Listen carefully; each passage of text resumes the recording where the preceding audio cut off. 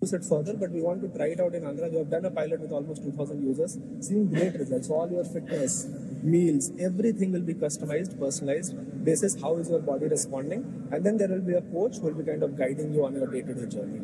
And we have all regional languages. All regional. So today, if you see, you can ask questions in Telugu. It will give you answer in Telugu, Kannada. All the regional languages has been kind of integrated into this mobile app right now. So very powerful, and the results, like I showed you, almost like 90% users seeing great result. 1.9% is your average drop in HbA1c. That means, say, if you started at 8.5, you would have almost reversed by the end of the 3 months program. And we just saw that we launched NCD3 right now, where almost 2 million people have been screened to be diabetic in Andhra Pradesh. So it will be a great one. Good. So a dream come true, sir. Meeting you actually. You are my visionary leader. Thank you. So it's a 0% commission right booking apps. So we are fastest growing mobility app actually. We launched 1 year back in Hyderabad. So it's complete 0% commission, mostly focused on driver centricity. 50,000 registered drivers are already on our platform in the span of 1 year. And it is complete one-stop solution for rides, EV ecosystem, last mile delivery. We have our own two-wheeler fleets as well. So it's Volta fleets. So the app name is Volta Rides. Now you are in Andhra Pradesh also? We are planning to launch in Vizag next week. Vizag. So that's the reason we are here. So As on today, where you are operating Hyderabad? in Hyderabad, sir. In Hyderabad, mostly in the western side and eastern side of Hyderabad. And expanding ourselves. So Thank you. yeah, sir. And we have an SOS features I just want to highlight. So it's a 15 minutes ambulance service. So people can use our SOS as a panic button in our app. So this is our unique feature which other apps don't have. Okay. Okay. Hello. Hello. Hi. Bonamma. How are you? ఈడీపీతో చేశాను కదా చేసాం. జ్ఞాపకం ఉంది. ఇప్పుడు ఎక్కడున్నారు? Mostly joining invest India handling on the south Indian state. Hi sir, I'm Gayatri. Climate tech build చేస్తున్నారు sir. Climate technologies incubate చేసి IIT Madras and IIT What Tirupati. is the climate tech? What your I focus ultimate on product? built environment, decarbonization, even early warning signals, etc. Sir. But I'm here to propose the venture studio model.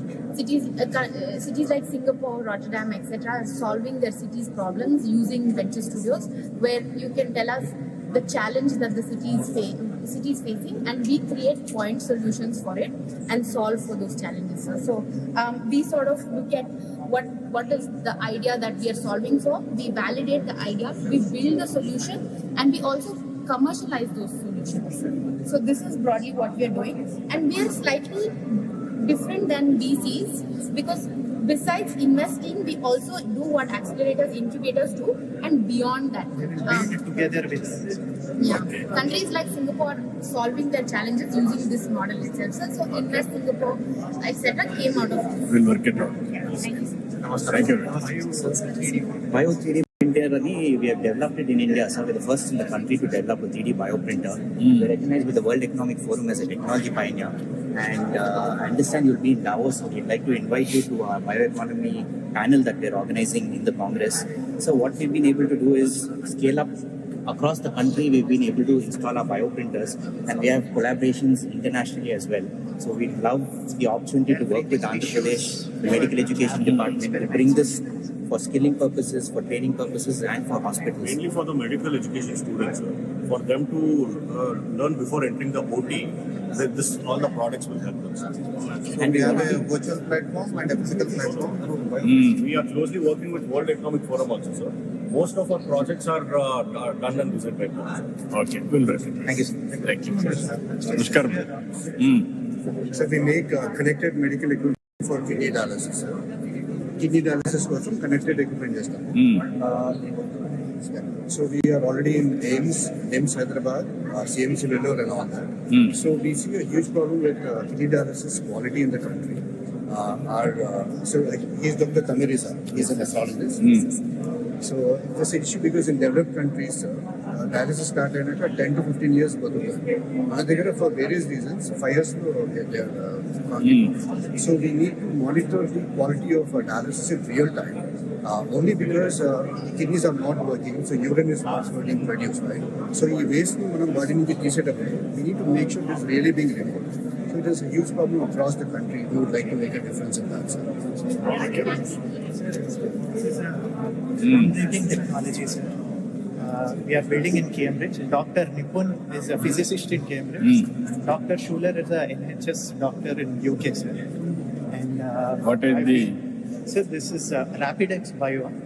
Nipun will explain you. So we're building the fastest disease detection test for microwave disease, for infectious diseases. Right? In 10 minutes, we can take a person's sample. It can be if they're coughing, if they have UTI, urinary tract infection, or waterborne disease, diarrhea. We can take that sample in this and directly test the sample. So to directly test this sample, we just simply swap with the capsule. This is a PCR test. Normally, PCR test is done in laboratory, but we are able to do this in This the field. box will do the entire test. Box will do the entire test. So we just take the simple sample. If this was a sample, sir, we just put it in and we just press this in, sir. And that gives us a dispensation. Now, after that, sir, we are able to get the information for the pathogen, sir, and also what is the medicine that will work for it. So what antibiotic will work for it. And we can do this within 10 minutes. And it's a small box, sir. In 10 minutes, you will know which disease you are suffering through. In 5 minutes, doctor will tell you what disease, take the medicine and go, sir. Sir, our vision This will revolutionize diagnostics to treatment in 10-15 minutes. For all of southern global, all of global south, sir, we can build from Andhra Pradesh and we can actually export this technology. So in Andhra Pradesh itself, sir, we have 6.2 lakh cases of diseases, and it causes 1.5 lakh deaths. 62 lakh cases, sir, and it causes 1.5 lakh deaths. We can bring that down below 10,000 every year by testing on time, because there is no disease we What cannot is the treat. cost now?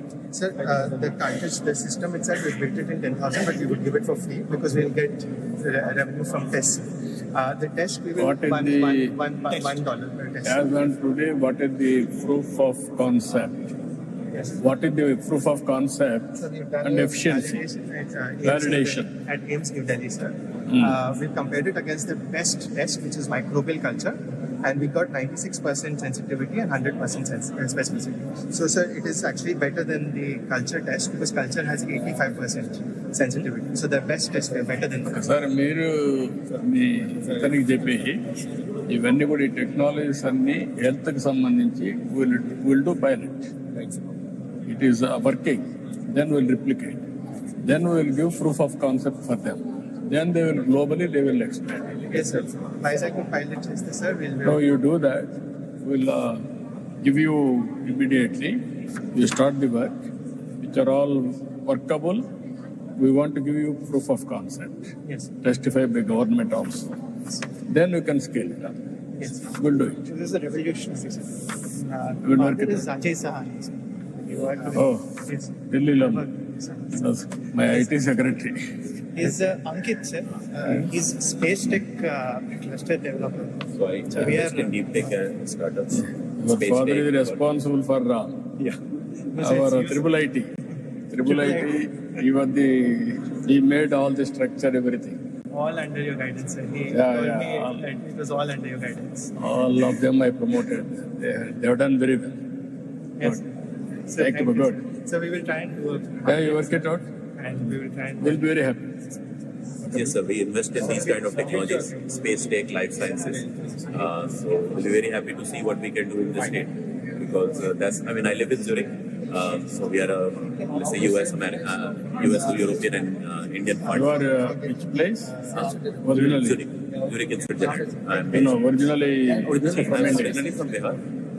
But I lived all over in India. I was living in Mumbai before moving to Europe. And we focus on investing in Indian founders. So they can be based in India, they can be based in Europe or US, but Indian founders. We'll work it out. We'll work.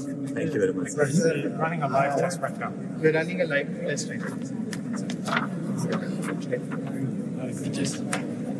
Sir, Singapore is another company, healthcare. Sir. Practically said, bring two healthcare companies which are relevant to start and deploy in the public health. Yeah. That's one for chronic disease management. Yeah, this is AI technology. this is what you are doing. You can carry on. So, sir, this is basically a system for mass screening of multiple types of diseases using robotics and artificial intelligence.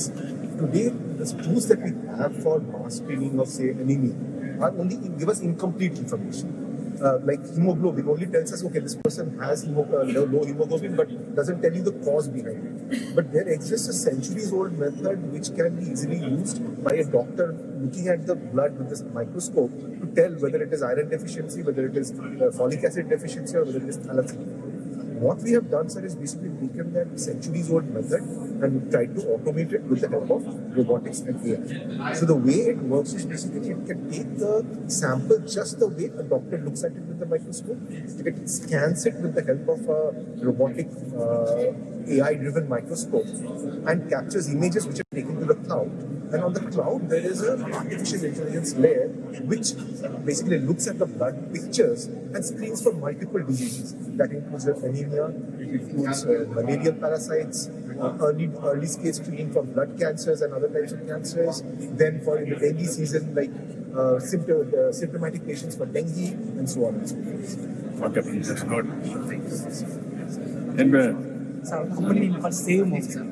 We have developed the smart wearable device to monitor pregnant women and children for the first 1,000-day period, sir. So our mother is coming every month to the hospital. This device, throughout the 1 month period, it will capture BP, blood pressure, heart rate, all the saturation information. Real time, sir. And it stores the data. Whenever the mother comes to the hospital, it digitizes this data directly into the system, sir. It avoids a lot of manual data entry. No, but you don't have direct communication transmission. It is that, sir. It has a direct communication also, sir. And our AI model can help to identify high-risk pregnancy. So in the 3rd, 4th month itself predicts the delivery outcomes, sir. If the mother has anemic or potential diabetics. And after delivery, this device can be transferred to the baby in a small form factor. This is the main chip, sir. Culturally, we designed so mother don't feel to wear a watch kind of form factor, sir. Sir, almost 30,000 mothers we successfully done. It become a Harvard case study, sir. We will use it. Thank you. What is this, brother? We are semiconductor-based HA accelerator module company. We have a software platform also on this, where you don't need any internet. You just deploy the AI models into this and run the AI on the chips. AI on the chip.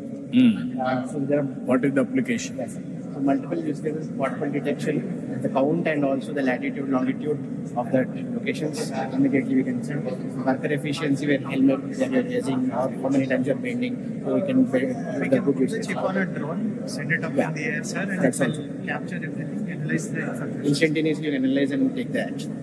Surveillance use cases, where passenger detection. What is the accuracy? Accuracy, we are getting around 90% accuracy. The more data we get, we'll be able to get more accuracy. Okay, good. Hello. Professor at BITS Pilani, sir. I'm Heads all representing startup BITS Pilani, coordination. India's #1 private engineering college, known for its startup founders, one of whom is here today. Fiber has built a lot of maternity and neonatal health.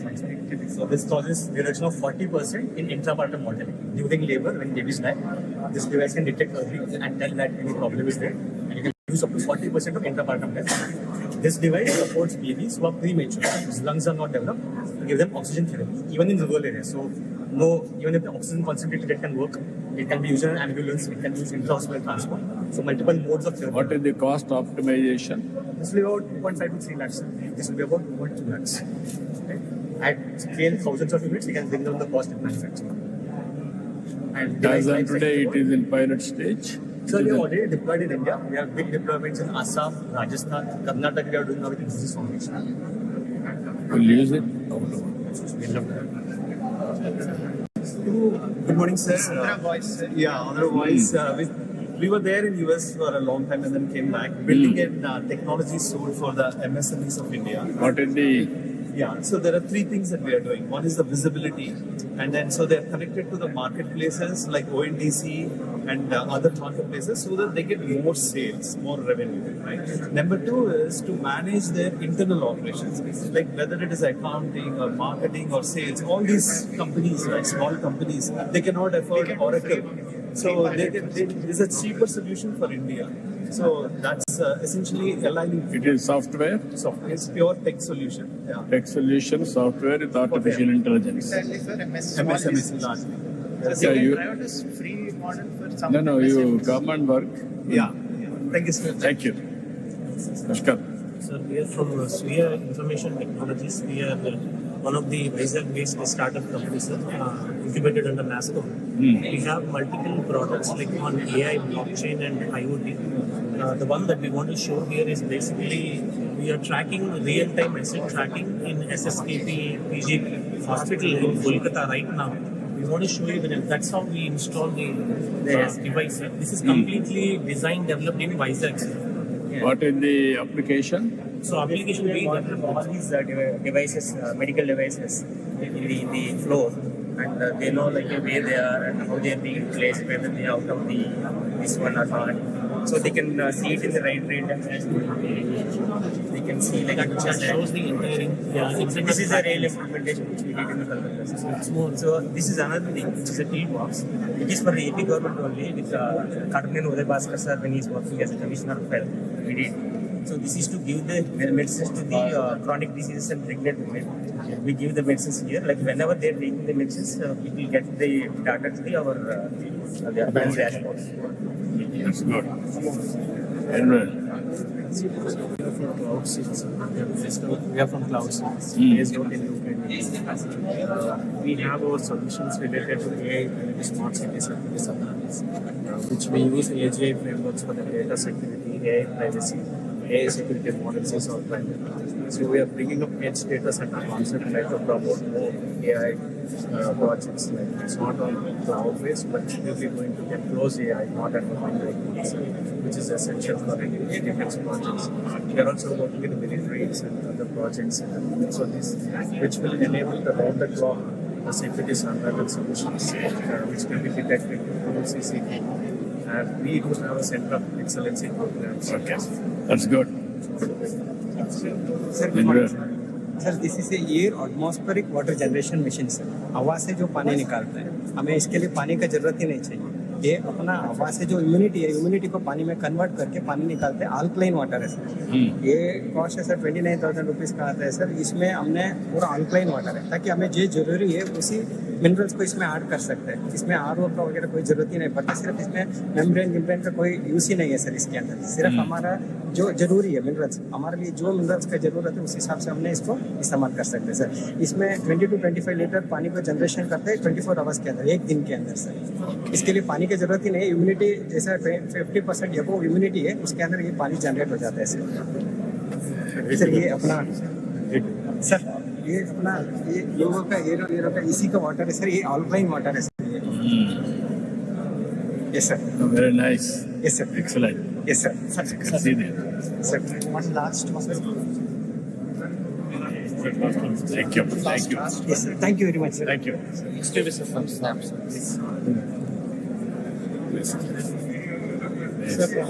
you have seen products. This is a surveillance tool, particularly for climate and health. My colleague will quickly explain, sir. This is a clear position action towards climate and health. What we are trying to do is an approach where we bring in climate and health data together. We are building an early warning system. So we have two ways which we do it. One is we look at the state's data itself, the triangular information that is available. We have our GIS layers which we have built using ML algorithms and so on. We layer that data on top of it and understand how climate is affecting various pockets and so on.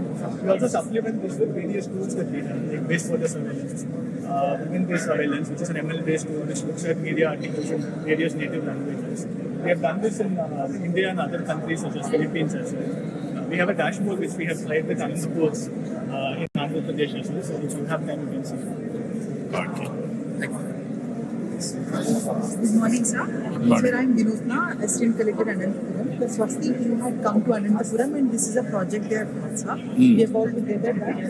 So this is for Anantapuram, sir. So we have the climate data and the health-related data, whichever we could gather from the team. And they have just collated whatever. This is an interactive dashboard where you can just click onto all these things and understand like what are the different things here. And this is the infectious disease, like where we can see all the rainfall-related, temperature-related data, seeing to understand what's the correlation between the disease outbreak. So you can see all the weather-related data and all. So this you can see, like with respect to disease outbreak and different thing, what is the correlation between the disease outbreak. And then we have something for reproductive health and child data as well. Like we have collected for every mandal within Anantapuram and to understand like what are the different like cases with respect to the pregnant women and how they are recovering over a period of time. So we used one use case of maternal health. We were trying to show a correlation between incidence of anemia among pregnant women and number of ANC visits. It is Anantapur, one mandal, Yes, sir. Puder mandal. Yes. So you can compare with numbers actually, how many visits they have done and how they improved over a period of time, so that you can click onto it and understand like how the different things are. Dashboards and musician making What is the accuracy? Proof of concept. Yes. What is the accuracy? Sir, if I may, No, what I am asking you, this is they are doing this work. Yes, sir. You are administration side. Yes, sir. You are testing with your hospitals and everything, with other physical verification. What is the accuracy? One PHC, 95%. There is a Kuderu Mandal PHC from where we have done. It is catering to 40,000 populations. 100 to 150 cases are coming every day. We have monitored almost 112 pregnant women. And the antenatal, one parameter if I can say, sir, 4 antenatal checkups, if they are being done regularly to the women, the maternal mortality rate is being brought down. So 95% of accuracy, we are able to deal with it. That is where you can use it. For the, Thank you so much. thank you. Sir, I'm Rohit, sir. Media manager, 1 minute. General manager ఈ హోటల్కి పిఎట్ GM ఉండేది, నేను GM చేశాను. నేను 70 crores నుంచి 100 crores తీసుకెళ్ళింది. Good, congratulations.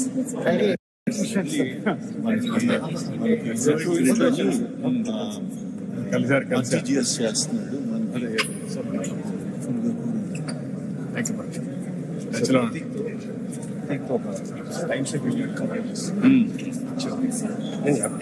Package sir.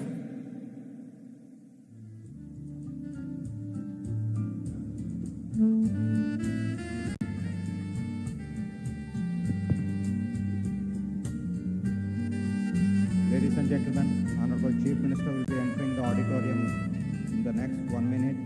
Request all of you to give him a very warm welcome.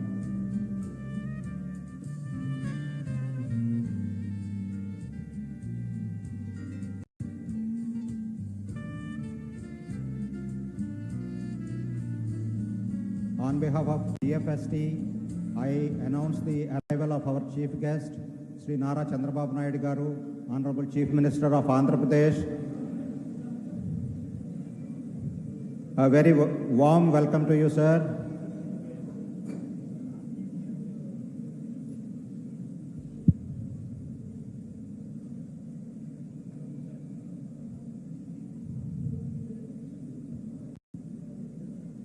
Ladies and gentlemen, Honorable Chief Minister is inside the auditorium. I request all of you to give him a warm welcome.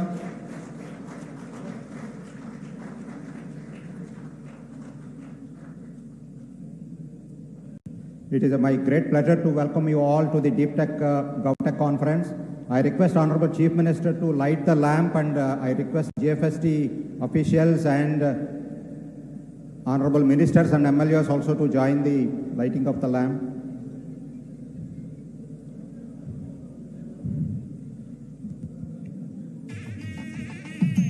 Occupy the dais, and I request Sri Thakkar sir, Kutumbrao Garu, and Chief Secretary Nirab Kumar Prasad sir to take their respective seats on the dais.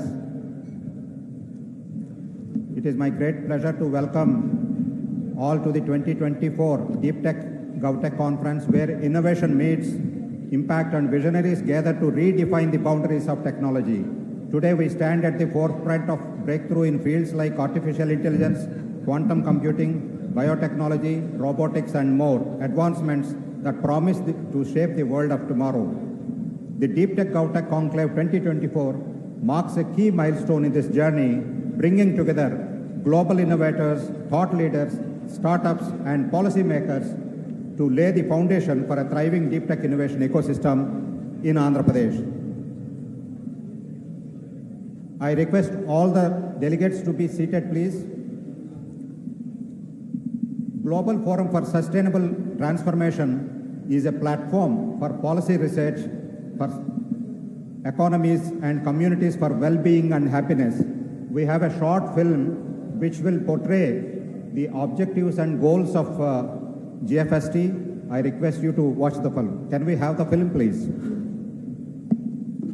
Welcome to the Global Forum for Sustainable Transformation, GFST, a non-profit think tank that drives progress and innovation. With a mission to make Indians global citizens by 2047, GFST is building a roadmap for transformation through technology, governance, and sustainable development. GFST is a platform dedicated to policy research and the sustainable transformation of economies for well-being and happiness. With this vision, the Conclave unites global thought leaders to shape actionable frameworks for inclusive growth. As chief patron, Shri Nara Chandrababu Naidu highlights the critical role of inclusive policies in empowering women to break barriers, assume leadership roles, and contribute dynamically to their communities. As Mr. Naidu says, at the end of the day, policy and politics are meant to do good to the society. Join us in building a brighter, more equitable future. GFST envisions change through its centers of excellence. The Center for GovTech aims to redefine governance using AI, IoT, and blockchain to deliver citizen-centric services. The Center for Emerging Technology is driving advancements in AI, quantum computing, and biotech to place India at the forefront of global innovation. The Center for Sustainability focuses on creating future-ready frameworks for renewable energy and resource management. The Center for Entrepreneurship is preparing to empower startups and MSMEs with tools and mentorship to drive economic opportunities.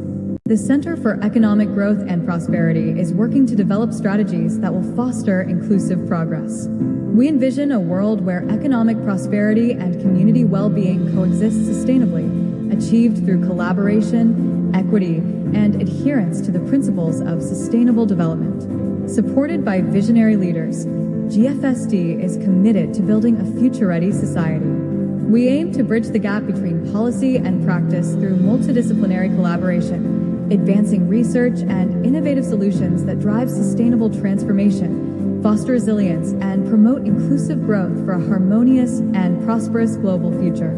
Join GFST in transforming lives through technology, redefining governance, and driving sustainable growth. Together, we shape a future of innovation, creating impactful solutions for a thriving and resilient global community.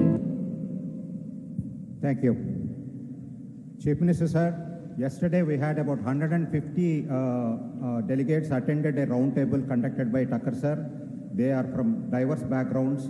Today also we have a record number of 400 delegates registered for the conference from a diverse background of academia, non-governmental organizations, entrepreneurs, senior bureaucrats from across the country, students, startups, including foreign delegates from United Kingdom, Switzerland, Germany, and USA.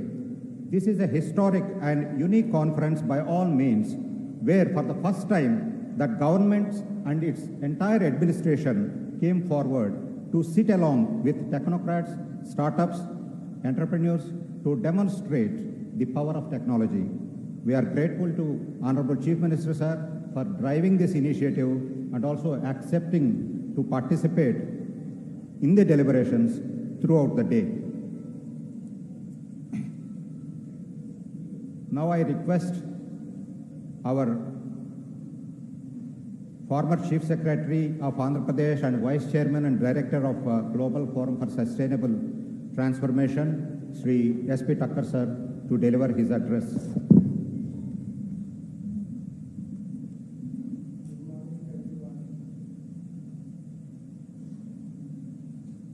I go there.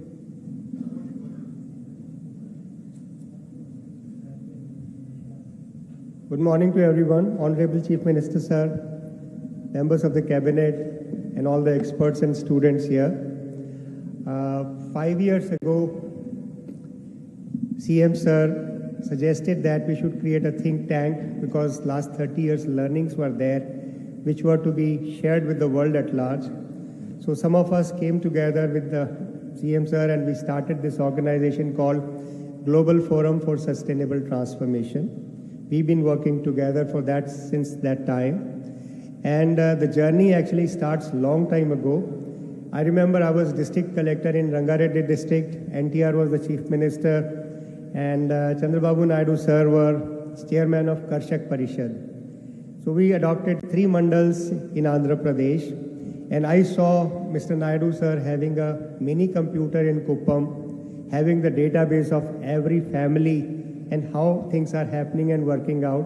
We took up Maheshwaram Mandal. We used to take our checkbook with us and issue all the proceedings on the spot and start working. So most of it was physical that time, and from there we started coming to here. Then in 90s, CM sir actually is the original idea he brought in about reforms in India. So 34 projects were taken up in Hyderabad, including Iconic Tower, including airport, including Ring Road, and that became the precursor of whatever is going on now in the country.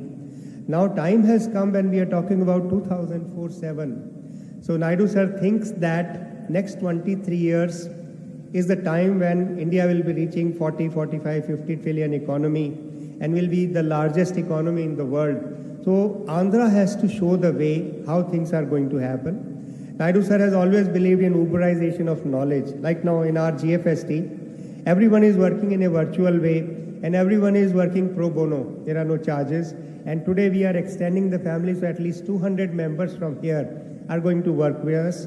We are going to start a Vizag chapter, we are starting a London chapter, we are starting a US chapter, and number of organizations are coming together to collaborate with us.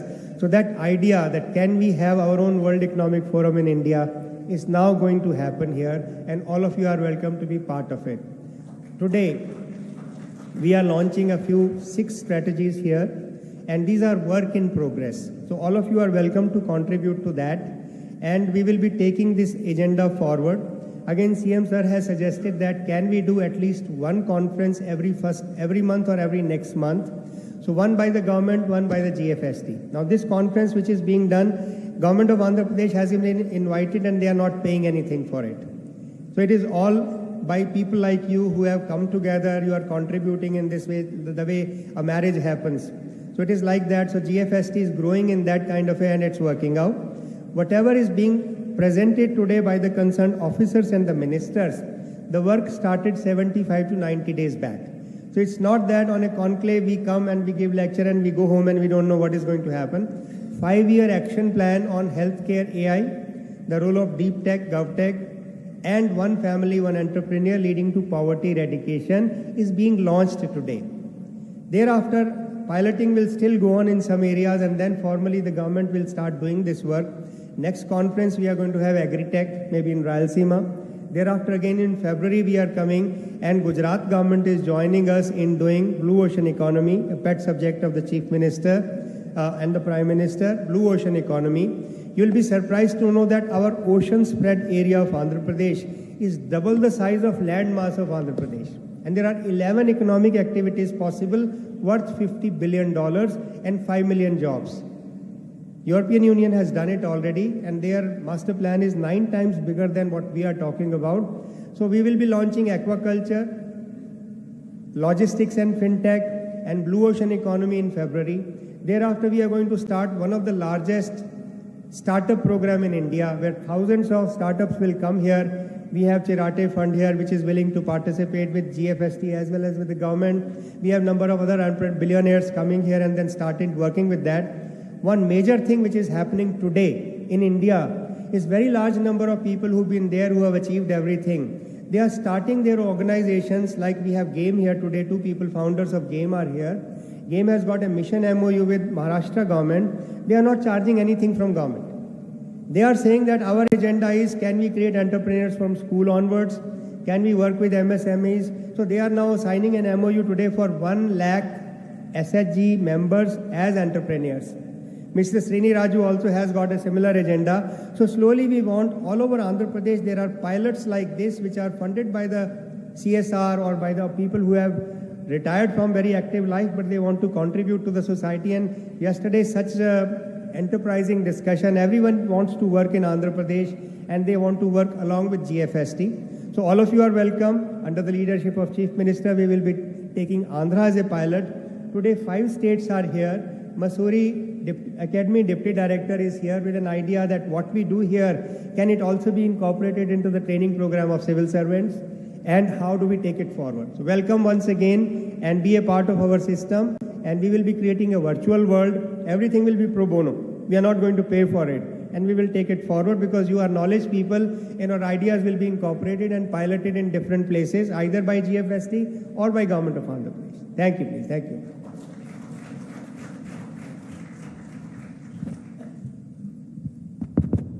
Thank you very much, Tucker sir. Since Tucker sir mentioned that this conference is not being paid by Government of Andhra Pradesh, I would like to take a moment to extend our deepest gratitude to the sponsors who made significant contributions to support the research efforts of GFST. World Trade Center Visakhapatnam, Aditya University, Megha Engineering, SMS Pharma, Deccan Fine Chemicals, State Bank of India, AP MedTech Zone, Edgeable, Cloud Seals, MITS, Fluent Grid, Captain University, and Kale University. Thank you very much for supporting the research initiative that we have. We are also supported by organizations like Niti Aayog, CMS, Digital Lenders Association of India, FABA, and NASCOM. Now it is my pleasure to invite Sri Cherukuri Kutumbarao Garu, Director of GFST, to address.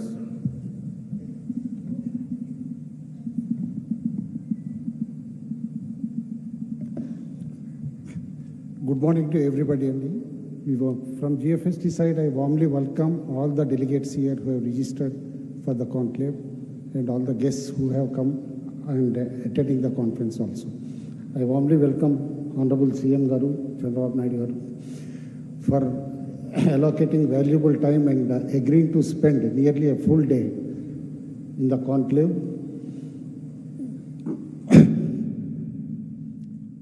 Since we are slightly behind the schedule of the program by nearly 1 hour, I would be very brief because most of the delegates and many people from media and everybody was asking, Deeptech, what is Deeptech? We have never heard about this word. Why you are putting again a hi-fi jargon like Deeptech to bring forward these technologies and try to rub them on the people? I would like to ask you to reflect on just what CM Garu said as early as in 2014-15. I keep repeatedly saying, very rarely we have a political leader in our generation who has such kind of vision. As early as 2014-15, I remember very well when Sir was going to World Economic Forum Davos.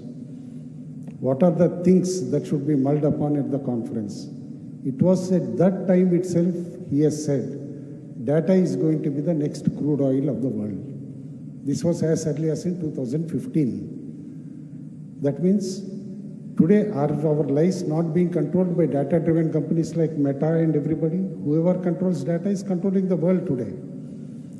And Sir anticipated this as early as in 2015 itself. And similarly, when he has said IoT is going to be the next big thing that would control the lives of peoples, Internet of Things, as early as in 2014 again. Now after a decade later, are we able to do anything in our life without the help of IoT? Nothing. Our lives are governed by IoT.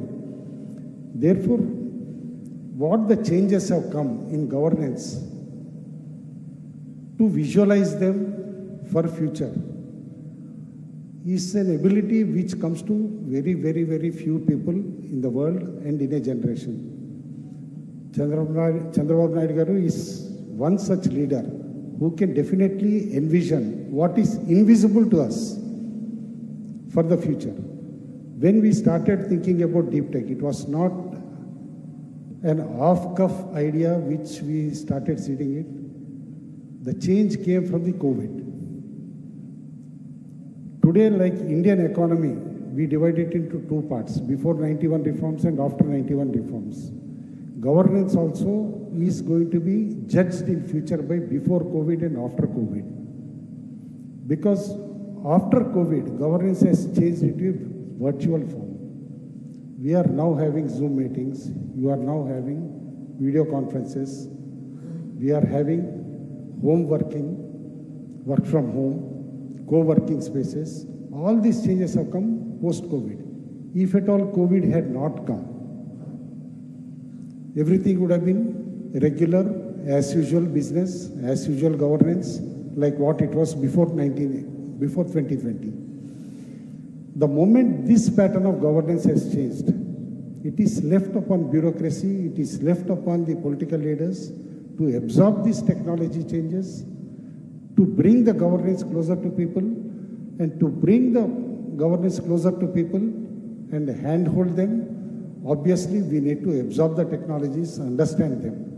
And that's what AP government is doing as of now. That's what GFST, we are also trying to inculcate the new generation governance methods to the people. That's why the tagline also we have given for the conference is for the next era of governance. Like already you must have heard in several meetings what Honorable CM Sir has said, what's of governance. Today, anybody with a smartphone,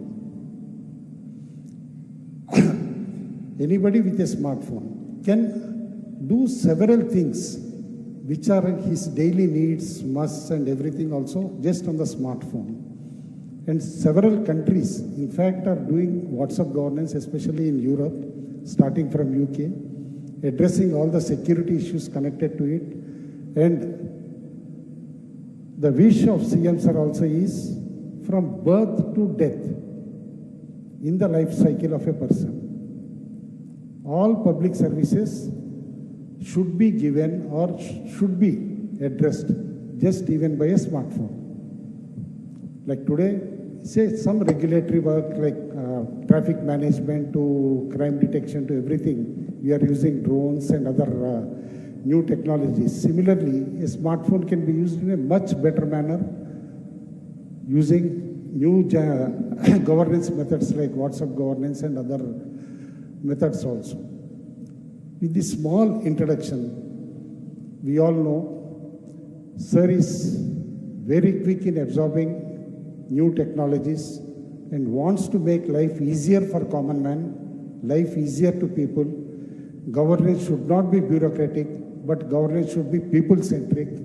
Therefore, this conference aims to bring the new generation technologies like AI, robotics, generative AI, everything related to deep tech, much closer to a common man, much closer to a common citizen. These are some of the few words which I wanted to say. And along the day, I think all of you would be knowing more about these different subjects. And Sir has agreed to stay for a pretty long time, despite his busy schedule for the complete day.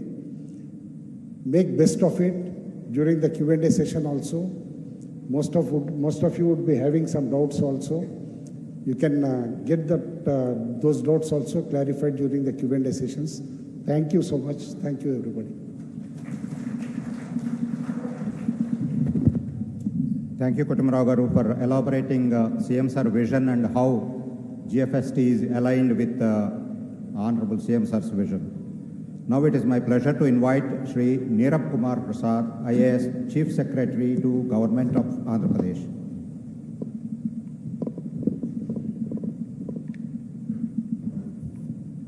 Honorable Chief Minister Sir, Kutumrao Garu, Taka Sir, Honorable Ministers, MPs, MLAs, MLCs, all the dignitaries present here, participants in this conclave. On behalf of Government of Andhra Pradesh, I extend my warm welcome to all the participants of this Deeptech, GovTech Innovation Conclave. As you are aware, the theme of the conclave is shaping the next era of governance in Andhra Pradesh.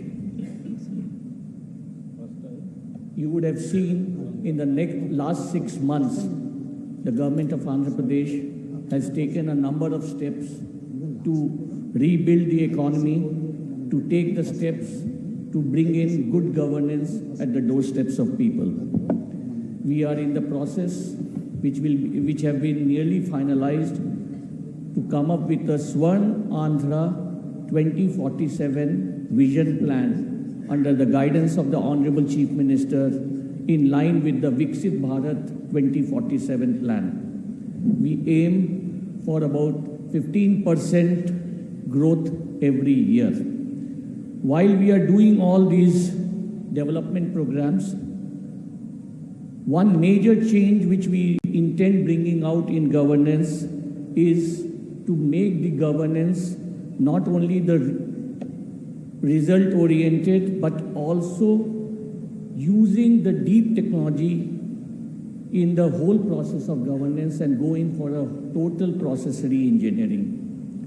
We are not only committed to bringing in IT-enabled services, we are looking forward to artificial intelligence, machine learning, all of that which we couple up as consolidated as we are committed to a deep tech-enabled governance. Already we have taken a number of steps in this direction. We are going for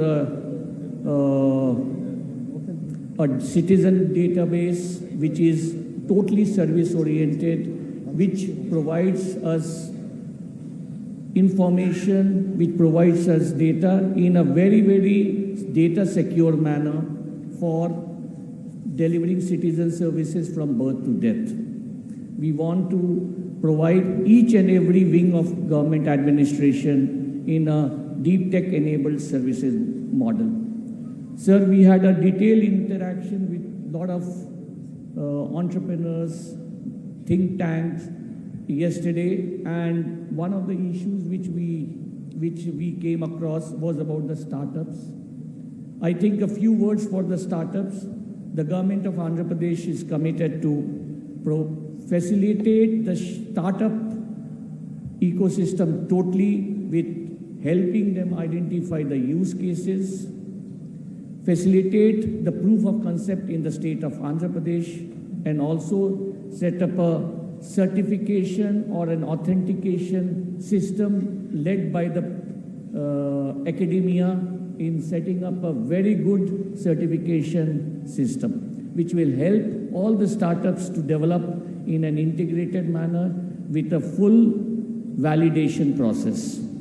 I once again welcome you all for this gathering on behalf of Government of Andhra Pradesh, and Government of Andhra Pradesh is deeply appreciative of the GFST for organizing this conference, and we will work together for many other conclaves together.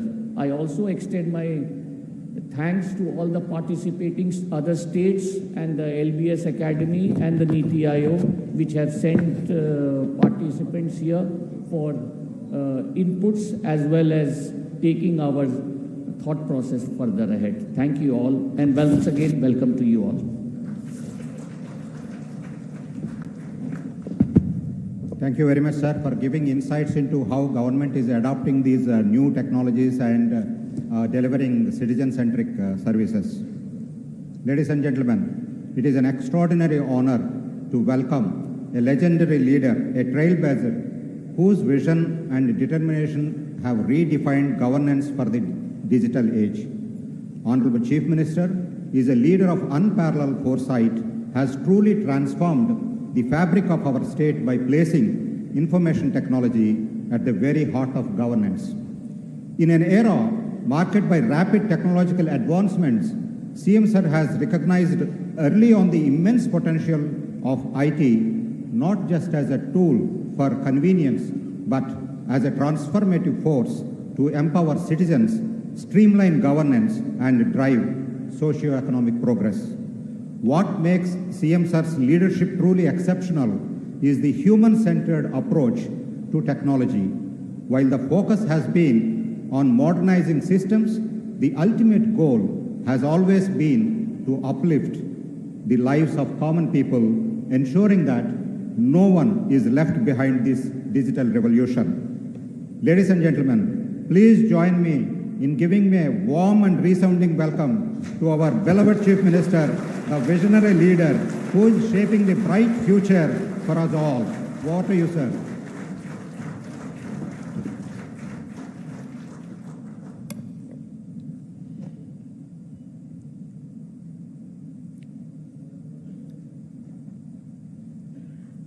respected Tucker, Managing Trustee of GFST, and respected Kutumbarao, Managing Trustee Member, and Chief Secretary Prasad, Honorable Ministers, Honorable MPs and MLAs, distinguished invitees, and friends. I am very happy today. We are talking about deep technology. As a matter of fact, around late 90s, that is 95, 96, I started talking about information technology. At that time, we don't have any clue how to go about. Then so many brainstorming sessions like this. We had one hotel in Hyderabad, Krishna Oberoi at that time. Then it has become Krishna Taj. There we had different meetings. Finally, we came to a conclusion to build a tower. That also we built through public-private partnership.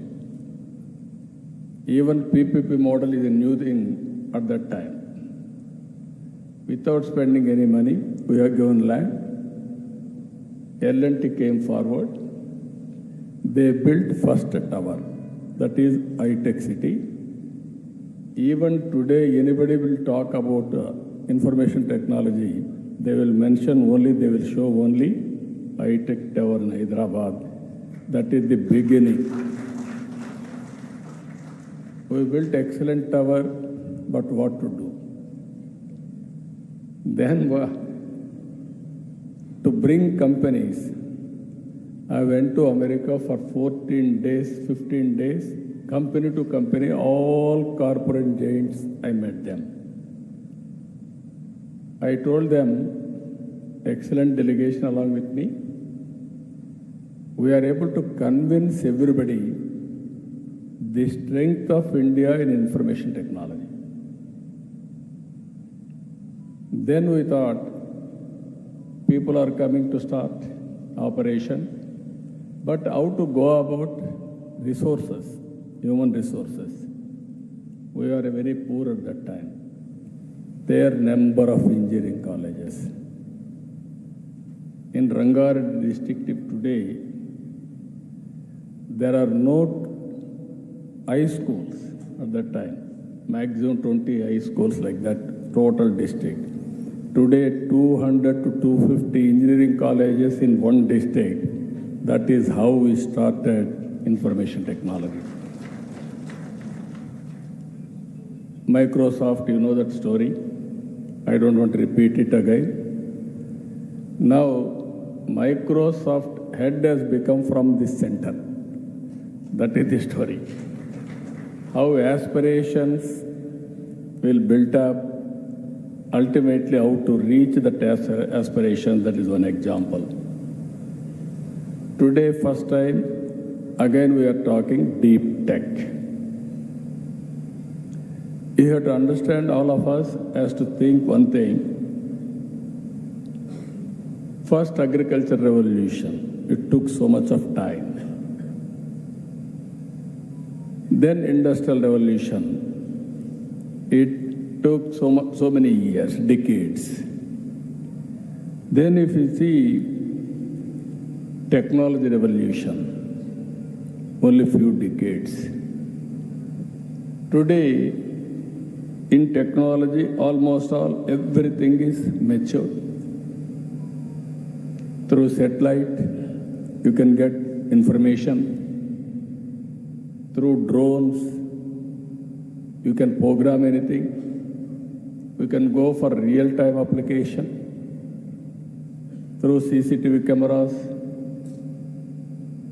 we can get real-time information connected, IoTs. Nowadays, I have seen some innovations here. IoTs as a reality. And also cell phone, smartphone. It is a very big handy. When I promoted phone at that time, everybody questioned me, what is the priority? Food is the priority or telephone is the priority? Then I very difficult to convince them that is only for the sake of criticism they have done. Today, anything you can miss, but not phone. Here are people, everybody is having a cell phone, not only you, even those who are working in the field, they are also busy to watch the information real time and acting real time. That is how things are happening. So with all these things, what I wanted to emphasize here, technology is the part of our life. Originally, I used to say, if you won't use information technology, you cannot compete in a competitive economy. And also, we can bring transparency, accountability, everything. Today, we have gone different world altogether. If you see in Deeptech, AI has come, blockchain has come, machine learning, robotics, quantum computing. Everything is coming today.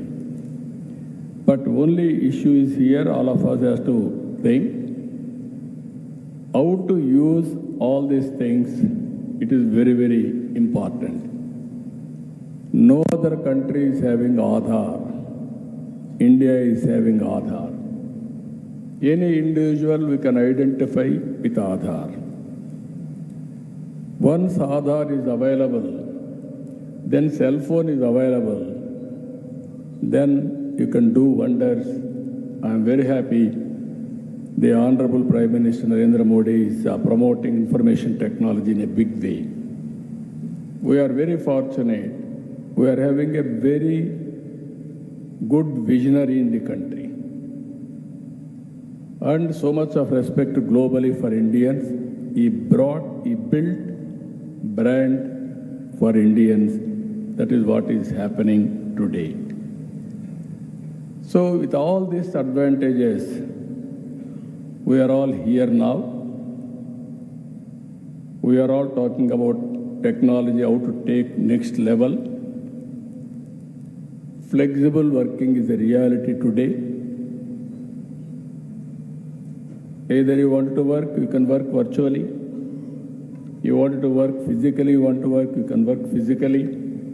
Hybrid model you can look after. Even hourly basis you can work. There is a work. Then you can work according to your convenience. So many things are coming as on today. So what I wanted to emphasize here, if all of us, I want to make Andhra Pradesh as a knowledge hub. Because of all these things, historical information is we are having on cloud. Artificial intelligence is matured. Real-time information we can collect real-time with various devices. One is cell phone. You can go to the field. You can check there is a pest. Immediately one SMS message or one WhatsApp message, drone will come. It will detect pest exactly and application of pesticides with precision. These are all happening today. Night times, you have to program drone, you may not do it. So we are having CCTV cameras. It is watching continuously, information is coming. So surveillance, automatically we can do. Then drone at any time, We can send any remote area, not one use case, any use cases, number of use cases. Even medicines, transportation, or analytics, or real-time application, all these things we can do it. IoTs, medical devices are coming today. I am seeing not one application. One is preventive health, one is monitoring health, one is whenever there is a need, at that time you can go for cure. With all these combinations, you can reduce medical cost drastically. These are all various advantages we are having. So, government of Andhra Pradesh also thinking very seriously. We are preparing Vision 2047. Swarna Andhra Pradesh, Vision 2047. We are keeping very high targets, 15% growth rate. Everybody is saying, is it possible? It is possible, we wanted to prove it. 14 to 19, we are able to grow at the rate of 13.5% at that time. Now we are talking 15% growth rate. Even today, position Andhra Pradesh is not up to the mark. We are having legacy problems. We are correcting all legacy problems. This second quarter, if you see, all India growth rate is 8%. Andhra Pradesh growth rate is 8.75%. We are monitoring everything real time. Once in 3 months, we are able to study growth rate, GSDP, GDP, other states, wherever there is information we are monitoring. Here, 10 principles we are building in our vision document. One is zero poverty with P4 approach. Why I am saying these 10 principles to you? How government is going to work in the near future for 25 years. Thereby you can associate with government of Andhra Pradesh for proof of concept. I wanted to make it every information available for startup companies to prepare use cases. I will create sandbox so that all information is available. And also if you come with some use cases, we will give opportunity. If it is very cost effective, viable, useful, then we will replicate, scale it up. Then you can go to other states, globally or nationally, wherever you want to do it, you can do it, do this experiment. This is first principle, zero poverty. I am requesting all of you, people in future is a wealth. Earlier we were all thinking population is a liability. Now population is an asset. India has moved right time in information technology. Now we are the global leaders. All over the world, every 4 IT professionals, either one or more than one are from India, that is Indians. Among Indians, 30% from Telugu community, from Andhra Pradesh and Telangana states. That is the foundation we have laid on information technology. At the same time, demographic advantage has come for India. That is a windfall gain. No other country has planned properly. Now if you see, including China, Japan, even Europe, everywhere there is a problem of population. When I started population management, everybody asked me what is population management. Now everybody is talking about population management. So what I wanted to inform all of you, all of us has to talk. long back, I gave a slogan: break silence, talk about AIDS. We are able to control AIDS at that time. Today, all of us has to talk about population management, or otherwise, same situation what is facing today Japan or South Korea or Europe, same situation will come to India. So if you can focus on population and also technology, then India will be the global service hub for global needs. That is going to happen now. So first policy, zero poverty, and also P4.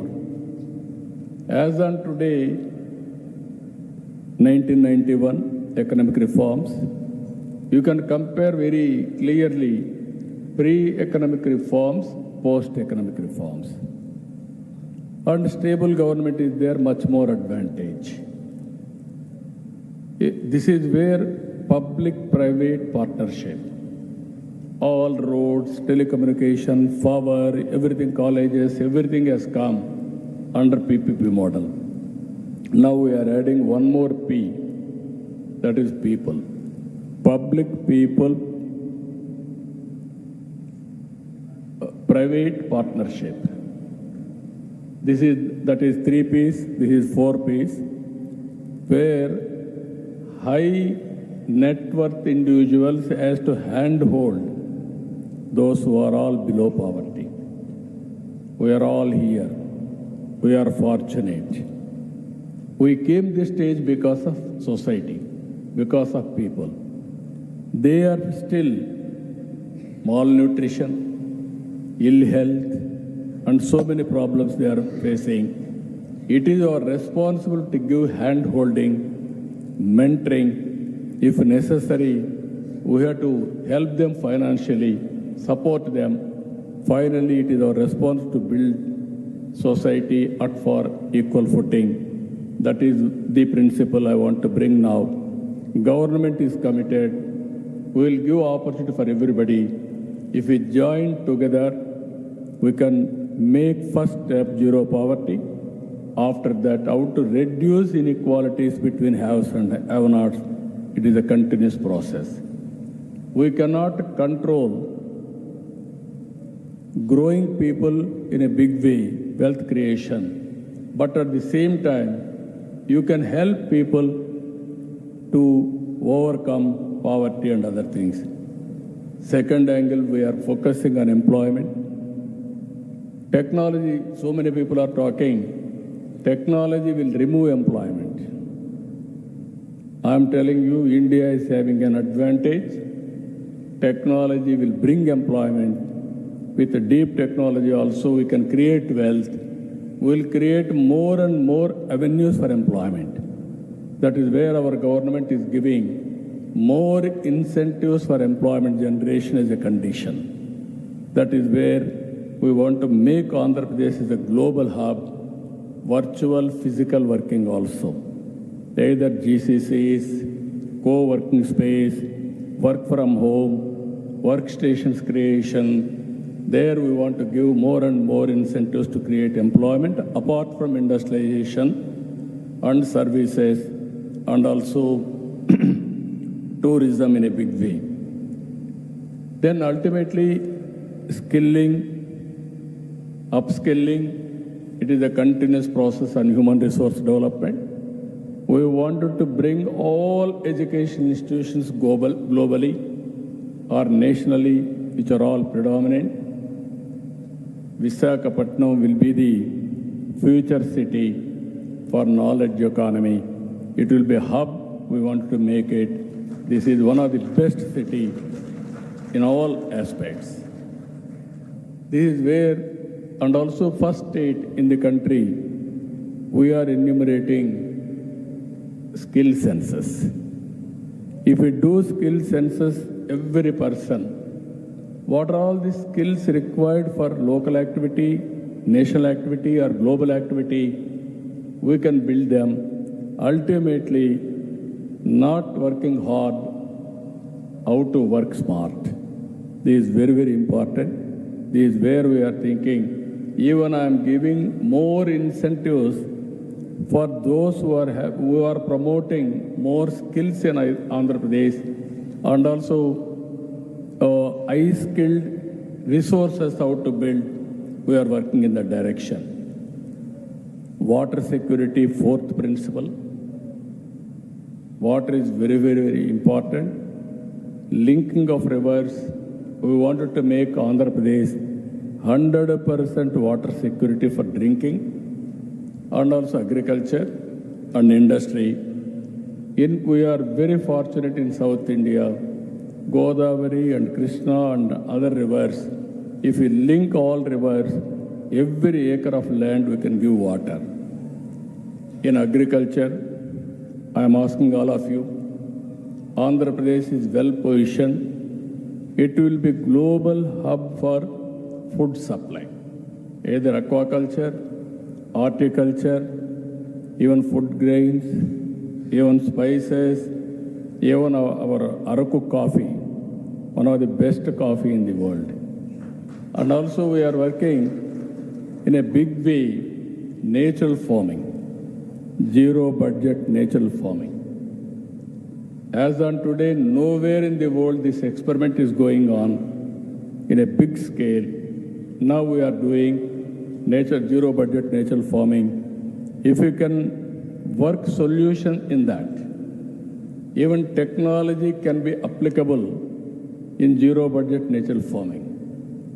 Now everything, pesticides, how to spray with precision, and also fertilizer, chemical fertilizer also how to spray through drone. Even natural farming, what are all the pesticides, pest how to control. Even fertilizers in natural farming, how to spray with drone. All these things we can work in a big way. Ultimately, agriculture is one sector. We have to reform, we have to revolutionize. If we can come with proper use cases, we want to adopt all these cases. And also another thing, logistics. Our roads are not up to the mark. We are having so much of advantage. We are having nearly 1,000 kilometers sea coast, that too on east coast. Future is for sea cargo, that is where we are working. One is ports, airports, roads, and also inland waterways, and logistics, how to change. As on today, India logistics cost is 14%, whereas global logistics cost is 8%. You come with proper proposals, we are prepared to work with you, how to reduce the cost of logistics cost. Just now one presentation, they brought it. Potholes real time, how to measure, how to calculate, and how to take action, all these things. This is the area we want to go in a big way. Then ultimately, energy and fuel. I am talking about energy and fuel.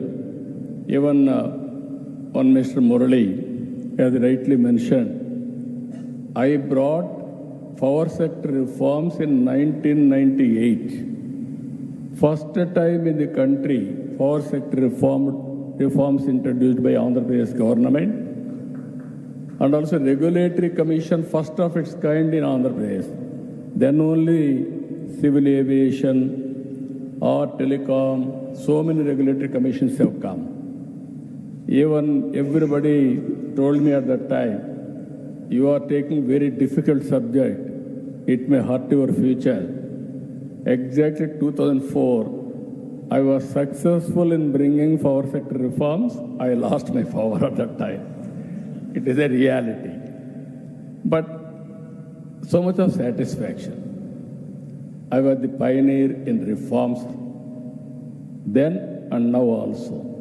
I was the pioneer in technology at the time and now also. That is where we are working now. Today, green energy is coming. Green hydrogen is a reality. Now, if you can see, we are going democratization of our generation. Anybody can generate power on his rooftop. You can use it, you can give it to grid. Anybody, any farmer can produce power. You can use it, you can use this consumption, personal consumption at home and everywhere. There is surplus you can give. This is where we wanted to, government will act as a facilitator, democratization of our generation, and also ultimately we want to go 100% green energy. Andhra Pradesh is having one advantage, that is sunlight, biggest advantage for India. And also we are very fortunate, we are having excellent opportunities for wind energy and also pumped energy. These three advantages, we can use it properly. Andhra Pradesh will be a hub for green energy and green hydrogen. As on today, NTPC and the government of Andhra Pradesh entity, GENCO, they are working green hydrogen project in Visakhapatnam. Ultimately, they are going to invest 2 lakh crores on green hydrogen. You can see the scope of future. And also one green co has come forward. They are also working green hydrogen at Kakinada. So this is one area where I am working optimization of energy or fuel. EV vehicles is the reality. Domestic, agriculture, commercial, industry, everything, power that to green energy. We want to set up green corridors for transmission of green energy also. That will work it out there. You have to bring technological reforms, how to go about. Then finally, another thing, product perfection. This is where I am saying in India, we are using products. Our products are not global products. Now all of us has to project and concentrate how to make best products. That is where we are working product perfection and also brand promotion. Ultimately, we are giving special incentives for brands and product perfection. In this regard, we want to promote one family, one entrepreneur.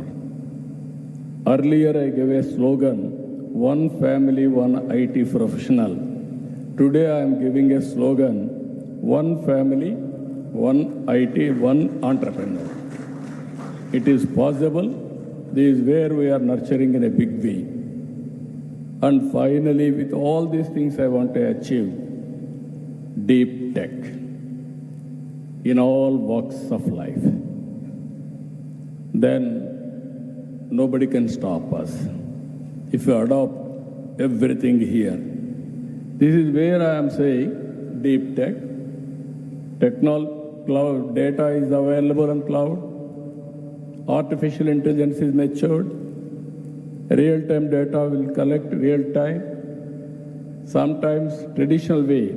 Even I remember very well, in Gandipeta, that is 84, 85, my party headquarters, at that time my founder, President N.T. Ramarao was there. We used to work from there. Computers, big room, standalone systems, not integrated, all these things. Computer won't work without power. So compulsorily with not power, with AC. We created AC room for that. But my father-in-law, the then chief minister, didn't have AC. But computer had AC at that time. Today you are seeing total transformation.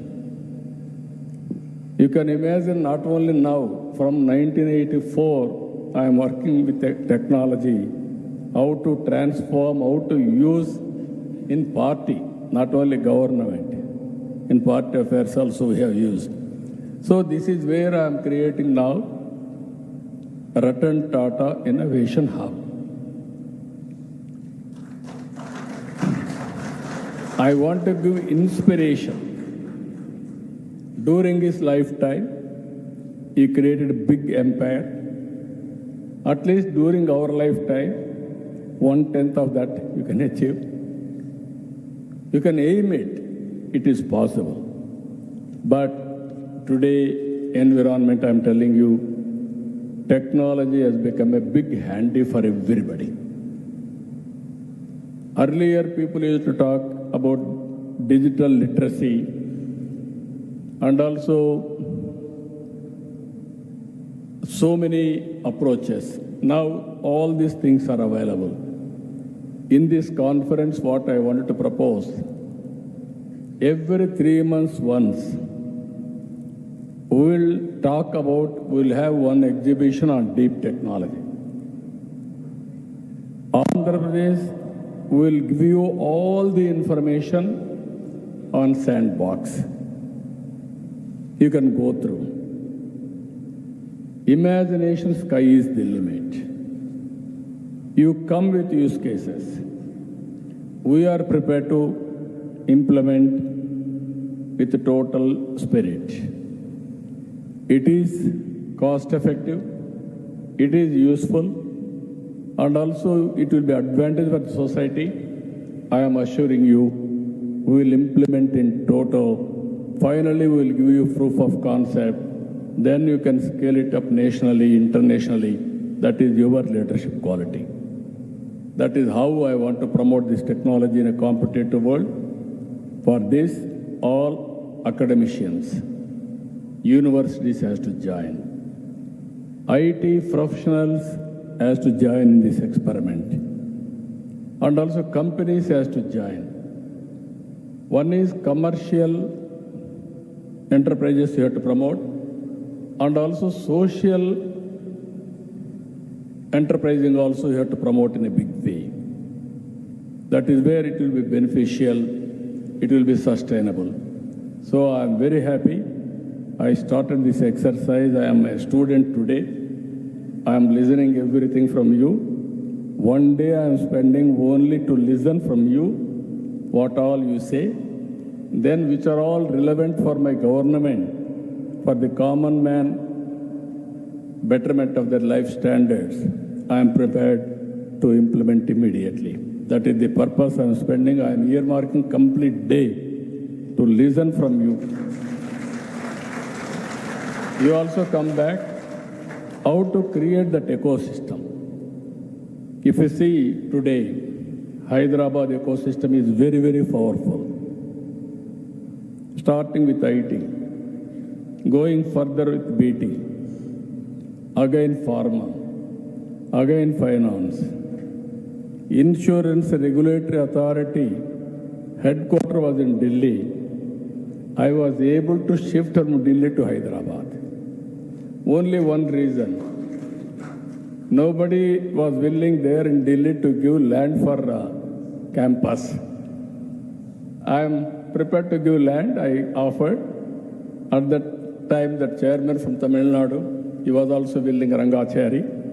Then immediately it has come to Hyderabad. Now that is the financial district. At that time, one example I'm telling you, Pharma Export Council. They wanted to get 5 crores as money to run their operations. They went to Maharashtra government because at that time pharma means Maharashtra. They refused, they didn't bother. They asked me one meeting like this. Immediately I said, I am giving 5 crores, you come and set up your export council. That is how pharma has become very, very big in Andhra Pradesh. ISB, that is another story. Others had put so many conditions. I told them, no condition, you come and set up. Today, ISB has come to Hyderabad. This is where we are building. Now I want to tell you very clearly, Andhra Pradesh, every part of Andhra Pradesh, I want to make it an innovation hub. Every family I want to promote one entrepreneur. That is my dream. I am confident I will do it. Either micro or small or medium or big enterprise. It is all leadership qualities. So this is the beginning. I am very happy you are all here. I am here to extend all the cooperation for you. It is for win-win situation. I really appreciate our Takkar. He worked with me as collector, then chief secretary, then GA50. This is also, if you see, Global Forum for Sustainable Transformation. It is not a big organization. It is only a non-profit think tank body. We don't have any big resources at the time. I was the founder. Earlier, I was also in the committee. After I became Chief Minister, I said I resigned. Now it is only I was founder. Always we used to promote this type of institutions. Even Nandi Foundation was my brainchild. Now it is one of the best NGO in the country. This type of organizations we have to promote, nurture, take to the next level. It will be useful for the society. They are doing very good work. Knowledge is available on cloud everywhere. Technology is available. How to Uberize all these things for social entrepreneurs or corporate entrepreneurs. That is the idea of this organization. Thereby, how to help governments also best practices. Even Niti Aayog is working. Some more NGOs are working. Some NGOs are working with materialistic serving, financial support. Some NGOs are working with ideas. This is mainly how to bring new ideas for overall betterment of the society. I am very happy. First meeting, recently Hyderabad also they had a meeting, same subject on deep technology. This is the second meeting. Now they will be the pioneers in India to promote deep tech. I am proud of them. I really appreciate Tucker and his team. I wish all the best for them also. With this, today so many subjects we are having. We will interact all subjects. Finally, what all I am promising you, what all I learned, I will implement in my government very sincerely. With this, I am thanking all of you. Thank you, one and all.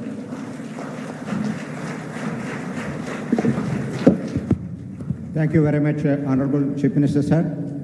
Taking us to down the memory lane, how your technology vision started way back, and now you have set the futuristic vision to make Andhra Pradesh a deep tech innovation hub, and also the grand vision for inclusive of socio-economic development, providing technologies to the upliftment of the society, and also all the newer technologies like green energy. Thank you very much. For the record, I think our Honorable Chief Minister is the only Chief Minister in the country who would like to sit throughout the conference, not just limiting it to inaugural session. I think this is the commitment that we have. Thank you very much, sir. And I think all the challenges that he has thrown, all the support that he wants to give for the innovation in the deep tech, I think all the stakeholders here in the auditorium will take it up and then commit themselves, participate in this. With these words, before I conclude the inaugural session, I have a small event to release 2 books prepared by the research team of GFST. One is a coffee table book, Forging the Blueprint for Swarnandhra and Transforming India to Vikashit Bharat. The second one is AI for everyone, artificial intelligence for everyone, which demystifies the technology and make it very understandable for the common man as well.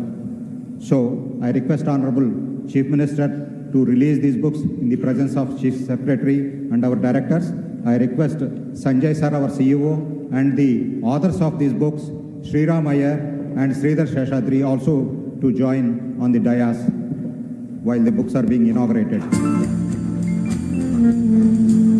Sridhar Sheshadri is a global serial entrepreneur who co-founded Deeptech and cybersecurity, an alumnus of BITS learning and UC Austin. And Sriram Iyer co-founded AI startups with successful exits. He was formerly country head at Ernst & Young for startup business.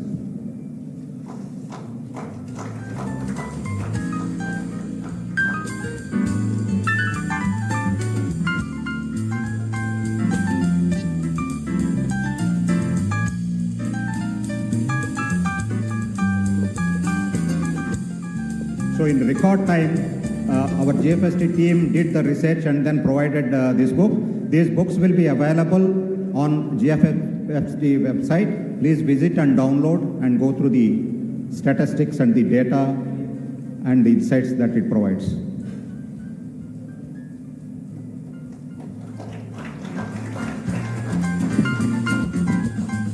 Now the second book, AI for Everyone.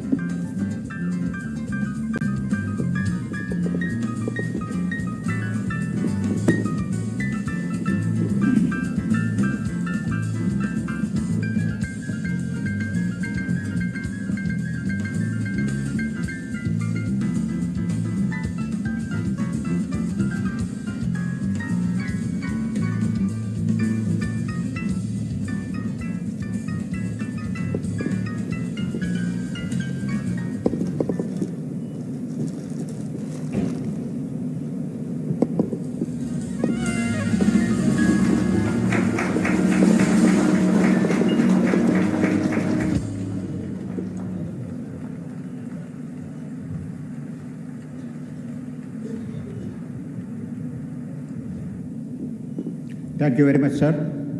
Now the inaugural session comes to an end. I request the Honorable Chief Minister, sir, to remain on the dais. Other dignitaries will be seated in the audience. We will move on to the next presentations. There are some minor changes in the program for the logistic purposes. Now I would like to invite Dr. Rakesh Kalpala from AIG Hospitals. AIG Hospitals is collaborating with government and institutions like ISB to redefine healthcare innovation with AI. To talk more about this, I invite Dr. Rajesh Kalpala from AIG Hospitals. Subsequent to his presentation, he will be joined by Dr. Pratik Sharma from American Society of Gastrointestinal Endoscopy. Over to you, sir. Thank you, everyone. Honorable Chief Minister Garu, Nara Chandrababu Naidu Garu, and all the dignitaries of the stage, of course, no, but on the stage as well. So without wasting time, what I will do in the next 15 minutes is I would call upon, it's an honor and privilege for me to call upon Dr. Pratik Sharma. He is the President of American Society of Gastrointestinal Endoscopy and also the Chair of Artificial Intelligence in US. So he'll be delivering a talk on AI in healthcare. Subsequently, we'll just showcase what we are and what we are going to do and envisage with the government of Andhra Pradesh and other stakeholders. So I would invite Dr. Pratik Sharma onto the stage to deliver his talk, followed by a 5-minute presentation by me on what we are doing. Pratik, over to you, please.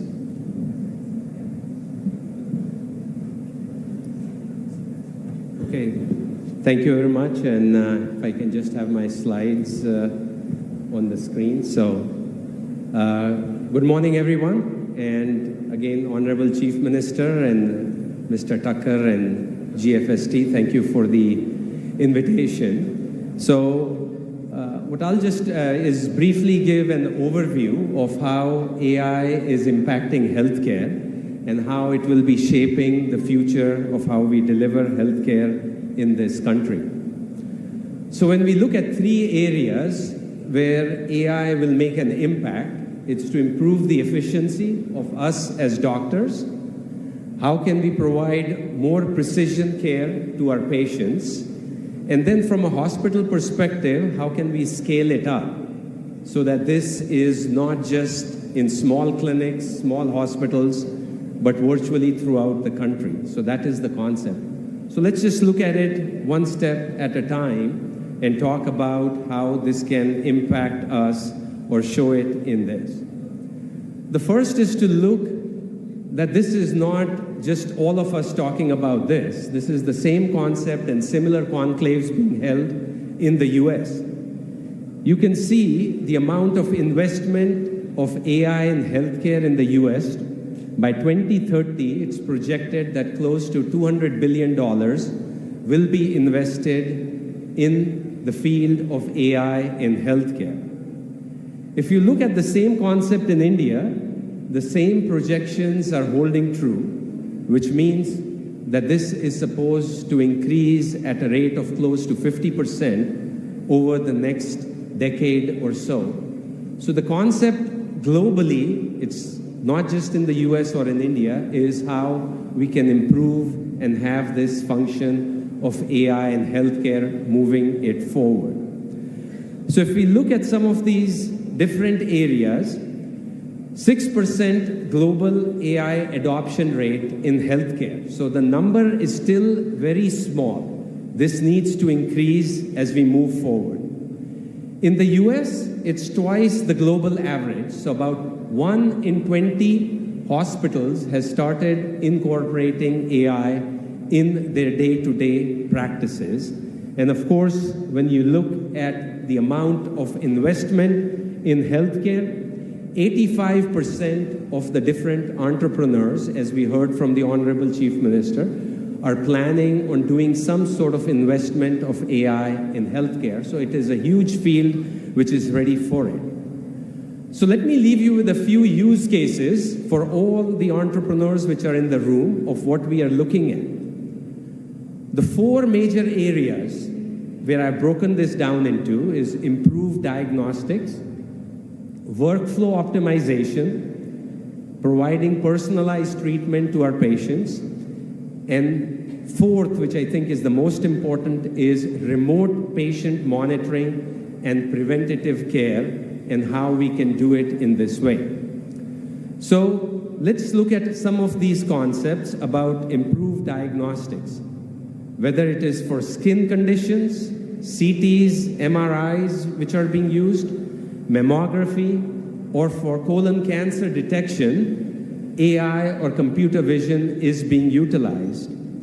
I'll just share this video of how AI for breast cancer detection, early detection with mammography can be done. Physicians are there, doctors are looking at x-rays and mammograms, but for a huge population, you can miss it. So how can that be automated in a way that the machine gives you the calcification score on a mammogram, and it can look at millions of scans and alert the radiologist to the most important areas, so that that's the place where this can happen. I was talking to the Principal Secretary about similar cervical cancer screening, oral cancer screening that the government of Andhra has undertaken right now to do it. For workflow optimization, whether it's scheduling of patients, whether it is AI-assisted documentation of the notes, because most of the doctor's handwriting nobody can understand, so it's important that it's very legible and clear. For surveillance prediction, as well as administration and compliance, I think AI and automation can easily be done, and this is important and is available.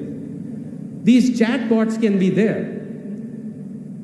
As doctors in India, everybody gets these phone calls. Why can't we automate this process in which anybody from rural Andhra can get on their smartphone and fix an appointment with the specialist that they want? Here, I'm talking about the social security number in the US, but it can be the Aadhaar card number, so that you know that you're talking about the right patient for the right diagnosis with the right doctor who is there, and saying that this is the appointment which is available, are you willing to take that, so that the patient does not have to be on the phone for half an hour with some scheduling who does not know as to what the next step in this is.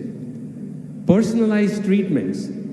This is a company in the US in which they have their own signature, genetic signature, for all the cancers which are listed there.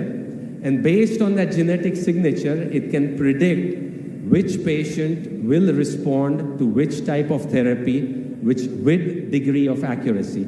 So this is the personalized care that we can provide rather than doing the same chemotherapy for every patient with cervical cancer. It should be individualized because all of us are very different in our genetic makeup, and this is available right now.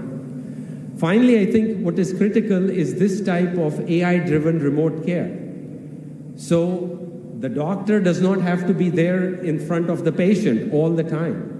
With smartphones, with iPads, computers, this can happen remotely. The patient's weight can be checked, the blood pressure can be checked by instructions which are given by the computer to the patient remotely from thousands of kilometers away. And the diagnosis can be made remotely so that you're saving time for the patient who cannot travel hundreds of kilometers in a bus and does not have access to specialists in very remote areas. So this can be done very remotely and is available right now for us to be able to implement in all of these areas. So AI-driven remote healthcare is also available. Finally, all of us have all these technologies which are wearable technologies. There are small sensors which you can wear, and the amount of sweat going into that sensor can predict whether you are due for a flare of your inflammatory bowel disease or whether your blood glucose is going to be higher in the next 6 hours or not. So we have this whole IoTs which are available, which should be linked with healthcare right now. And of course, this will have a major impact on efficiency and cost savings. It will generate more revenue, just as we heard, rather than cost more in the short run, but it will be revenue growth. And finally, we have to keep the patient at the center of all of this. This is not about us as doctors or about you as entrepreneurs. This is all about providing for the patient who is at the center of this. Having said this, as compared to agriculture, energy, etc., this is a very sensitive issue. AI can hallucinate. AI may not be accurate, but we are dealing with lives of patients, so this has to be tested, retested, validated before we release this as compared to the other sectors of the government. So we have to be absolutely sure that the AI technology is working for our patient before we implement it as compared to the other areas which are there. The other area where I think the government of Andhra Pradesh can work together with the other healthcare sectors is by regulation. In the US, there is zero regulation on AI and healthcare. We don't have a policy at all, and we are lost. Europe is ahead of us. And you can see where India stands in this, but it's all state-driven. And I think if we have good regulation and policy in Andhra, I think it will help just promote all of this and take it to the next level. So here's what we heard again all day today is building this AI ecosystem which is there. And I'm delighted that Dr. Rakesh, AIG, and others are working on this consortium because this is the way forward for all of us to take AI into the next level. To summarize, AI, we know in healthcare is the future. We should embrace it. Let's not fight it, let's embrace it.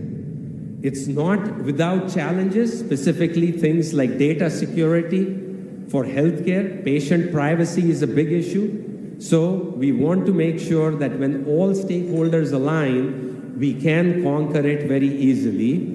And the healthcare, the future is extremely bright and promising, provided we channel it in the right way. So again, on behalf of all of you, thank you very much for having me. And again, my pleasure to be here with all of you. Thank you very much. Thank you, Pratik. I think that's the background, what he has given, the global perspective of AI in healthcare. Can I just have the slides? So on this note, what with the guidance and the thought process from Honorable CM, we started this foundation called AIM. It stands for Alliance for Artificial Intelligence and MedTech. and we have got 4 stakeholders in this currently working on the AAG hospitals from Hyderabad and ISB Hyderabad, then we have IIIT Hyderabad and the AMTZ from Visakhapatnam. The main aim of this is to have a platform where anybody can come and pitch in, where we have the technology enabling from these IITs and IIMs and IIITs. And then the business thought process will come from the ISB, and we as validators for the clinical knowledge, and then we have the volume. So we will be doing the validation of the ideas and thought process in terms of technology.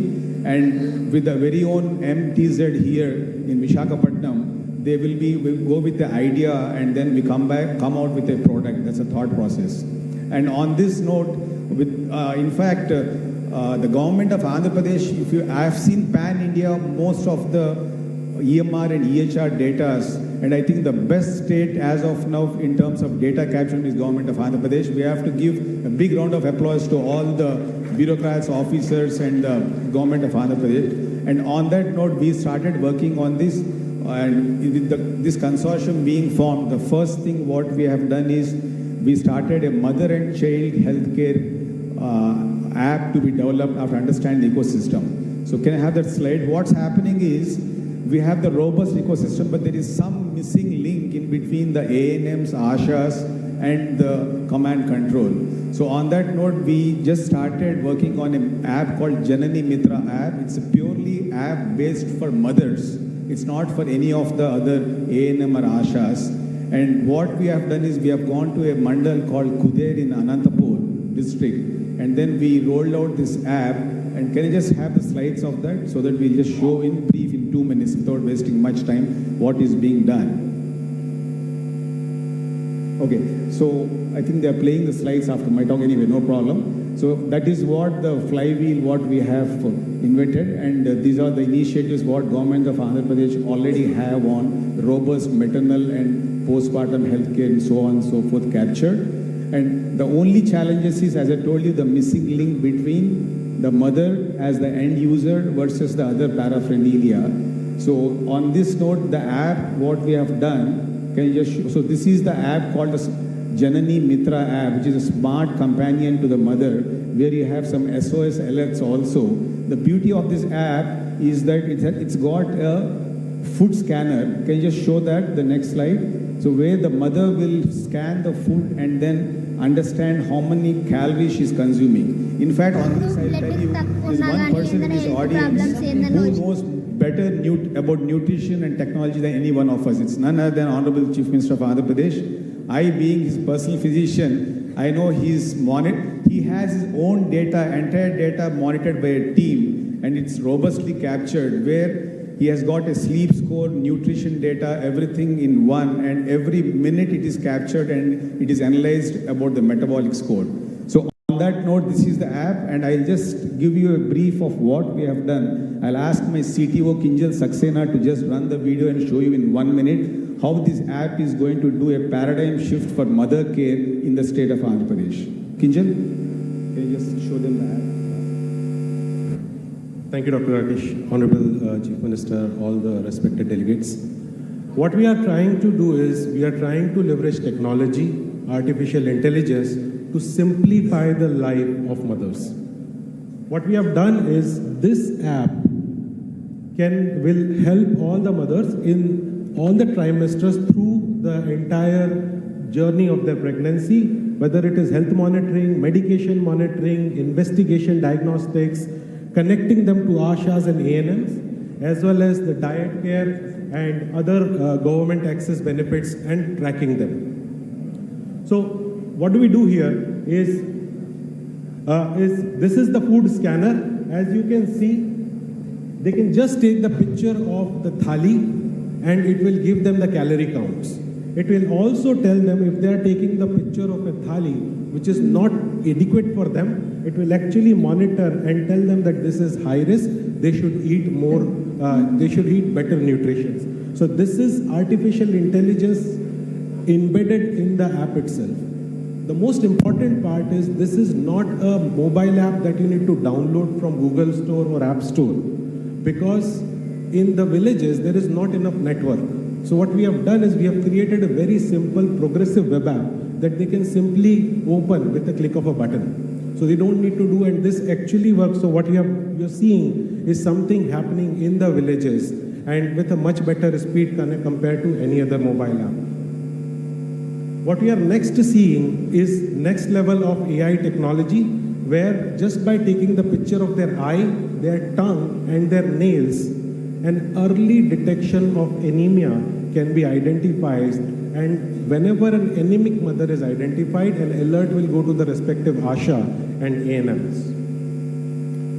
The next, another challenge is, the other challenge is actually tracking whether the services have been provided to the mothers or not, and this is where the tracking, taking pictures and geo-tracking comes in. When the ASHA meets the mother, ASHA goes to the mother actually goes to an ultrasound facility. All of this can be tracked with the data, and it can all be provided. Thank you, Kinshal. That's in brief about. We are going to roll it to the entire state of Andhra Pradesh soon with this Udair as the start point. And I would like to thank GFST Takkar Garu and Honorable CM Garu and all the dignitaries for giving this the opportunity. And we are happy to work with this as a consortium in the future. And then whatever best we can do in enabling technology, we will do. And then I again thank all of you for giving us the opportunity. Thank you very much.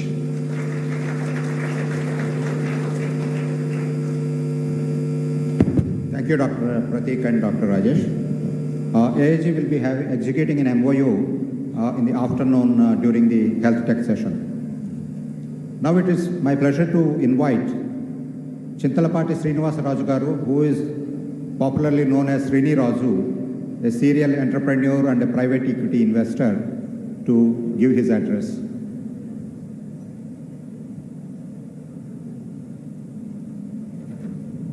Can I request Srini Raju Garu if he is in the auditorium? Okay.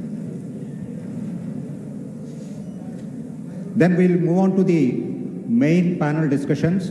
The first session is on Deeptech, which is positioning Andhra Pradesh as a global leader in innovation and disruption. Before the session begins, we have kept a keynote address by Mr. Rajesh Dudu, who is partner, Emerging Tech, PwC. Rajesh Dudu is a seasoned professional with over 25 years such experience in telecom, banking, and cybersecurity. He is an expert of blockchain and cybersecurity practices at PwC as partner. He was also driving innovation and digital transformation at TechM as top management leader. He is a global name in the deep tech and has great reputation in deep tech world. So what GFST requested Mr. Rajesh to speak on the Chief Minister's favorite theme, one family, one entrepreneur, a vision for 2030. So I will not get into the bullet points. I give it to Rajesh to deliver his keynote address.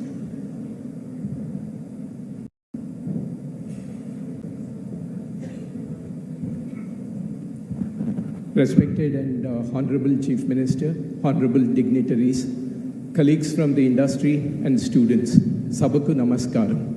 I must confess that after the address by Honorable Chief Minister, one gets a little flustered because we just witnessed one of the best masterclass in technology. After that masterclass in technology, it becomes little difficult to assemble our thoughts, so I'll try to do my best. It's actually an absolute honor and privilege for me to speak against the team or with respect to the team, which is one family and one entrepreneur. Vision 2030. We have heard from Honorable Chief Minister how the global technology companies have benefited from Andhra engineers. With the launch of this program, I'm sure that there will not only be Andhra tech engineers in Bay Area, but there will be a lot of unicorns and soonicorns in Andhra Pradesh, and it is bound to happen. This particular program looks at about outlay of 30 lakh crore investment and looking at an FDI of about USD $10 billion. I wanted to say two things. One, with this program, we will see that there won't be a difference between a Bay Area entrepreneur and an entrepreneur from this region. We are already seeing in India, when you come across an Indian entrepreneur, especially the tech entrepreneur, and you talk to a Bay Area entrepreneur, there is no difference in capability. Of course, many of them are Telugus, so that will also contribute to the familiarity and similarity. But going forward, with the advent of this program, I think many such entrepreneurs will come from this particular region. And from a PwC perspective, we are willing to contribute. Sir had said that most of the programs are pro bono. So from PwC, we are willing to contribute because we are people who care. And for me, the contribution comes from a son-in-law of the soil attitude because my in-laws are from this particular region. So it's only important that I stay invested here. A lot of people have asked in terms of what Deeptech does. Deeptech actually comes into a play when you're looking at solving some deep problems that are entrenched in the society today. I'm going to pick up 3 such particular problems and explain to you how Deeptech contributes.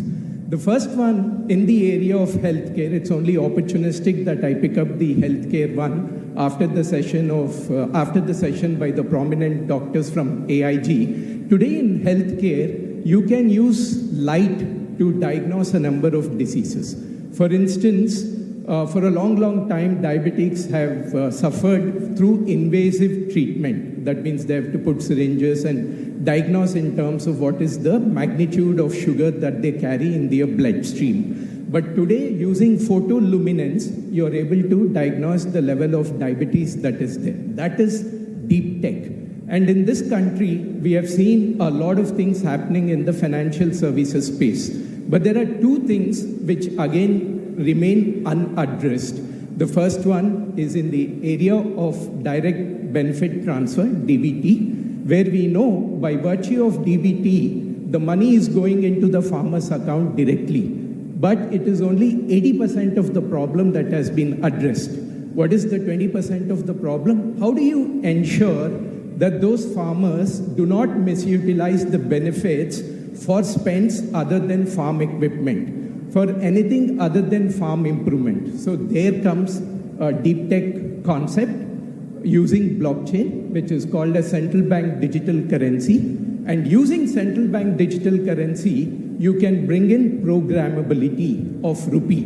The rupee will be programmed in such a sense that if it goes to a grocery shop, it will be auto-declined. If it goes to a liquor shop, it will be auto-declined, and it will be accepted only in the areas which are contributing to that particular farmer's benefit with regards to his or her farm. The second one, interestingly, it is called as deep tier discounting. Many of us know in the trade finance area, the suppliers take their invoices and get them discounted with the banks. So let me give you an example. Here is an example of a computer supplier. The computer supplier has supplied equipment to an enterprise, and the supplier is getting the invoice discounted. Now, that particular computer supplier is taking parts, for example, mouse from a SMB supplier, from a small and medium enterprise customer. Now, that particular person, unfortunately, do not have access to the trade finance discount. That is going to change by bringing in what we call as deep tier discounting, again using the transformative potential of blockchain, where the entire chain of suppliers are going to come on the network along with the banker. So the person in the downstream at the last mile who has supplied the mouse will also get his invoice discounted. What is it going to do? That particular person who is has been henceforth utilizing finance at 18% interest rate now will get an access to a 9% interest rate from the banks. So this is how the Deeptech is going to contribute. And these are not only in the areas of finance and healthcare, as Honorable Chief Minister had said.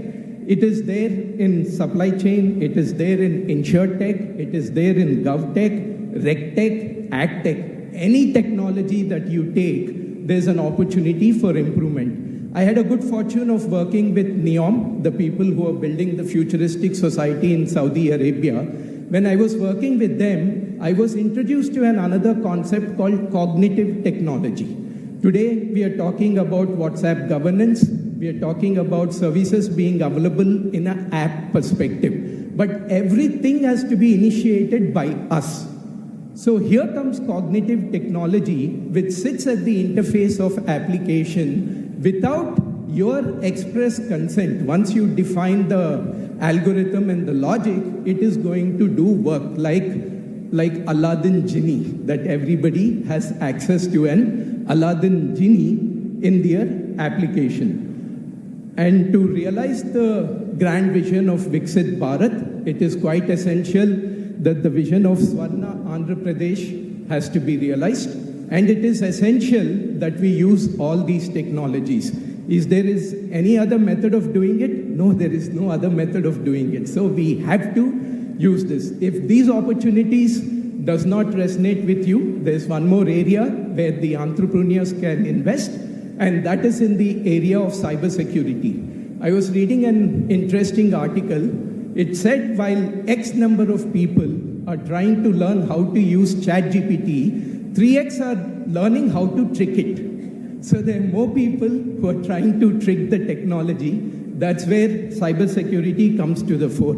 Sir, we have been the beneficiaries of government to citizen services, but there's an interesting personal experience that I would like to share. I got married in 2002. Post the marriage, I started getting to-do lists from my wife. I thought the to-do lists were only in the office, but my wife started giving me the to-do lists. What were the to-do lists? Pay electricity bill, pay utility bill, pay that bill and this bill. I used to hate that because the lines were huge until I got introduced to e-Seva. Once I got introduced to e-Seva, which was implemented under your grand vision, my to-do list became very, very short. And I used to go and ask my wife, give me more activities to do. So while it has contributed to the government to citizen governance, in my case, sir, it has contributed to marital bliss. And since it has contributed to the marital bliss, it's only important that I stay invested with all your initiatives so my marital bliss will continue. Thank you.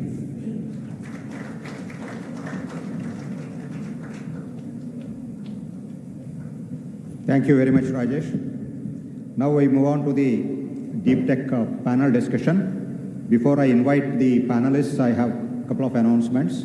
One, realizing the time constraints, I request the moderators and speakers, panelists to cut down their time as per the available listing, not sticking to the original schedule. Second thing is, for the audience, you also have to sacrifice a couple of things. We have taken out your tea break, and lunch break also will be reduced because we have invited so many experts from across the country and they have a lot to share. So you have to bear with that. Before I invite the speakers, we have a very short film on Deeptech session. Can we have the film, please?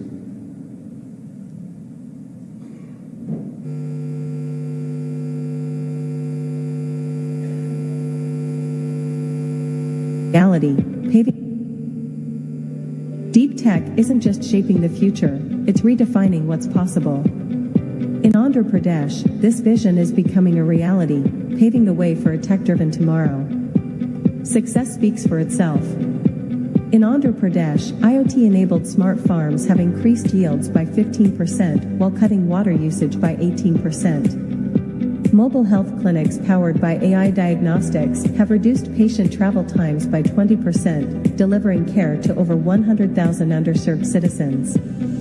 And MSME digital transformation programs have boosted revenues by 40% for participating businesses. With a bold vision to become India's deep tech capital by 2047, Andhra Pradesh is harnessing AI, IoT, and blockchain to transform industries and bridge gaps. By 2030, the state aims to create one entrepreneur per family and empower MSMEs with blockchain-enabled loans and AI tools, driving 2 million new jobs. Guided by the vision of Viksit Bharat 2047, the Deep Tech initiatives focus on sustainability, equity, and resilience. From predictive analytics reducing disease outbreaks to AI-driven compliance tools simplifying MSME operations, Andhra Pradesh is setting benchmarks for innovation. This is more than innovation, it's transformation. Join Andhra Pradesh in leading the Deep Tech revolution. Together, let's build Swarna Andhra and realize the dream of Viksit Bharat 2047. Let me invite the panelists. Mr. Rajiv Gupta, President, PB FinTech, known as Policy Bazaar. Give a big round of applause to the panelists as I invite them. Mr. Bala Prasad Peddigari, Chief Innovation Officer, Tata Consultancy Services. Mr. Varun Muniyal, Senior Solution Architect, Strategic Government, NVIDIA. Mr. Abhinav Gupta, Associate Vice President, Innovation, Broridge, India. And finally, I invite the moderator for this session, Mr. Sridhar Sheshadri. I am not introducing their profiles. They are very popular. You can just Google or LinkedIn. Their details are available. Over to Sridhar.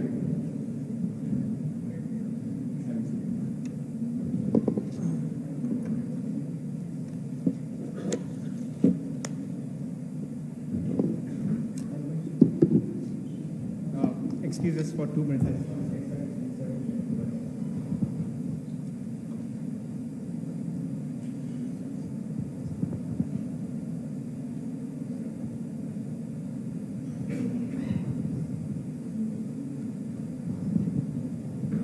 There's a little change in format. We actually wanted to have Sivan Garu on the panel because then that's where a lot of ideas are shared. Probably we'll keep the Q&A at the end of it with Sivan Garu, but we'll go ahead with the panel discussion. I'll join the panel now. Sure.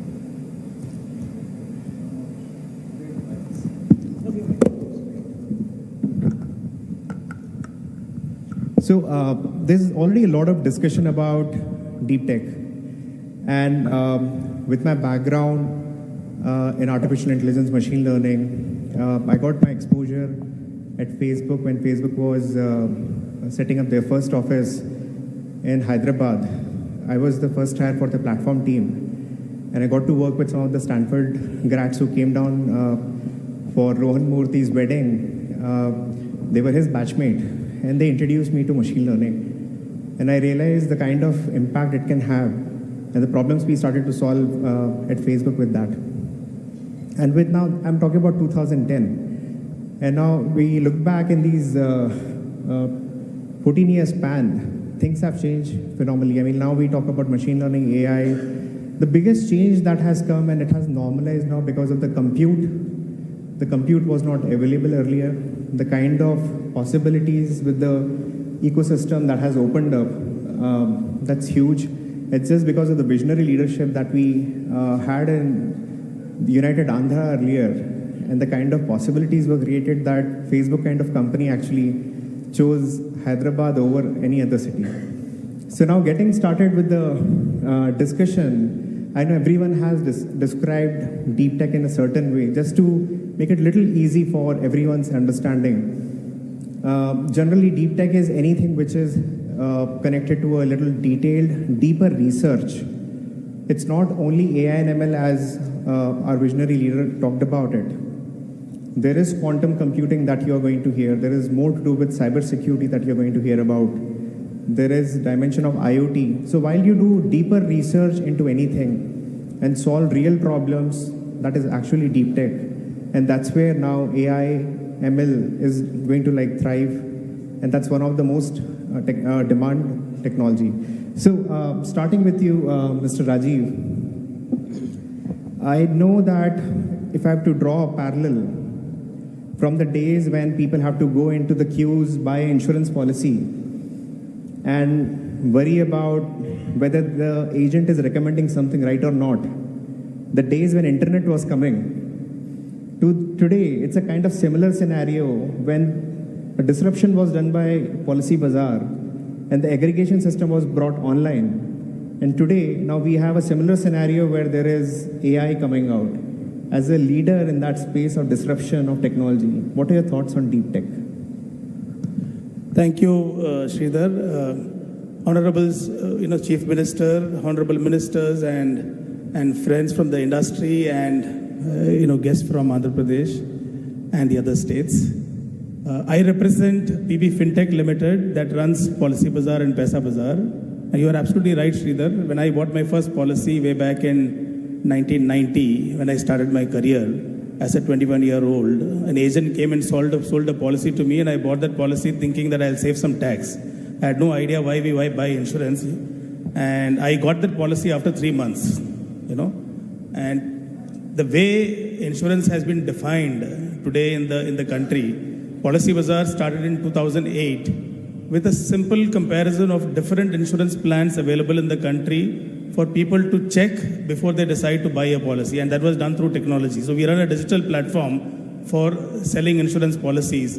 From there to 2024, as we speak, we write about 16 to 18,000 crores of premium every year, and we spend about 400 crores on visibility on TV ads for people to know why they should buy insurance. Because nobody gets up early in the morning deciding to go and buy an insurance. We have to go and actually tell people why they should buy insurance.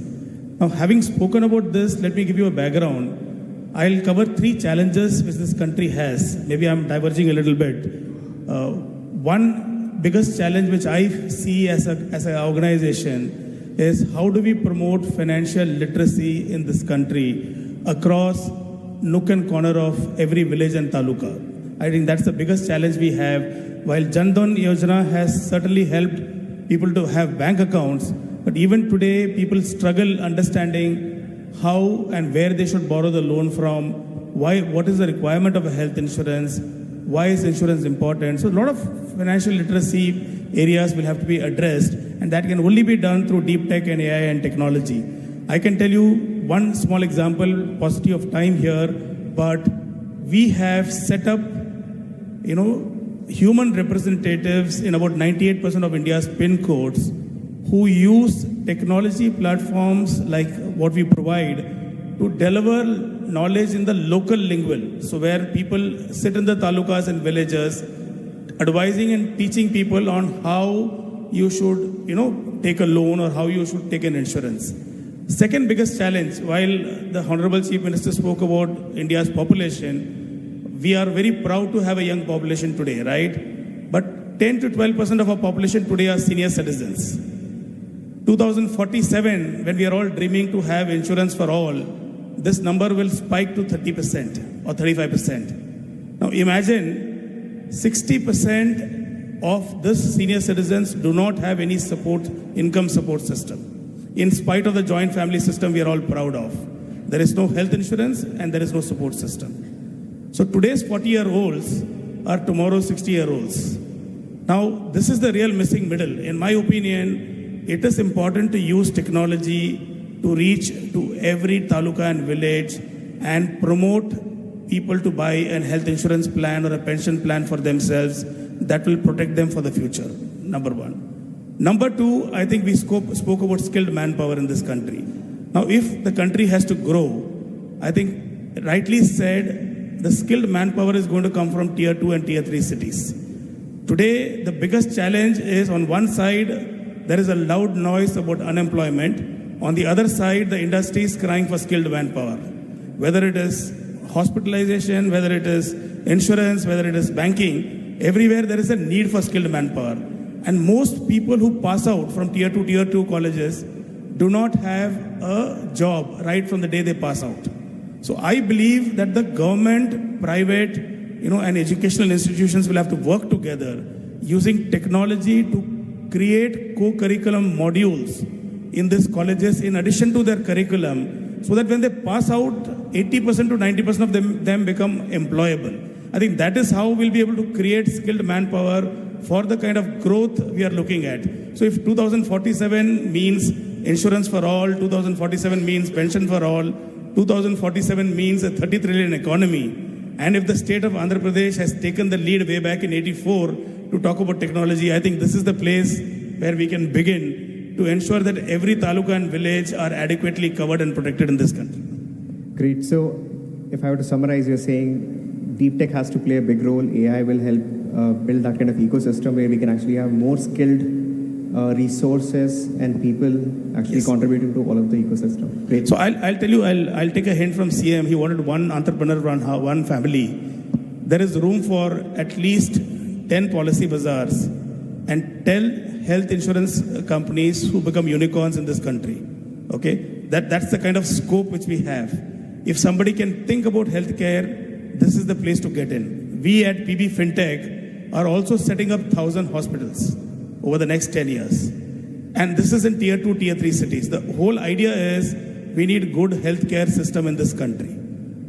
So I think clearly there is an opportunity for all of you, and elderly care is the next big business one should think of. 70 crore agar aged population hoga, there will be a requirement for elderly healthcare as well. So tremendous opportunities for the people who want to become entrepreneurs from the state. Please look at all these ideas and come forward. Companies like us are most willing to help, handhold, and also look at similar ideas to support them in future. So moving on to you, Bala Garu. So I know how TCS has changed the whole IT paradigm. Like if you look at the last era of technology, that boom happened, the transformation that we are seeing in the country, and what actually I believe started extensively in Andhra Pradesh earlier. Taking cue from that and what we have just now discussed, there is another dimension. We know TCS in a certain way. Being Chief Innovation Officer, what's the dimension of entrepreneurship? What's the dimension on skilling the startups? And what would be the role of Deeptech while we think about creating an ecosystem for startups? Because there is a conventional way people think about services company, which is transforming. And as an innovation officer, you have a perspective on it. We would love to hear that. Love the question. First of all, I just want everyone to give a very standing ovation to the GFST team, please. This team has done some tremendous work. I believe we should all acknowledge that. Led by Tucker Garu, supported by the Sanjay Gupta and others. Thank you. And thanks, Sridhar, for inviting me for this. And it's definitely a pleasure. So first of all, within TCS, if you're trying to look at, we have a concept of innovation, which is spearheaded by our CTO. And our intent is to incubate innovation as part of the DNA of every individual within TCS. Being a part, I just want to draw the attention what we try to do and what other companies are also trying to replicate that. The first thing is mentorships. The intent about mentorship is how you try to build that kind of excellence of knowledge and impart that knowledge to the entire ecosystem. And bringing that experience to the ecosystem can play a vital role for the startups, and startups getting that knowledge from the companies which is surviving from decades can bring that excellence and a dimension to look beyond what their product is. And today we also try to incubate 30 to 40 startups every year as part of Coin ecosystem to ensure that we give them the opportunity to validate the solutions with our customers. The second important area where I strongly believe is it's setting up the incubation hubs. I heard CM Garu mentioned about setting up the Ratan Tata Innovation Hub. I'm really privileged to hear that, sir. And we all the way from TCS will be able to support that in that entire journey. But these innovation hubs, when they are all linked to the district level innovation hubs, can play an important role. But that incubations need to be linked with the IT services play also. Because the industry mentorship and industry direction to this, each of the incubation hub can play a vital role, not only giving the business problem statements, but also ensuring that they're getting right level of coaching and mental mind map, which can allow them to build the products which are at a global scale. Today, we do not have a global products. That's what mentioned by CM Garu. But we need to really look at how can we build that kind of a global scale of products which can increase our GDP. That's the second important dimension what I want you to drive that collaboration angle. The third important thing which I wanted to mention is bringing that enterprise-grade knowledge to the entire ecosystem can play a vital role.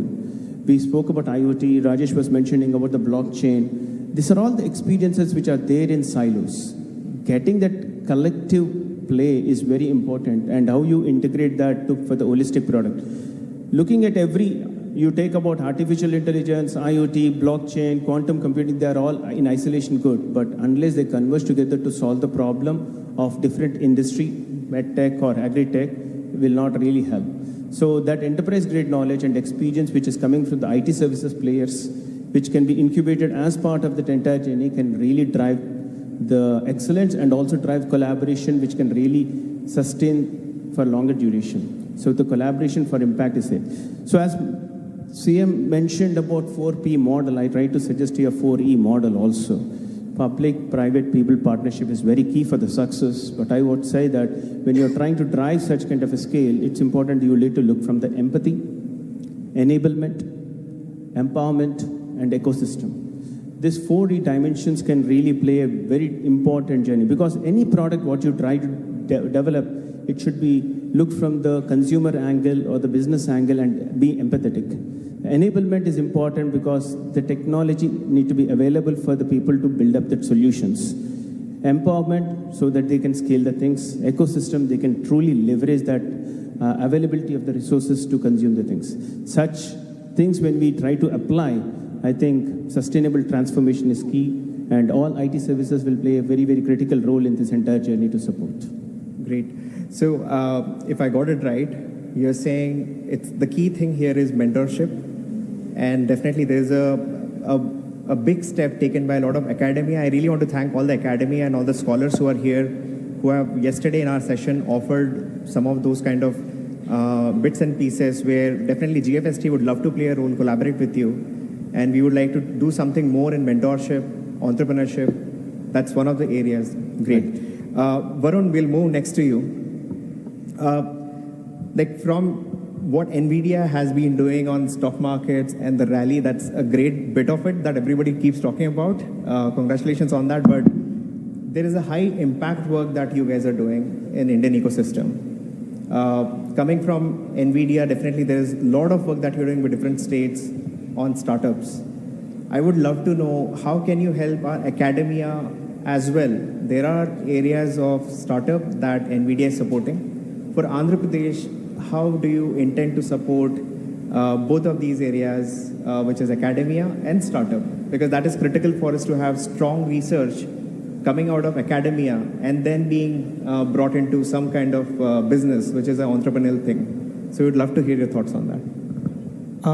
Firstly, thank you for having me here. It's a pleasure to be part of this panel and to be able to contribute to this discussion. NVIDIA builds full-stack AI computing solutions, right from the chip level all the way up to the application and everything in between. And we have collaboration vehicles through which academia, researchers, startups, enterprises, governments can access our technology. And we work very closely with them in a collaborative fashion to build solutions that bring value through AI. We help them build their COEs, which are centers of excellence, where AI development can prosper, it can flourish, and these COEs provide easy access to technology, the tools, the resources for AI development.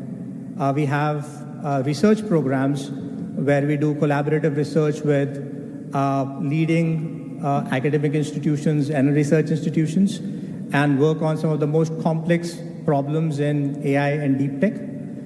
We also bring our skilling and development initiative, through which we call it the Deep Learning Institute, through which we take on the challenge of skilling in the areas of AI and deep learning. And we do this through partnerships with academia and through MOUs with state education departments. And of course, we are supporting the startup ecosystem through the Inception program, and we help them not just with the technology, but also by connecting them through the venture capital network that we have, We also connect these startups with the customers who might benefit from some of these solutions that these startups are working on. Now, if I were to talk about how do we implement this on the field, for example, if I were to do this, or if we were to do this in the state of Andhra Pradesh, how would we go about it?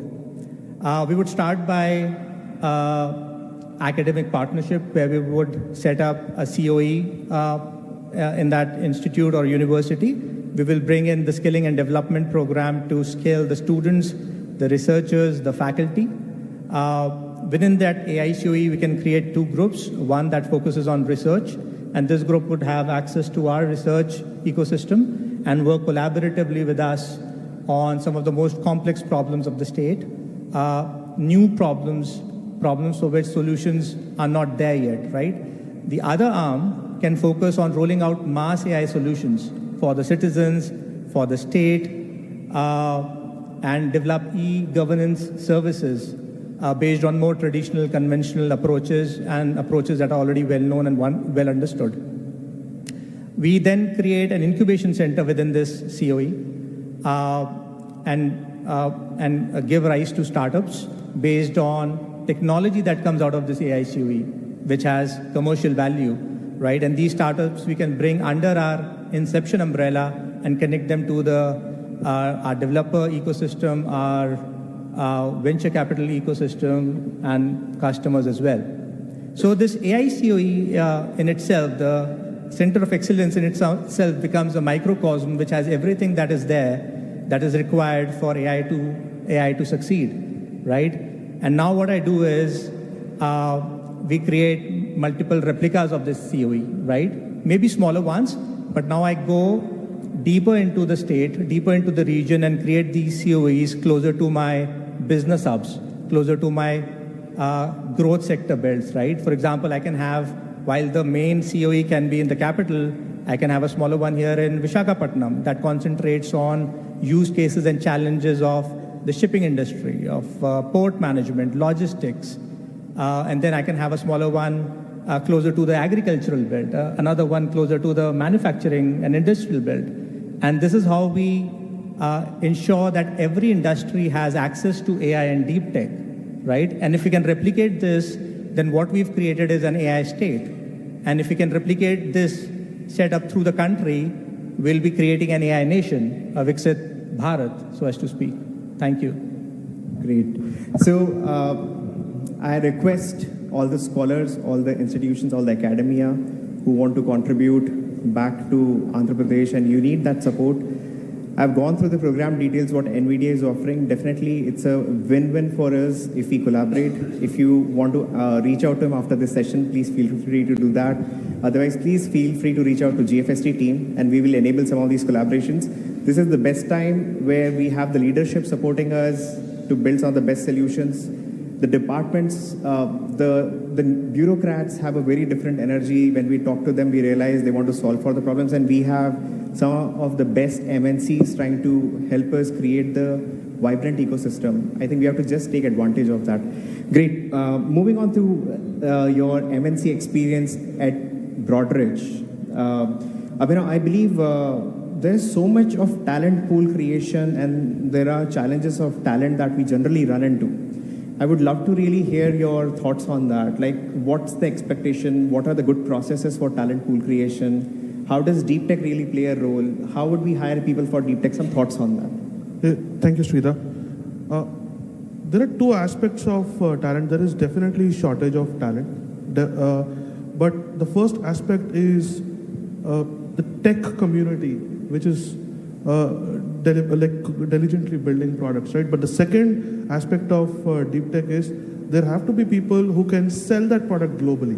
So that talent is the real requirement right now, because we have built institutions, ecosystems which can build the tech side of talent, but product and business side talent is what we are looking for. And especially because Sir has already spoke with his policies, right? There is a lot of GCCs in Hyderabad and in the region. But now to build products from here and start owning the P&L is real requirement. Now, if you see a small statistics, right?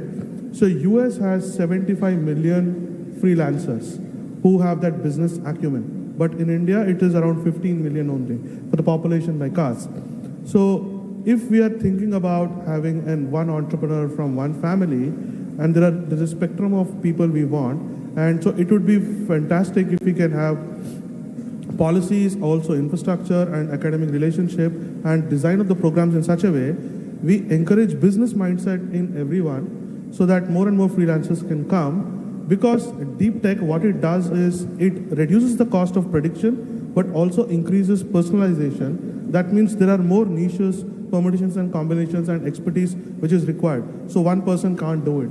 So if we combine all those things, I think we are up to a solution. Great. So taking next cue from what just now we heard from Abhinav Rajiv ji, I would love to understand, because while we talk on policy, I don't want it to become a theory of that we want something to be around work from home. While we get to hear different stories, remote work challenges, we read all that in news as well.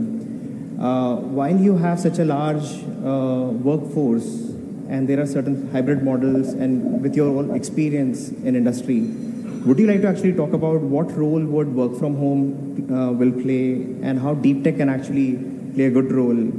I'm just trying to hear it from you as a veteran of industry, not just like from fintech. What are your thoughts?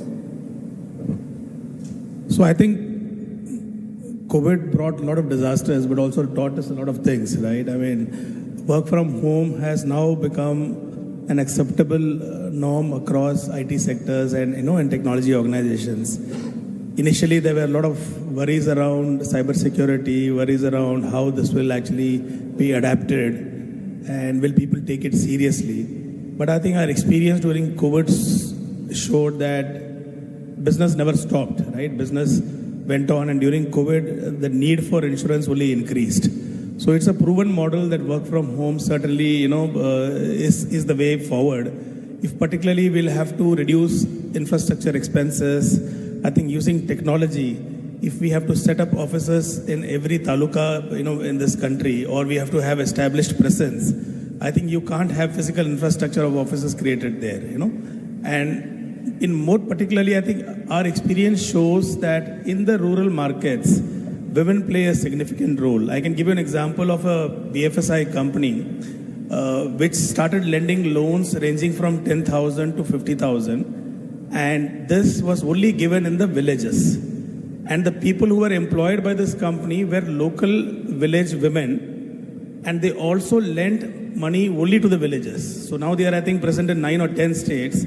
And you will be surprised that the NPA of this company, with an asset size of almost 1,800 crores, is 0.05%. Now that means the people who borrow in the village are better paymasters than your, the industrialists. So I think what have they done? They have set up work from home for all these people. So they don't have offices, right? They work from home, and they travel to each village and go and sleep, in that same village in one of the partners' houses.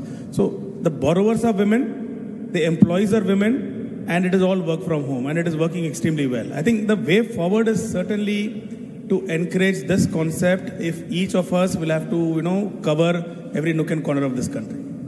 Amazing. So rather than losing the opportunities to countries like Philippines and Bangladesh for cheaper labor, if we can build that talent pool in tier 2 and tier 3 cities and like some remote parts of our state, we can definitely bring that opportunity internally at a better price and still continue to thrive in tier 1 cities. That's one of the outcomes that we can achieve with that, I believe. Great. Moving on to you, Balagaru. So definitely, as I said, TCS is seen in certain way. You spoke about startups. I would specifically try to understand what's your thought as a Chief Innovation Officer when you think about how would Andhra Pradesh use and maximize on deep technologies, though we have a lot of use cases, but when it comes to operationalizing it, execution, and the kind of discussion we have already had, someone coming from TCS, what's your personal opinion on this particular bit? Before I say that, before I respond, I just want to understand the pulse of the audience here. How many of you came to this particular event without knowing deep tech, but now you know what is deep tech? Can you raise your hands, please? You don't know about deep tech before coming here, but you know now what is deep tech. Nobody is raising their hands. I see few hands coming in. Great.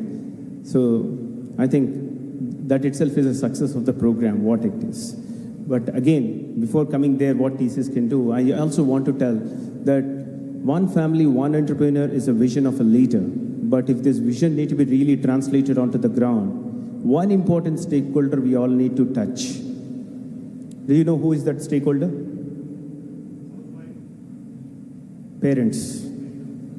Parents. Parents' mindset is important because their mindset is they want their kids to be settled fast. How many of the parents sitting here really want their son to get into a job first, or daughter to get into a job first, not an entrepreneur? Many of you probably are not raising hands, but that is a mindset. That mindset transformation is important because parents need to particularly realize they need to allow their children to explore and experiment. Unless that kind of a cultural thinking gets shifted in the parents' economy of thinking, we will not be able to make this move a successful move. That's one thing I want to communicate. But coming forward, I just want to get another pulse. What comes to your mind when Andhra Pradesh as a word comes to you? What is your first thing comes to your mind? When Hyderabad comes to your mind, probably IT comes, cyber towers. But what comes to your mind when it is AP? Entrepreneur, now. Chandrababu garu. I believe some of you might be looking at it, but what comes to my mind is agriculture, ports, and the potentiality of this particular place which can really drive manufacturing. But all when they get tied up, it's a IT which can really play a vital role in this entire sector. Now, how IT services teams or companies can play an important role is they bring that domain excellence into each of this domain for the startups. Provide that kind of an expertise and experience and nurture them to groom that startups to the next level. Bring that traditional experience, domain experience, operational excellence as a kind of a ecosystem play to contribute to the startups or to drive the journey. You take agriculture, we saw about the precision farming techniques. The future of agriculture is something which IT companies can play a role. Future of logistics, IT companies can play a role. Future of manufacturing, how it need to be, factory of the futures. The digital twin adoptions, all these things where we can bring that expertise and help and drive the things. The second area where I believe IT services companies can bring that experience is how do you scale? We heard about innovations, but most of the innovations are the jugaad innovations. But if you really want that innovations to really scale up, it need to be scaled and sustainable innovations. And companies like TCS and other IT companies can play a very important role in that entire journey to how do you scale and sustain. The third important area where we can contribute is about upskilling. Same Garu and others also mentioned, skill is very important element, but bringing that expertise in different sectors to apply skill in that particular sector play an important role. Now, AI in healthcare, we saw from Rakesh and Prateek, Dr. Prateek and Dr. Rakesh mentioned about AI in healthcare, what is happening across the globe. AI in healthcare, AI in agriculture, AI in retail. How these particular skills can be brought in specific to the domain. So that's why you see today one of the initiatives, I feel that need to be replicated here strongly. Telangana government announced about setting up the skills university for 18 different sectors and ensuring that around 20 to 30,000 people graduating every year. That is the vision they carry. We should replicate some of the best practices here. It's not about engineering degree, it's about how do you apply that knowledge to solve the problem. So that experiential learning plays an important role. That's where, again, the IT companies can bring that grab. Academia and industry collaboration can play a vital role to address that problem to a great length. Great. Moving on, because there is a little shortage of time, so we'll try to keep it a little shorter now because there are more panels, but this is so much of valuable inputs for everyone. I'm pretty sure there's a takeaway for everyone from this one. So Varun, moving on a little quickly on this one, we know there are three bigger pieces that right now we talk from Andhra Pradesh policy perspective. One is social capital that we talk about. One is human capital that we talk about. I'm putting you on spot by asking, do you think we have potential to be the AI capital or deep tech capital for the world? I'm not talking about India. Yes, absolutely. We have the skill set. Most developers that we have today, and we have quite a few across the country, all of them are turning into AI developers now, because AI is going to be the future. And we have the infrastructure, the resources. We are starting to work on it. There is considerable effort from the government in building computing resources. We have the AI mission that has set out 7 policy pillars that touch everything from building compute to building AI applications to foundation models to startup incubation. And with all of that, and if we all put our efforts in the same direction and commit to it, I don't see any reason why we cannot become the AI leaders of the world. Lovely. Thanks for that's high motivation for us, for everyone who is here in this room. That's the kind of mission we have on our mind, and we should have. Like, why can't Andhra Pradesh be the AI global capital? I mean, if we go out with that mindset, everyone thinks of one problem statement, works on that, brings it back, and not necessarily everything needs to be commercialized. We have to contribute back for the future generations. I mean, that's the key thing. Ultimately, we have to build our nations. It's not only the government and governance. It's us as citizens who have to take that responsibility. And while we have this kind of forum, I request you all to take that first step and do your bit. Additionally, I mean, that's how we build societies and country, and we really can lead. We have a visionary leader who is doing this for us. We have to just stand with him, behind him, and be the field force to achieve it. Great. Just moving on to the next bit, last question for this panel. Abhinav, I would love to know, we have already heard there's a possibility of being the AI capital. I would love to understand 3 actionable ways as a GCC.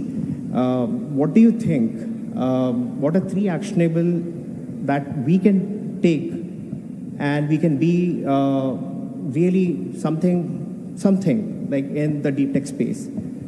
How do we be something in that particular space? Those 3 actionables. Got it. So first one is directly towards the policy, because I myself am a product of Sir's vision around Hyderabad tech schools, and then my office is just next to Cyber Towers, right? So taking that along, if we want to become an AI capital, the first thing is a robust policy, because the deep tech investments are happening in finance and retail the most, but there are multiple sectors, like there are blue oceans strategies which can be done in multiple sectors. A robust policy is the first one. Second is a full stack community which can support all the initiatives we are doing, which can integrate vertically and horizontally. That's when the magic starts to happen. And the last one, the third one, is to have bridges to global hotspots. Maybe Paris, London, Palo Alto, right? Wherever, right? And Hong Kong, we can even look east. So once we have those bridges, easy access of telemetry of knowledge from both sides is possible, then that's where we can really become powerhouse and profit centers inside this region. So that's my take on it. Great. So I would like to thank you all for taking out time from a work day, from your busy schedules, and contributing back to the society. This is like very valuable. All of your insights are very valuable. So thanks a lot from bottom of our heart from GFST. I think we'll just move back and I'll hand it over to Ramprasadji. Thank you, Sridhar. So we all pledge that we want to make future AI capital for quantum growth. A big round of applause to all the panelists. Now I request Thakkar sir to stay. Sridhar. Thakkar sir to give away mementos to our panelists. Please, sir, on behalf of GFST, please come. And also I request the earlier speakers, Rajesh and Praveen, Pratik Sharma, Rakesh Kalpala.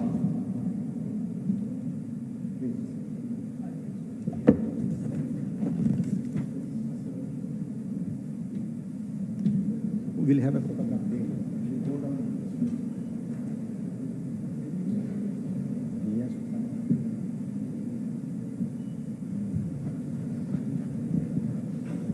Thank you very much, Honorable Chief Minister. Productivity to the next.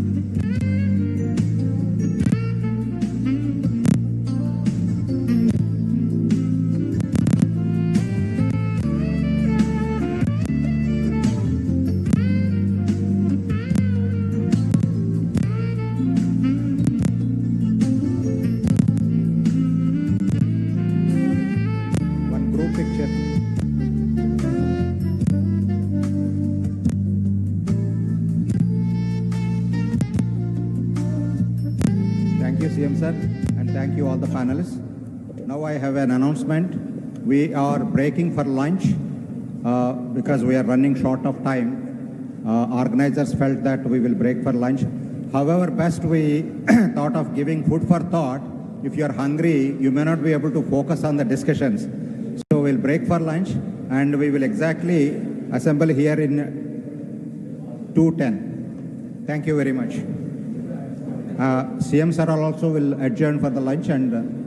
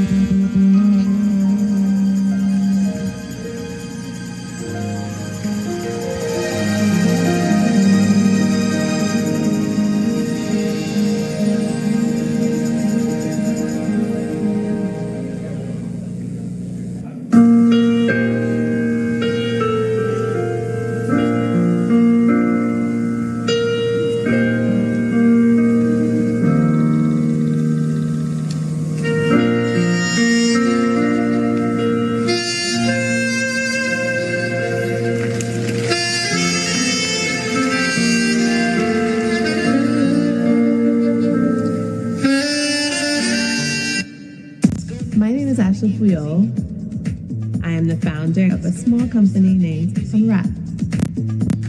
I designed my own wrapping paper. I started using Adobe well over a decade ago.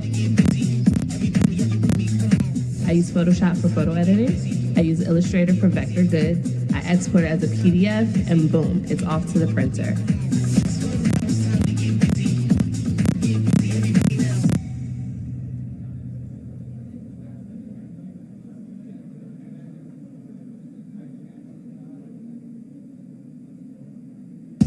जब आप अपना business बनाना शुरू करते हो ना तो आपको एक चीज रियलाइज हो जाती है कि आप सब कुछ खुद नहीं कर सकते. Yes, that's Ashneer Grover, ladies and gentlemen.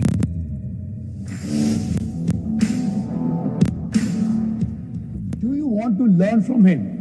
Ashneer has built multiple businesses and he can surely teach you a trick or two.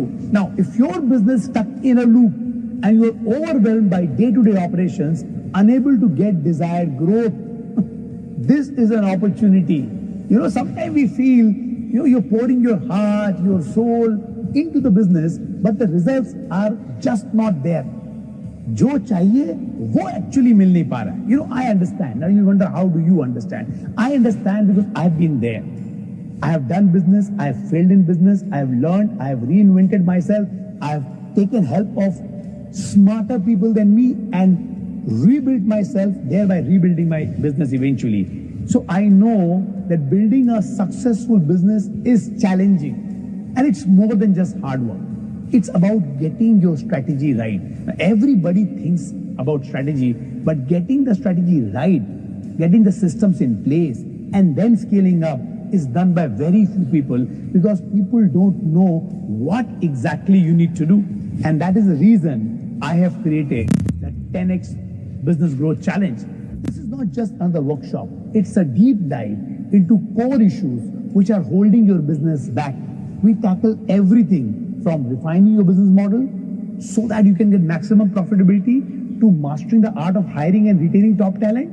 You will learn how to build systems that run your business, not the other way around. Mostly business is running the business owner, and we will equip you with the financial know-how to ensure your business thrives. So all this is coming. And of course, we have Ashneer Grover.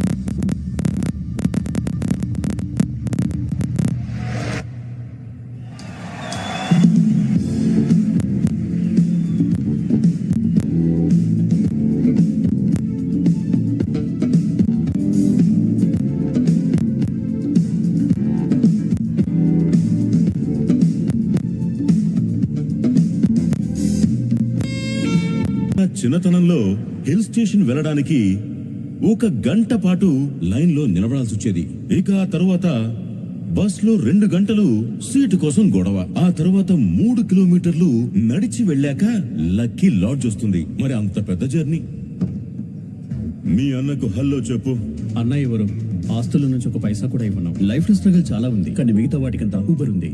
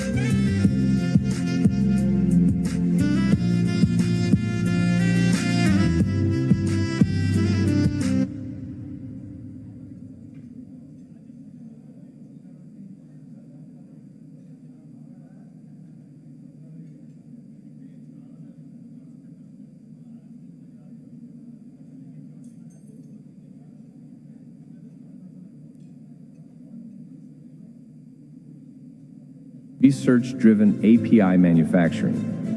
From its modest beginnings in 1991, with a small investment to take over a failing facility, it has grown into a major API business group with to support customers intending to launch once they are generic, and also doubles as a contract research facility for standalone development for outsiders, and can also take up projects on a CDMO model. We have done CDMO for about 9 molecules with our European partners successfully, waiting for launch and many more in the pipeline. SMS Central Lab is a US FDA-approved laboratory providing analytical support for SMS molecules under development and commercial. It also doubles as a profit center, supporting analytical needs of other API manufacturers and formulators. Our Hyderabad-based facility, which is US FDA approved 5 times, manufactures low-volume niche molecules catering to regulated markets, excelling in providing quality products and documentation support par excellence. This is one of the rare facilities which got audit approval by Japan PMDA, which is considered one of the most stringent of the global health authorities. Our greenfield facility spread over 120 acres, about 70 kilometers from Vizag, and approved by US FDA 3 times, is where SMS manufactures all its volume molecules, including ibuprofen, which is manufactured in one of Asia's biggest production blocks for a single product, with a manufacturing capacity of 12,000 metric tons per year. We have one of the biggest batch sizes of 10 metric tons direct batch for ibuprofen to support customers with reduced analytical costs and quick turnaround time. We also provide manufacturing support on a CMO model to many multinational companies to utilize the huge reactor volumes in the facility aligned with our intimacy with quality and GMP compliance. Our international footprint is expansive, with clients in over 70 countries trusting us for high-quality pharmaceutical solutions. Each product we ship out is a testament to our rigorous quality assurance and our dedication to customer satisfaction.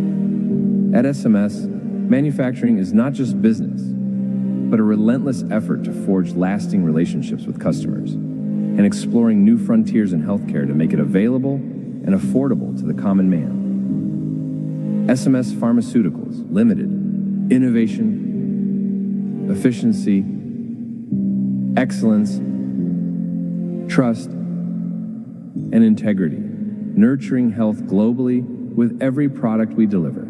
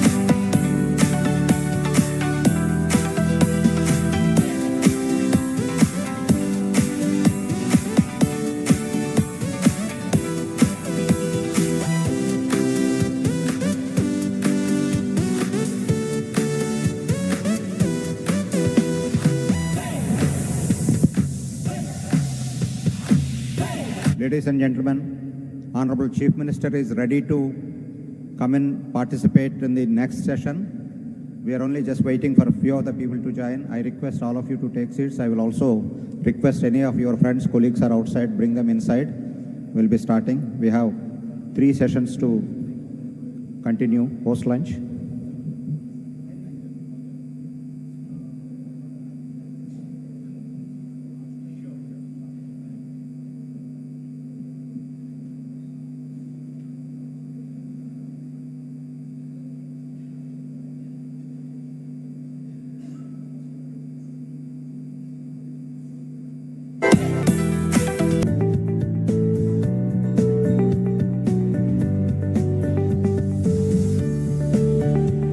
Domain expertise helped us to understand customer business and their pain points better, so that we can work with them to find practical solutions to solve their problems.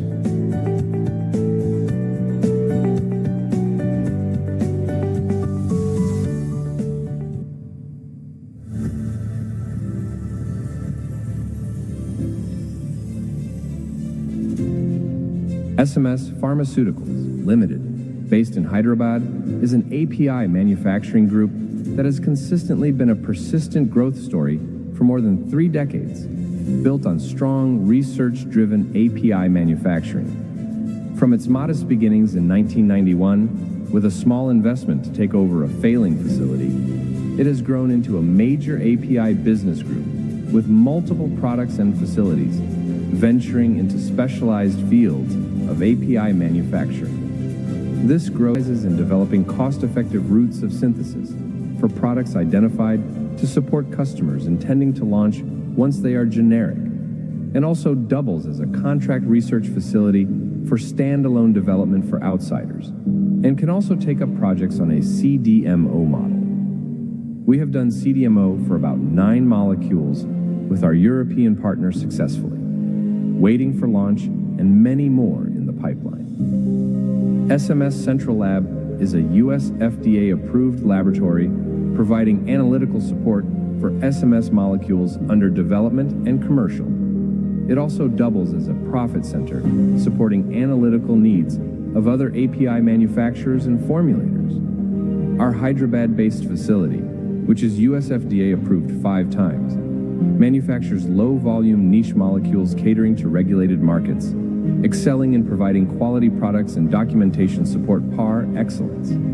This is one of the rare facilities which got audit approval by Japan PMDA, which is considered one of the most stringent of the global health authorities.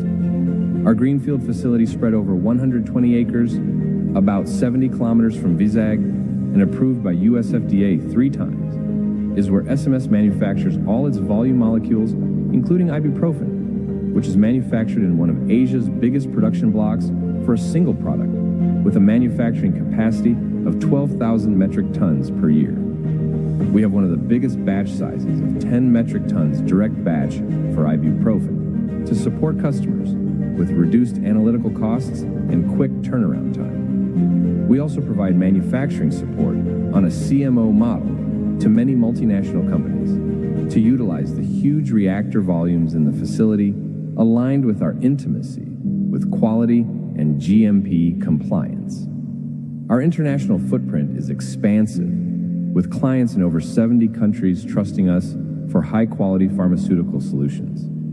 Each product we ship out is a testament to our rigorous quality assurance and our dedication to customer satisfaction. At SMS, manufacturing is not just business, but a relentless effort to forge lasting relationships with customers and exploring new frontiers in healthcare to make it available and affordable to the common man. SMS Pharmaceuticals Limited.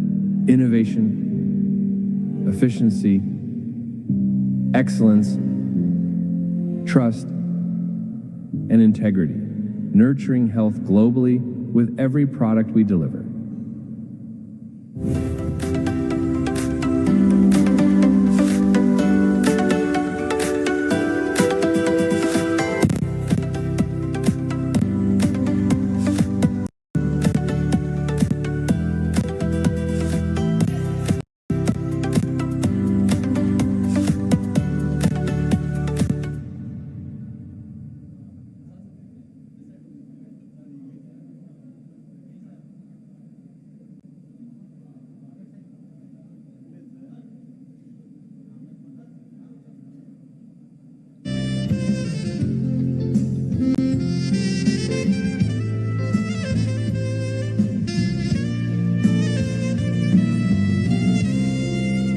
Ladies and gentlemen, I announce the arrival of Honorable Chief Minister. I request all of you to take your respective seats.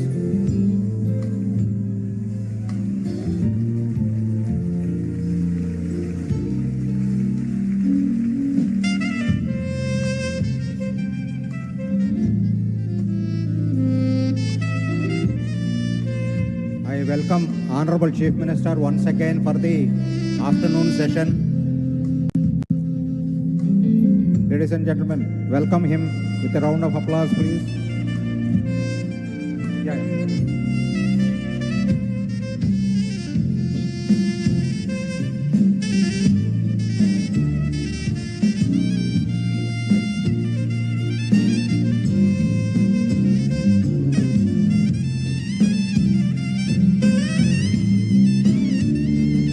So please settle down, ladies and gentlemen. Address by Mr. Satish Jha, Chairman of Pinewood Partners. Satish Jha is a seasoned executive with extensive experience in the technology and media sectors. He has held leadership roles at organizations such as OLPC, One Laptop Per Child India, that is the program, and Times of India. Satish also recognized for his contributions to social initiatives and digital transformation projects. He has worked with various national leaders and helped several government departments. Ladies and gentlemen, Satish Jha came to participate in this conference from US only to participate. A big round of applause welcoming Mr. Satish Jha.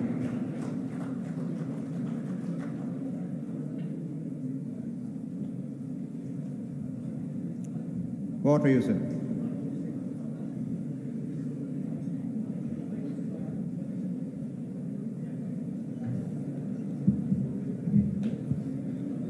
Thank you very much. I'm indeed very privileged and in the company of Honorable Chief Minister. My first thank goes to Shriram, thinking of me, and Mr. Tucker and the GS Global Forum. It's an exciting opportunity, and whatever I have seen is really a privilege. And I've been asked to talk about how we can leverage technologies for governance. And I'd like to start with something very simple. I think one of the major recent stories of governance has been something called Aadhaar. And the Digitech that we keep hearing about.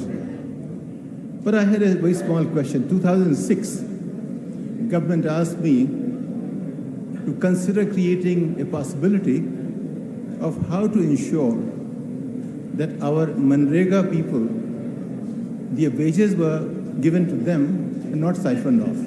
2006. And I created a framework which is very simple, which could be done very quickly, but it was so simple nobody wanted it.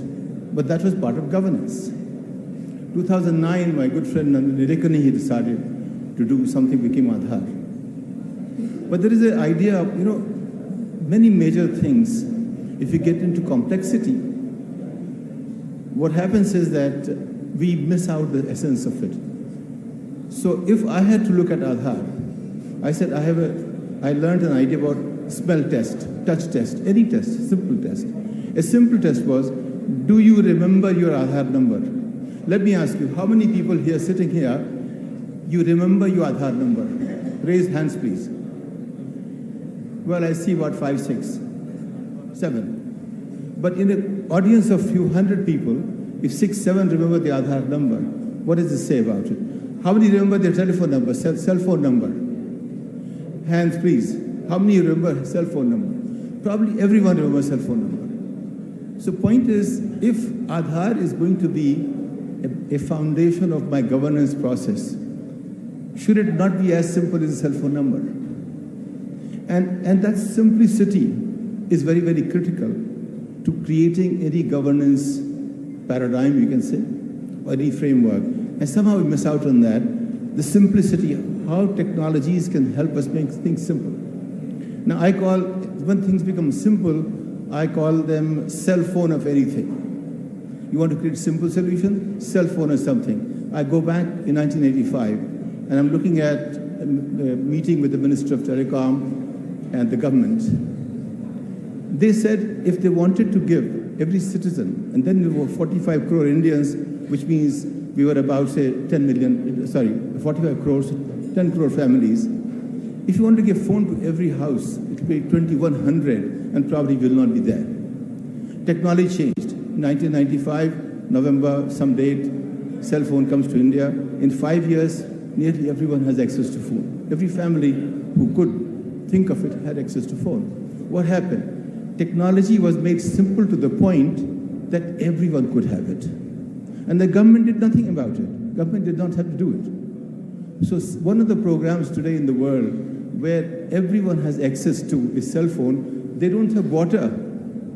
They don't have potable water. They don't have drinking water, but they have cell phone. So what happened? Because taking water to the person or to a hamlet, to a house is not easy. But cell phone became so simple, it was possible.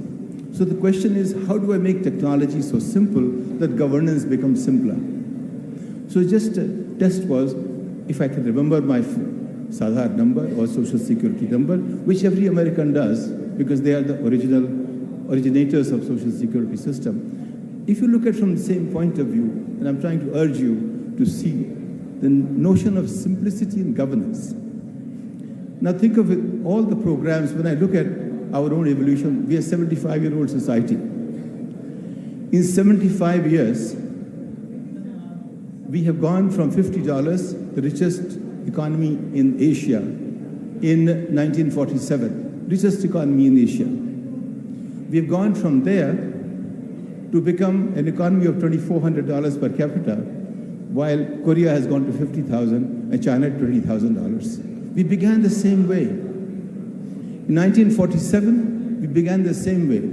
India was about $52, China was $47, Korea about $48, and today, India is at $2,400, Korea at $50,000, China at $20,000. That's our journey.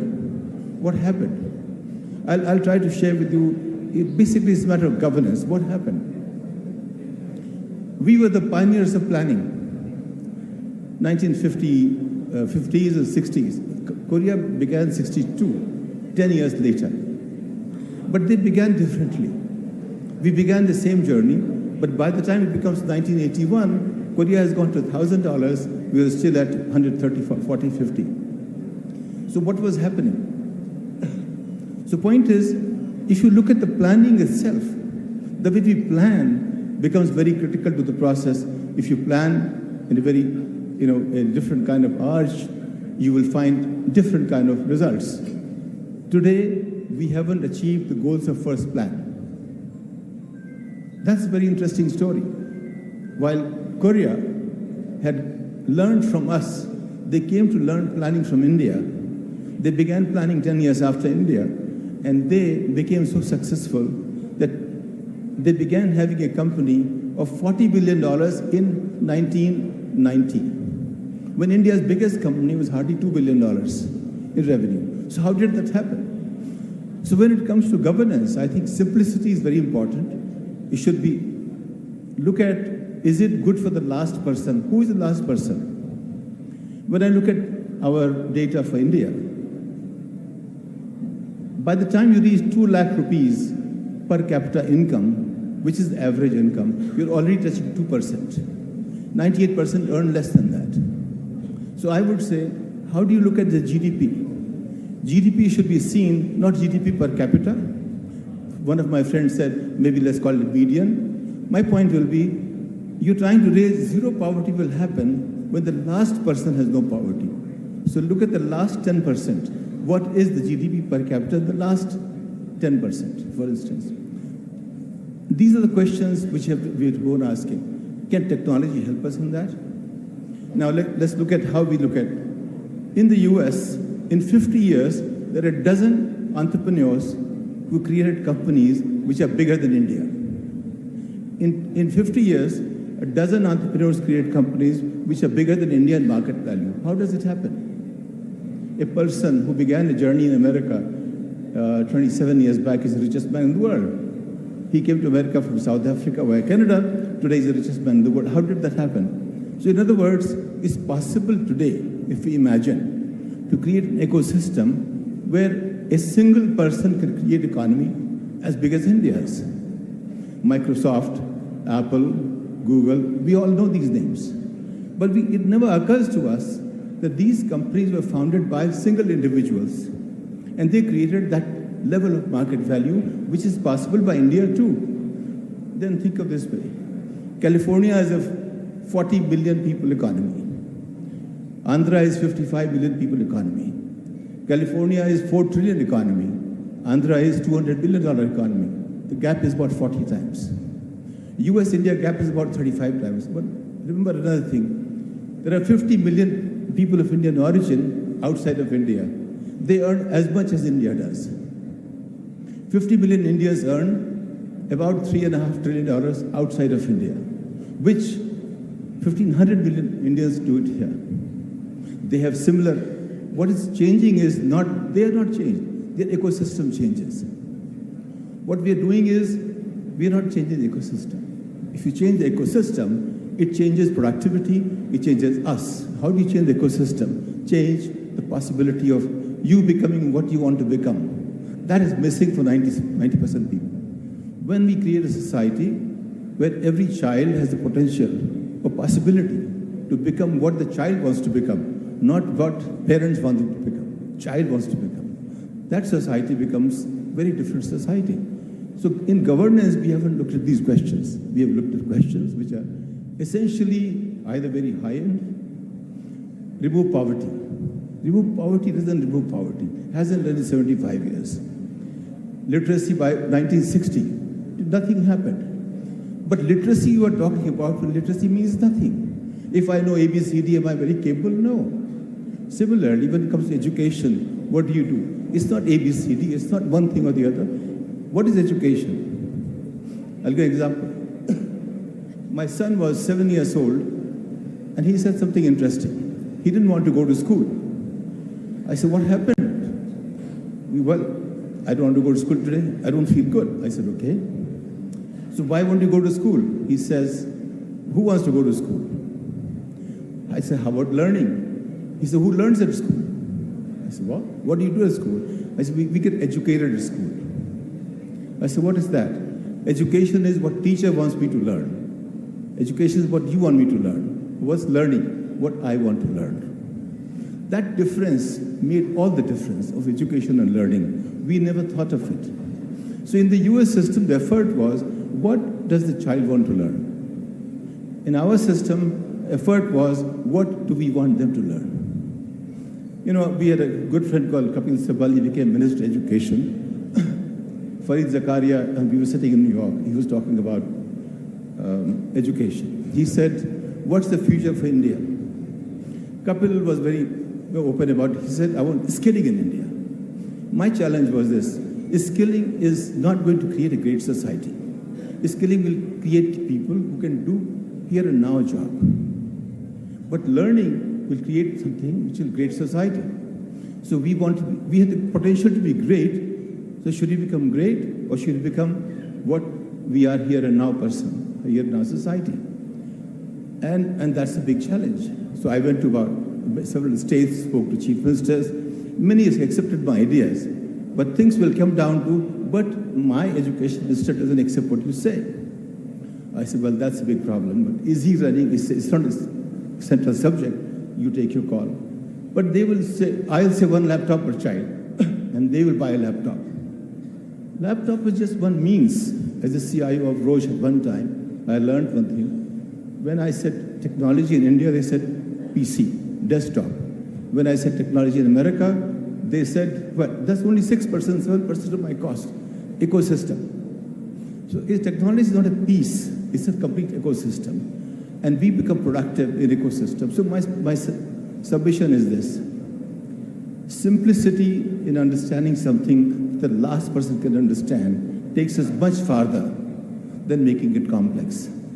A cell phone number that you can remember, if that becomes Aadhaar, that tells us the way we think about society. That helps us, create a great society. Same thing happens to all Indians who go out. Without doing anything great, they become part of an ecosystem, they contribute a great deal more. So we have to think of ecosystem. And I'm very happy to hear very powerful words: global, sustainable, transformation, and ecosystem. So ecosystem is what's critical, because otherwise it's like throwing seeds which will never grow. So you create ecosystem for that, and you have farming. So my point will be this. I flew from Boston. I think I'm a little jet-lagged. And this is a little too hard on me at this point in time. But the point is, ecosystem was the most interesting word I heard here, that we're talking about that. It was not being talked about 10 years ago. It was just one project, one task, something. So when you create ecosystem which has sustainability built into it, that is something is going to help us become a great nation, which can help Andhra have $100,000 per capita income 25 years. When I look at Korea did this, and Korea and our population of Andhra and Korea are about the same. Korea's economy already, I think, more than $1 trillion, $50,000 per capita. I think their population is about 50 million, so about $2.5 trillion economy. We can be too. We can be in less than 25 years. They achieved that in about 25 years. If you see the rate of growth, it's 3 times per decade. Ours was 50% per decade, except for the decade of 2001 to 10, when we grew up 3 times, we have been doing 50% every decade. So we can do 3 times a decade. And I think in 20 years, Andhra can plan to be $100,000 per capita income economy if you really choose that way. That's a possibility. But beginning has to be made like China did. What did China do? What we didn't do? 71, when Nixon and Kissinger come to China, they started a new journey. In China, per capita income in 1971 was the same as India, as $191. And 2001, which is about, 1991, we were about 393 or thereabouts. But 92, China gets past India, and since then, it's been kind of galloping. Today, it's about $20,000. We are at $24.50 or thereabouts. So China did something interesting. It planned for 20 years for human development, people development, and that did it. Korea did the same thing differently. Korea says every single Korean, more than 21, is a graduate. No other country can claim that. That's what takes $50,000. So I would say that great societies just take some basic things about society very, very seriously, which is respecting their citizens and making sure that they can find Their dreams, they can live it, they can create it. That's what it's all about. In America, pursuit of happiness was very important. So they allowed everyone to achieve what they want to achieve. They create a system for that. And that's what made America great. It went past Europe. Since 1945, 90% Nobel Prizes go to people in America. They may be American, they may be foreigners in America, but Europe's basically lost out, America began gaining. The reason was the same. The reason was they focused on people and they said, we will help everyone achieve their dream. My submission will be that the greatest programs we have had, they have not been government programs. Cell phone was a program not run by government. Technology and support. Don't do it. Doing has never, I have analyzed about 100 programs of government. Not one of them achieved the goals. Our people are best. Our bureaucrats are amazing. Our leaders are amazing. I can't get a single vote, and they can get billions of votes. I was not part of civil services, and I've seen them, how brilliant they are.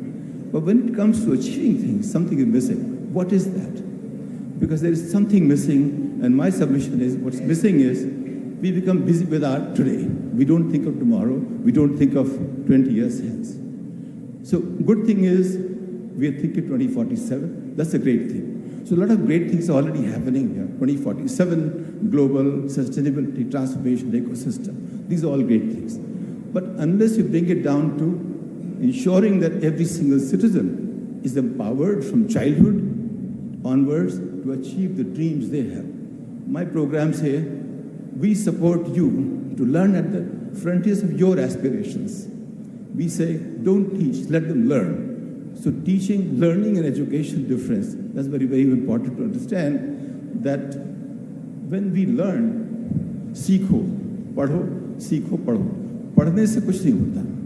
If I see a film, I can't make a film. But learning is about, can you make the film that you're watching? If you learn at that level, that's when you become great society, and that's when you become $100,000 per capita income society. So I would say that from governance point of view, let's make it, and Honorable CM has said that, people-centric. So the last person is very, very important to me. Let's look at the GDP per capita becoming per capita of the last 10%, not the whole society as such. Median can be a reasonable number, but even better is the last 10%. So I would say that whenever you can think of creating any program, think of the simplest metrics that can take you to measure it better from people's point of view. In technology, I would say I had the privilege of doing what 45 companies, either investor or chairman or CEO or advisor, whatever. And I've seen every single company. I did my part exactly on time, but the founders were the one who drove it. And the idea is a company is done by the founders. What was missing when I do something here, when I do something overseas, is that basically they're looking at a complete ecosystem. Here we are doing bits and pieces. So from bits and pieces to ecosystem, that makes a huge difference. And by the way, billion is a big number, it's a very small number. It's a big number, it's not easy to do, but the people 21-year-old, they become billion. I've seen 29-year-old billionaires, 30 years. My son at 31, 32, he came pretty close to hitting the number of billion too. So it's a very small number and it's a very big number. It depends on facts are the same. Where you stand decides how you see them. How you see them makes all the difference. My submission will be that let's look at all the numbers of good things we have seen, global, transformation, sustainable, and ecosystem. Ecosystem is very, very important. And then create the foundation. Our foundation is of bamboo scaffoldings. But we want a 10-story building. Is it possible? No. So that can only happen when not just the 10% people, but 100% people educated. And that's when the governance will come in. Governance comes when everybody knows what they seek from the government. Today, 90% people don't know what to seek from the government. So that's what the challenge is. How do I see governance? I see governance when my expectation from government doesn't require too much effort to be met. So we create the index. Having said that, I think my time is up. I timed it to 10 minutes. And I'm sorry for this little bit of heat that I have and a bit of jet lag, but my privilege to be here. And thank you, Mr. Tucker. Thank you, Shriram. But my submission will be very simple. Let's make it simple. Let's look at the foundation. Let's look at the last segment of the people. Let's appreciate the fact that we are the same people. When we go in a system, we become more productive. The question is, if you can create the same ecosystem, we can be better productive. We have the potential to be as good as we want to be. There's no question about that. We are as good as we want to be. Let's help all of us to become as good as we can be. And with that, I'd like to thank you very much. Thank you indeed.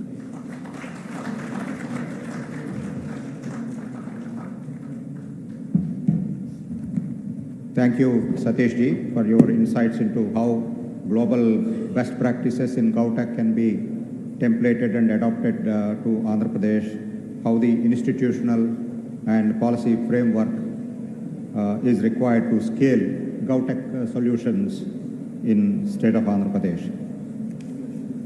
Now it is my pleasure to invite, there is a change in the program. We have moved the health tech session to in the place of GovTech.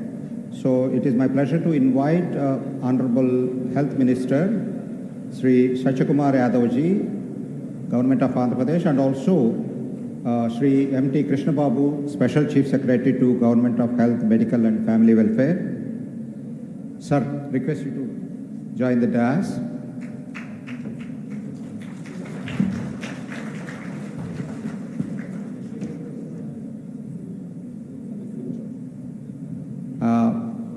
I request Krishnababu Garu to deliver his. Sorry, I missed it. I request Honorable Minister to speak, and then Krishnababu Garu will deliver his keynote address. Subsequent to that, we will invite the panel for the panel discussion.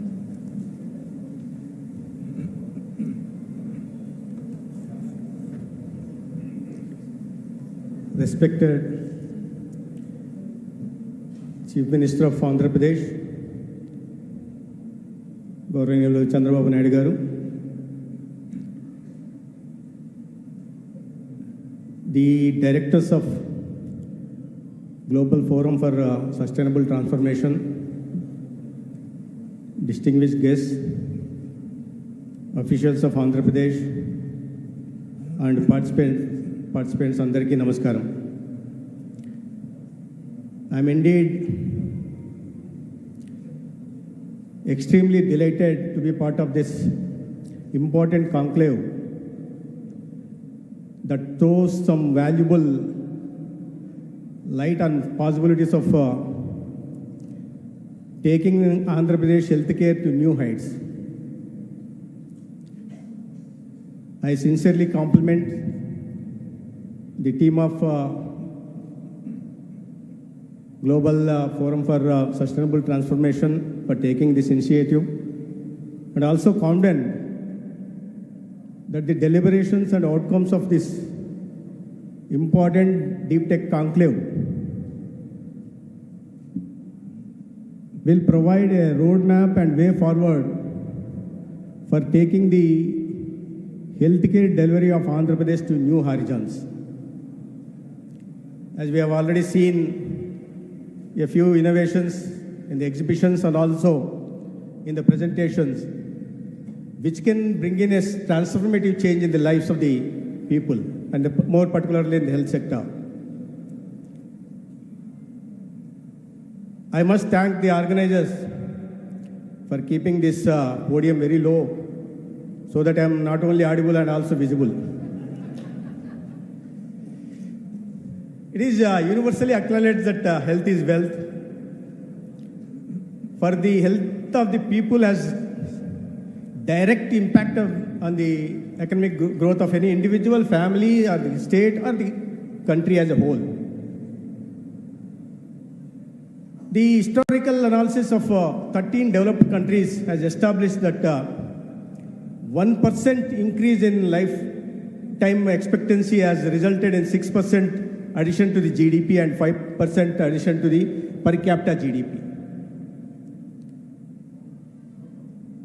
which highlights the healthcare of the people, impact of the health of the people on the economic growth of any country. In this background, now we are aiming to become, when we celebrate centenary celebrations of our independence in 2047, we are aiming to become Vikasit Bharat under the leadership of Honorable Prime Minister, whose extraordinary leadership qualities, out-of-box ideas, have transformed the otherwise bankrupt economy of the country into one of the top economies of the world today. And on the other side, we have a leader, a visionary leader, who in the early 90s itself envisioned, understood the importance of IT and the kind of positive change that can bring in into the lives of the millions of youth, as also aiming to make Andhra Pradesh, Swarna Andhra Pradesh by 2047. The vision of the state and the country is defined by the two great leaders who have courage to dream, commitment for delivery, and compassion for the poor. Under their leadership, I am pretty confident that India will become a Vikasit Bharat by being one of top two largest economies of the world, and also Andhra Pradesh, a Swarna Andhra Pradesh. But when I say so, the health to attain this, to achieve this by 2047, health assumes significance, because accessible, affordable health care will create healthy people. Healthy people in turn will add to the economic growth or wealth creation. So in this context, we have many challenges in Andhra Pradesh, like even in the country, as we are still a developing nation. Where many gaps, demographical, many diverse challenges. During these challenges, it is important to leverage technology to find solution to face these challenges and bring in a transformative change in the health sector. I'm pretty confident because the achievements of the health ministry and what the state and health ministry more particularly is affecting for this conclave will be presented by our Special Chief Secretary, Chandrababu garu. But I want to say one thing. We have a huge data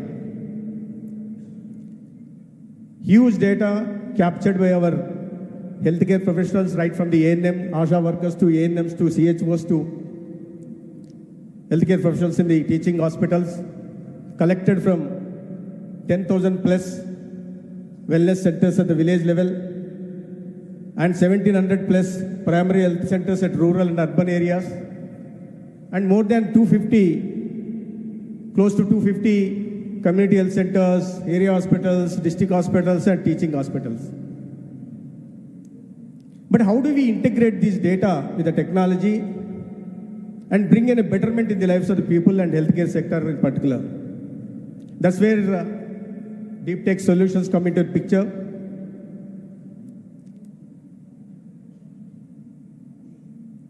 These solutions must provide predictive analytics, because my Honorable CM keeps talking about all the time about the new technologies, blockchain, data analytics, artificial intelligence solutions. These solutions should bring predictive analytics and therefore allowing us to take precautionary preventive measures and save the lives, and more particularly reduce the out-of-pocket expenditure of a common man or a patient and also burden on the state exchequer or the nation's exchequer. So I urge upon the youth of the Andhra Pradesh, because Andhra Pradesh is known for intellect. There are lakhs of people because of Chandrababu Naidu Garu have migrated to America, and they are proving their mettle. So I urge upon all of them to focus more on this deep tech solutions and help the Andhra Pradesh health sector. And I know, you all know, the leader like Chandrababu Naidu Garu being at the helm of affairs, the investors or innovators will get every possible support in the state. I take this opportunity to urge upon, appeal Honorable CM, sir, form a committee particularly on that, and you have been bringing many policies in every sector. And also appeal you, sir, to bring in a policy for deep tech innovations in Andhra Pradesh, so that more and more youth comes forward and they will be instrumental in building the Andhra Pradesh, Swarna Andhra Pradesh by 2047. So I take this opportunity to thank the organizers for giving me this opportunity of meeting of all, and more particularly to learn many things. I am not a doctor, I am a health minister. I have been a health minister for the past 6 months. I have always been a political student or an engineering student. I never knew anything about the medicine. Nothing, and not even a technology. But still, Honorable Prime Minister, Honorable Chief Minister of Andhra Pradesh have given me this opportunity to know many things and be an instrument in bringing a change in the lives of the people of Andhra Pradesh. Thank you all.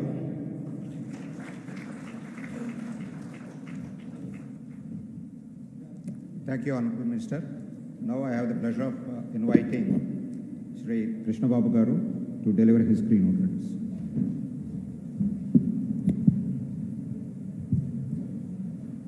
Yeah, the presentation. Good afternoon, Honorable Chief Minister of Andhra Pradesh, Nara Chandrababu Naidu Garu, GFST Takkar Saab, Honorable Ministers, MLAs, MLCs, and all the other distinguished guests.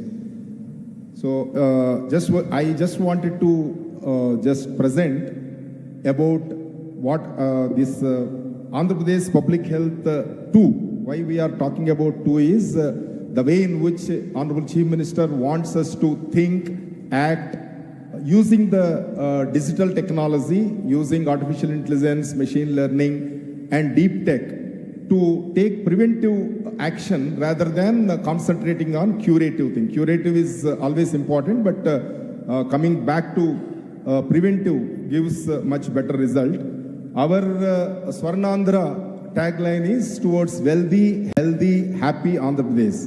So by 2047, that is the kind of society Honorable Chief Minister wants to do. So this is, we are going towards that. Just I will present what exactly, where we stand today, what are the challenges being faced, and what we wanted to, all the invitees, GFST, I thank especially Takkar Saab and the entire team, to make available this much talent pool available to health department, to think, to interact, and also to collaborate, developing a system wherein we can make this goal, happy and healthy Andhra Pradesh, a reality. So, demographically, Honorable Chief Minister always talks about demographic management. That slide is gone. Just can you go back?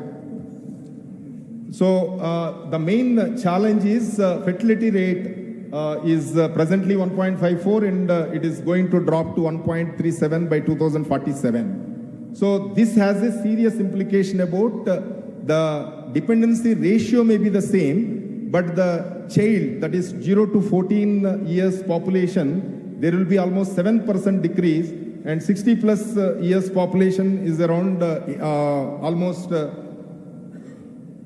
means from 14% to 23%, 9% increase.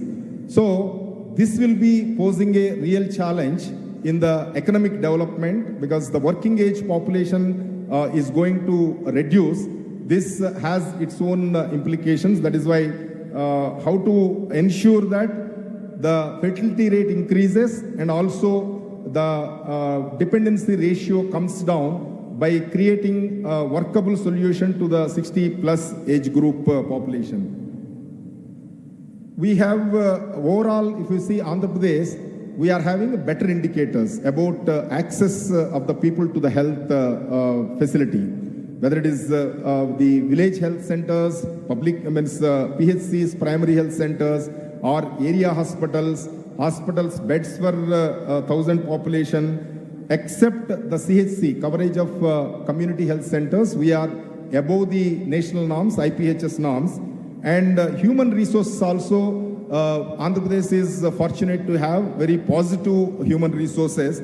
As per the WHO norms, whatever is required, we are much above that. Whether it is the doctors, including specialists, is 1.5 per 1,000 population, nurses around 3.8 per 1,000 population compared to 3, and 50 overall total population for physicians, nurses and midwives for 10,000 population, almost 50.9 compared to WHO standards of 44.5. This is a very positive way where we have good human talent pool, especially in the health sector. We just jotted down the Swarnandhra goals and SDG goals. SDG goals we have to achieve by 2030. Honorable Chief Minister always directs us to plan such that we reach the goals much before it. We are doing reasonably well, almost 4 indicators out of 8. We are already close to achieving the SDG goals, and balance 4, it is under 5 wasted, then adolescent girls, anemia, tuberculosis incident rate, and also life expectancy. These are slightly difficult to achieve as on today, but next we have 5 years time. Definitely we'll try our best to see that they are achieved. But Swarnandhra goal aligned with Viksit Bharat is a very tough call. So all have to change the way we plan everything and then ensure that we reach there much early.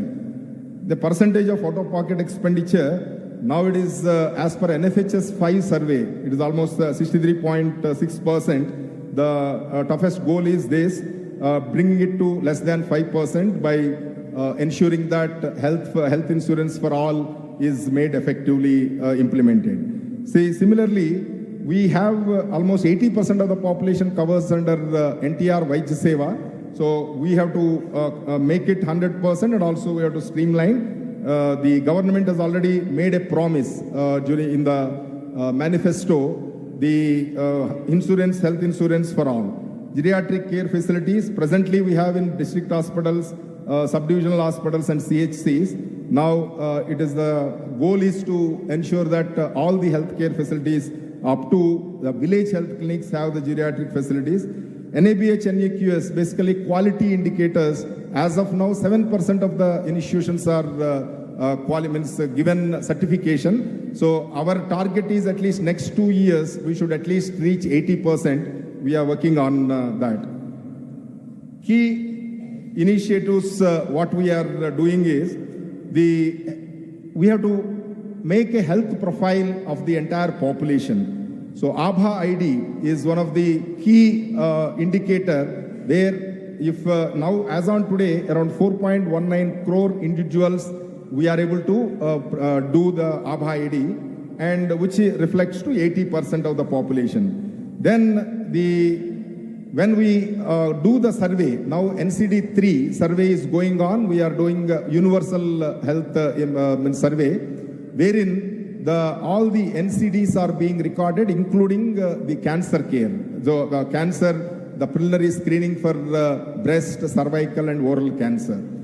Then all these suspected cases found out by the health level worker, village level health workers, CHO, ANM and ASHA workers, they will be confirmed by the medical officer. After confirming, they will put on the treatment. Then continuity of care is ensured by almost line listing of the data is available to ensure that all are covered. Almost now the continuum of care is around 80%. Just we have to make it almost 100%. And also Abha ID creation, now it is around 80%. We have to ensure that that goes to 100% in this screening. Then maternal child health care is another very important area. Almost 69 lakh children, especially 6 months to 6 years, and also school going children. We are having the health screening going on now. Then whoever is registered in RCH portal, pregnant women, they are tracking of them, seeing high-risk pregnancies and tracking and seeing that they get proper care such that the maternal mortality, infant mortality is reduced to substantially minimum. So we are doing anemia monitoring almost monthly basis for the pregnant women and quarterly basis for adolescent girls. And also follow-up is being done both at PHC, CHC level and also referral services by iron sucrose injections and blood transfusion, and if that is not responding, then other referral mechanism. We have a strong EHR now. We are doing almost all the hospitals from PHC to tertiary hospitals. We are putting integrated electronic health. The people who are identified with certain problem, whether that referral is happening properly or not.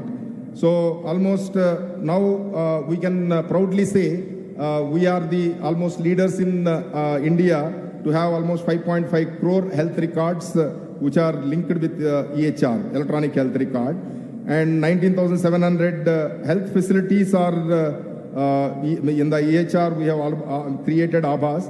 Then health around 58,900 professionals are also done. Then unified data platform. So all the departments, ultimately the result will be when all the departmental database talks to each other, and we plan according to that and see whether the outcomes are coming or not.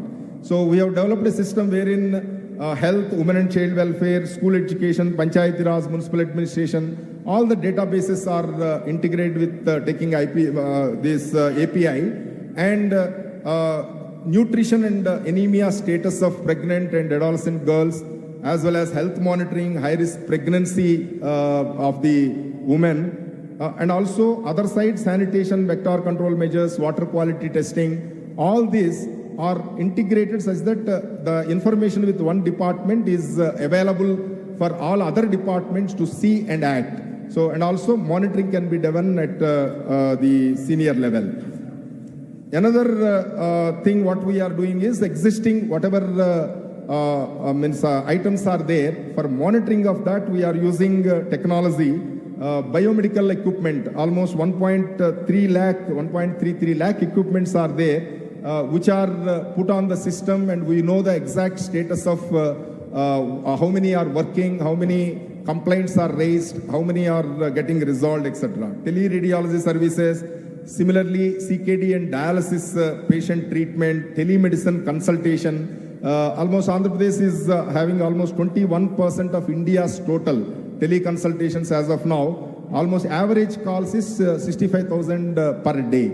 So this is how we are able to make available the specialist services from the hub, from the specialist to the lowermost health system, that is village health clinics. Then with facial recognition, almost we have started using 106,000 employees of health department. Each employee, they have to register in the face recognition system, and they have to make attendance 3 times. Morning 9 o'clock, 2 o'clock and 4 o'clock.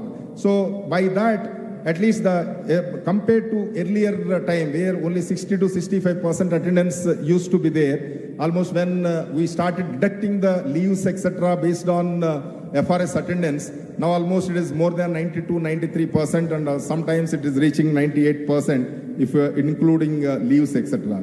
Sanitation, security, pest control also, Honorable Chief Minister directed that the artificial intelligence, machine learning should be used to real-time monitor what is happening, what is the quality, rather than just depending on the report or feedback from the superintendent. So that is what is being done. What are the key challenges? Now, most of the data is in silos. So naturally, main integration, data fragmentation, so integration has to be there. So that we are trying. This is where we wanted to understand what best can be done in the shortest possible time to have visibility. Similarly, lack of outcome-focused dashboards. So we have data for each of the items, but only thing is overall when we just review, we are lacking the kind of dashboards which will give real-time database. Similarly, data governance and also limited capacity of the employees to use the data and also build up concrete quality data. So then what is that we just wanted to have? That is, we want to develop a digital twin. Each of the person should have a digital image of him with the government, such that at least each person from the starting birth to death, he can be tracked and analysis can be done. So that is with the advanced diagnostics. Then, of course, data privacy, as many of the speakers have told, that is the biggest challenge. So because this data should be available for understanding the geographical prevalence and also disease pattern and identifying the root causes for the diseases such that we can take preventive action. So this is how the entire NCD survey data need to be used. Then we also want to introduce AI-assisted chronic disease prediction and taking preventive action to ensure that these kind of things at least will get controlled in the future. Similarly, genetic testing, as we know, even though it is expensive as on today, Honorable Chief Minister talks about genetic testing as a tool, because once the scale comes, the value, the treatment cost also will come down. So then at least personalized medicine protocols can be developed such that each person can be targeted for improving the health. Similarly, tech-enabled preventive care management and also to create total data lake from entire databases available in the health sector and also the related departments to ensure that we have actionable dashboards with proper information such that we can do much better in this area. So what we can offer to the people who wants to work with us, we have huge data. At least the masked data can be given wherein our Thakkar Sahib has told sandbox. So the masked data can be given for analysis because this much data, I don't think the people will not get, any startup company will not get in the entire country.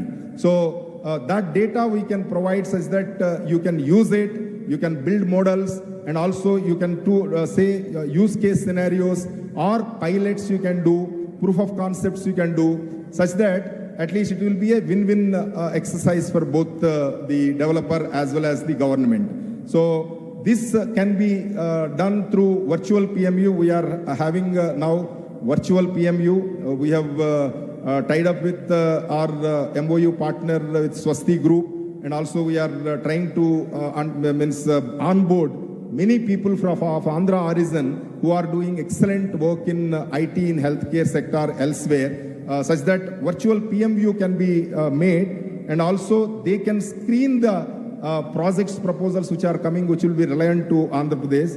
Similarly, data and AI center in the policy and practices also we need help for the people who are having expertise in this.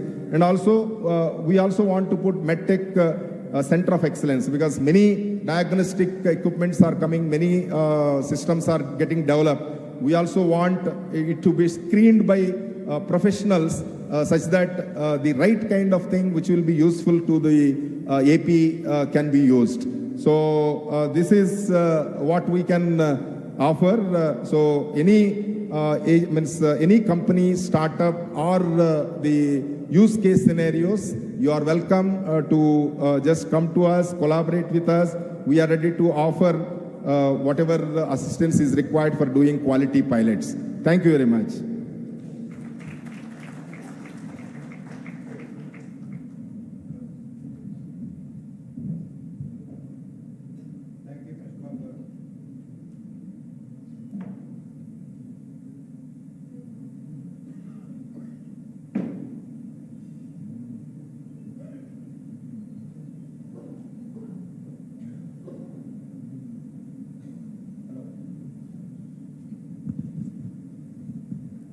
For the logistic issues, we are moving this podium to the ground because now we have more speakers. We don't want any blind spots on the dais.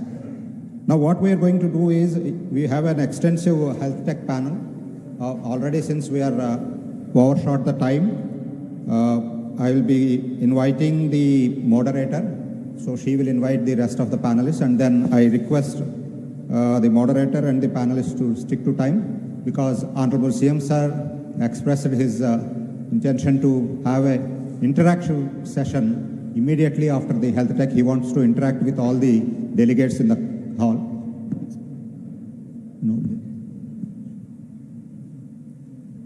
So that is for your information. So please wait for the next 1 hour so that we will have a very interactive session with Honorable CM. So now it is my pleasure to invite Dr. Angela Chaudhary, who is the Chief Executive Officer of Swasti. Can you come over and invite other panelists and conduct the panel discussion, please?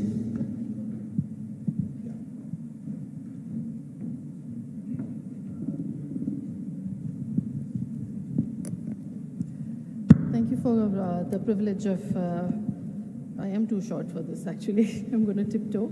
Thank you for the privilege of being here. A very warm welcome. I'm going to be a bit loud because it's a post-lunch session and I can see some people snoozing. Feel free to stand up and stretch yourself if you like. I think that's good for you and good for the blood circulation. But before I start, maybe we could start with a resounding round of applause just to wake us all up and energy. Because why? Because health is wealth. Is health wealth? Yes? So can I get a louder applause? All right, I do see half the room waking up, so that's great. A warm welcome to all dignitaries, Honorable Chief Minister Chandrababu Naidu, and the Minister of Health, Satyakumar Yadav. My name is Dr. Angela Chaudhary, and I'm the Chief Catalyst of Swasti. It's an Indian-born global public health organization that tirelessly works for vulnerable communities to bring 100 million healthy days by 2030. And since I have the stage, I'm going to take 2 seconds extra to say, sir, when I was a dental intern, I was part of your Chandrababu program from a large group of dental colleges in Bangalore that were very excited to come to their neighboring state and support districts like Andhra Pradesh, Chittoor, Tirumala, and Tirupati. And I must say I was the only non-Telugu speaking person, but at the end of 2 weeks, I did learn dental language in Telugu, so just an aside. But I want to say that AI and Deeptech, like Krishnababu Garu just mentioned, focuses on population health management and disease prevention. From the morning, we've been talking about diagnostics and R&D, which are very important, very less talked about in the public health and surveillance scenario, like population health pattern analysis. If we didn't know where the population was going, tomorrow we might end up with non-economically productive populations. So we have to have those analytics. Environmental health monitoring. Do we know when is the next extreme weather event? Human resource allocation. We all saw what happened during the COVID response. We didn't know how to quickly multitask and quickly deploy good human health workforce to space. And health equity analysis, most important and dear to me. Who are the people left out of the health systems? Who's not getting the services that they need to get? And of course, contact tracing and health communications.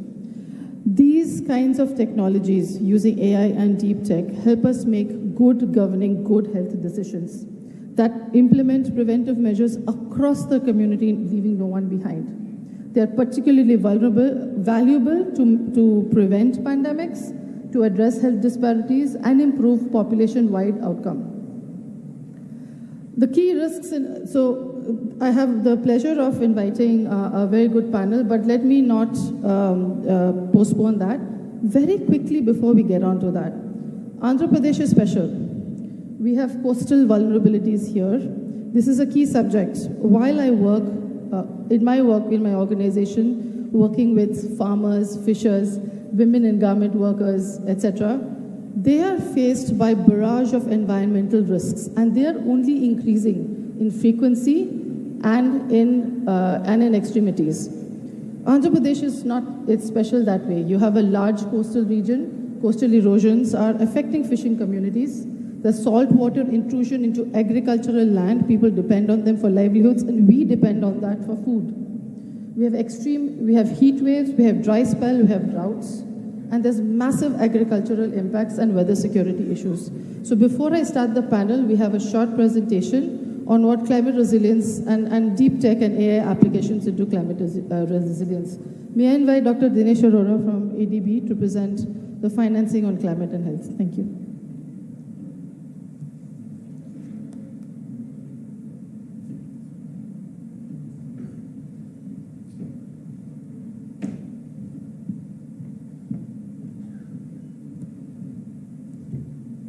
Thank you, Angela, and thank you, Honorable Chief Minister, and thank you for a wonderful presentation, the principals, the Additional Chief Secretary from Andhra Pradesh. I just wanted to sensitize on an issue which is rarely discussed.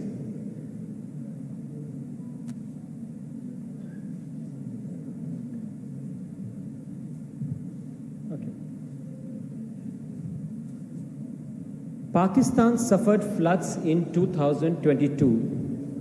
15% of its primary health centers got destroyed. About 4 times snake bites increased because of the flooding in that area, but the public health centers were not ready for this. Why did they collapse? Because they were not resilient enough. Bangladesh is having dengue across the year. It used to be only seasonal, 2 months. But now because of the rainfall patterns, increase in climate change and heat, the mosquito breeding has increased. New viruses are coming. If our glaciers melt, 50% new organisms from the permafrost will come, and we are not sure how we deal with them. This is one, Honorable Chief Minister, I wanted to sensitize on one issue of climate and health which is coming up. And many naysayers in the past have become yes-sayers for this. And Andhra Pradesh is no exception to that. We have floods, we have perceived temperatures, like in Visakhapatnam, because of humidity, it could go beyond 50. Informal workers, mainly ladies who work in the farms, how do we help them mitigate this loss? Animal health, the bird flu is so common, Nipah viruses. In fact, 5 of the 6 pandemics have come from animal origin. When we talk about health, animal health should be part of it. Unfortunately, we always talk about human health, leaving out animal health, which has been responsible for most of the crises, including COVID-19. 5 principles G20 India adopted last year when they were there. And I just wanted to take you through those 5 principles. The first principle is resilient healthcare. Can our health structure stand when earthquake, floods, or any damage happens, or cyclone happens? That's called resistant. And if any damage happens, they become responsive and come back normally. That's resilient infrastructure. We do it for many things, but do it for health services, not only for infrastructure, but even for our health workforce has to be climate resilient. So I will showcase 2 tools. One is Patch, which is being used in Philippines, and I'm glad that today Andhra Pradesh is signing MOU for that tool to use. How do you maximize resources when such cyclones can be predicted? And second, on urban health tool, heat tool. Can we predict heat waves and how do we mitigate with them? The second principle is building low carbon health systems to decrease carbon temperatures. Electrification through renewable energy, electrification of ambulances, use of LED light bulbs, or very simple ways. Similarly, decarbonized health centers. Can Andhra Pradesh lead India in doing a decarbonization mapping of its health services like NHS has done? Sir, NHS is targeting NHS hospitals net zero by 2040. Can Andhra take that lead? And we are here to support and work with you on that. Green supply chain. whether it is vaccines, therapeutics, diagnostics, the packaging, can the material be used so that it has less carboniferous?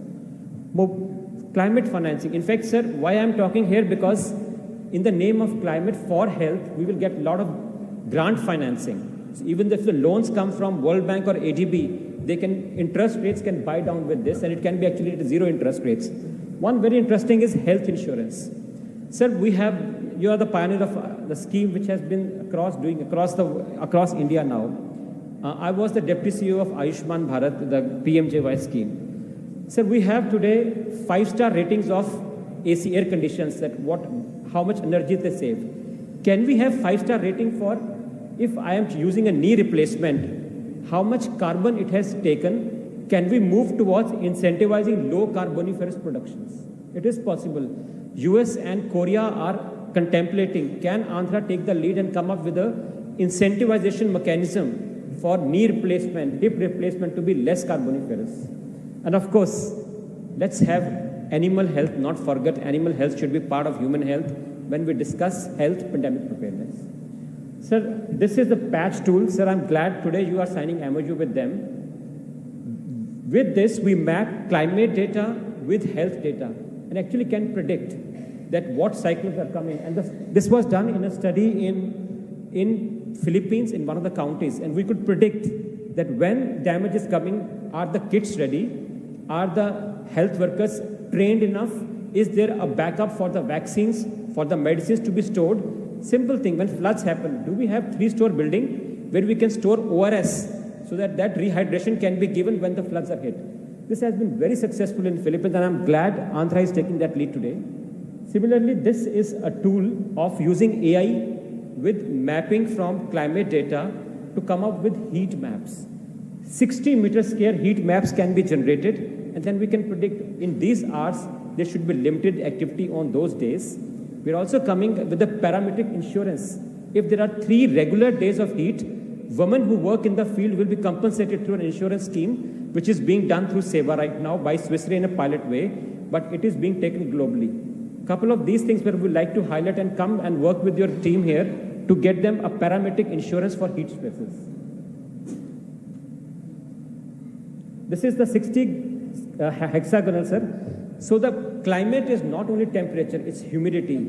It's also the base structure of anthropogenic surface area, greenery, water bodies, which can be mapped, and then we can predict what are the urban islands which we need to protect against heat stresses. Finally, one of the best practices I wanted to highlight is Center for Disease Control. Normally it has been done only for vector-borne diseases, but today concept is changing. It's for non-communicable diseases, it's for communicable, and it's also for animal health.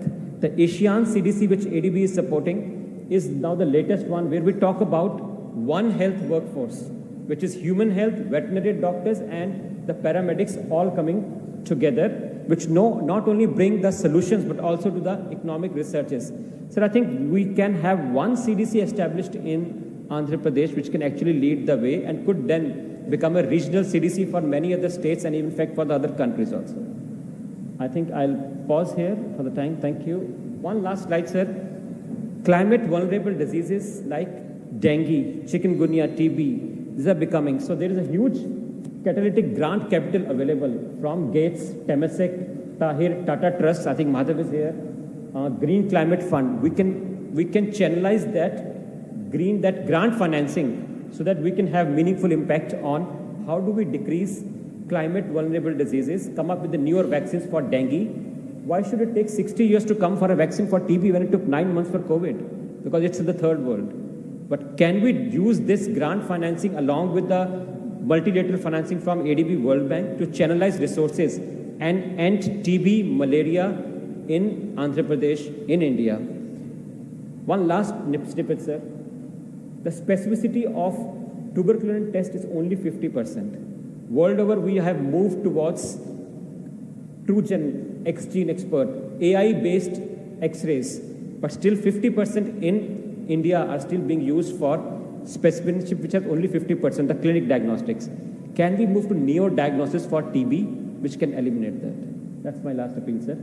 And The telemedicine is not only increasing access, I think the Principal Secretary showed a wonderful presentation, they're talking about smart health ATMs. In fact, it is also less carboniferous and it decreases huge less when traveling expenditure is not there, people are not going, they get medicines at one pair. Telemedicine, in fact, should be the aim we move forward. And when the Principal Secretary did mention about the futuristic IT tech, sir, I have just one request. Imagine at 2 a.m. in the night, a pregnant mother is having palpitations. What should she do? Can we have a system which sir mentioned? She calls up a call center, they recognize the mobile, they have a ABHA ID, they say, hey, what is your happening? Suddenly the triage goes to a nurse, she explains, okay, can you have your BP? Can you take your lime water? Are you able to do? They send an ambulance at home at 2 a.m. in the night. The concerned nearest hospital is informed that a pregnant mother with palpitations is coming. She goes there. If everything is fine, she returns back. There's a continuum of care. Next day morning, a specialist is arranged where at 11 o'clock her appointment is fixed. She goes there, gets medicines and comes back. That is perhaps Swaran Andhra in patient-centric terms, which I think the team is trying and we are here to support that. Thank you.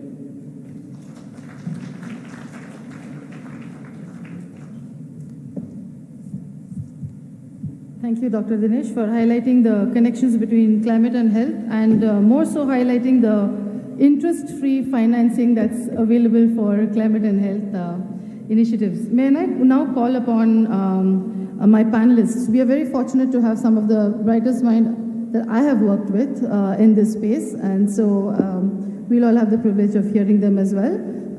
In quick succession, Mr. Madhav Joshi, CEO of the India Health Fund, Dr. Pranati Reddy, Clinical Director, Rainbow Hospitals, Dr. Sanjay Sarin, CEO, IKP Knowledge Park, Dr. Rora is already here, Mr. Amit Nagraj, Senior Health Specialist from the World Bank, Dr. Sanjay Patan Shetty, Director, School of Public Health, NIMS University, yes, and Dr. Srinivas Madhuri, Department Head, University of Basel. To please take the stage. Thank you.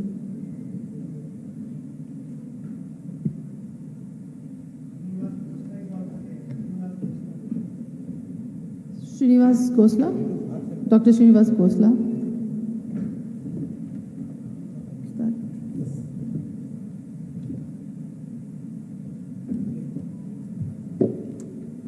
I will start. Okay, thank you for being here.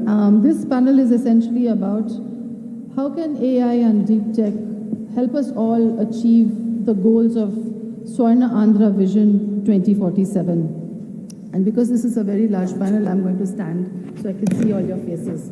I'm going to start with you, Dr. Srinivas. The first one, Dr. Srinivas. We have two, okay, for all of you, we have two Dr. Srinivases and two Dr. Sanjays. So this is going to be a fun panel. The first Dr. Srinivas in the green. My question to you is, how do you, please introduce yourself in short, and how do you think AI and deep tech can help Andhra Pradesh reach its Thank goal? you very much for giving this opportunity. Respected CM, Mr. Chandrababu Garu and other dignitaries. Yeah, AI is definitely the major tool that's going to play a role in healthcare. But the main thing, we need to use the AI, especially in a program called REACH. It should be very effective in the rural effective comprehensive healthcare.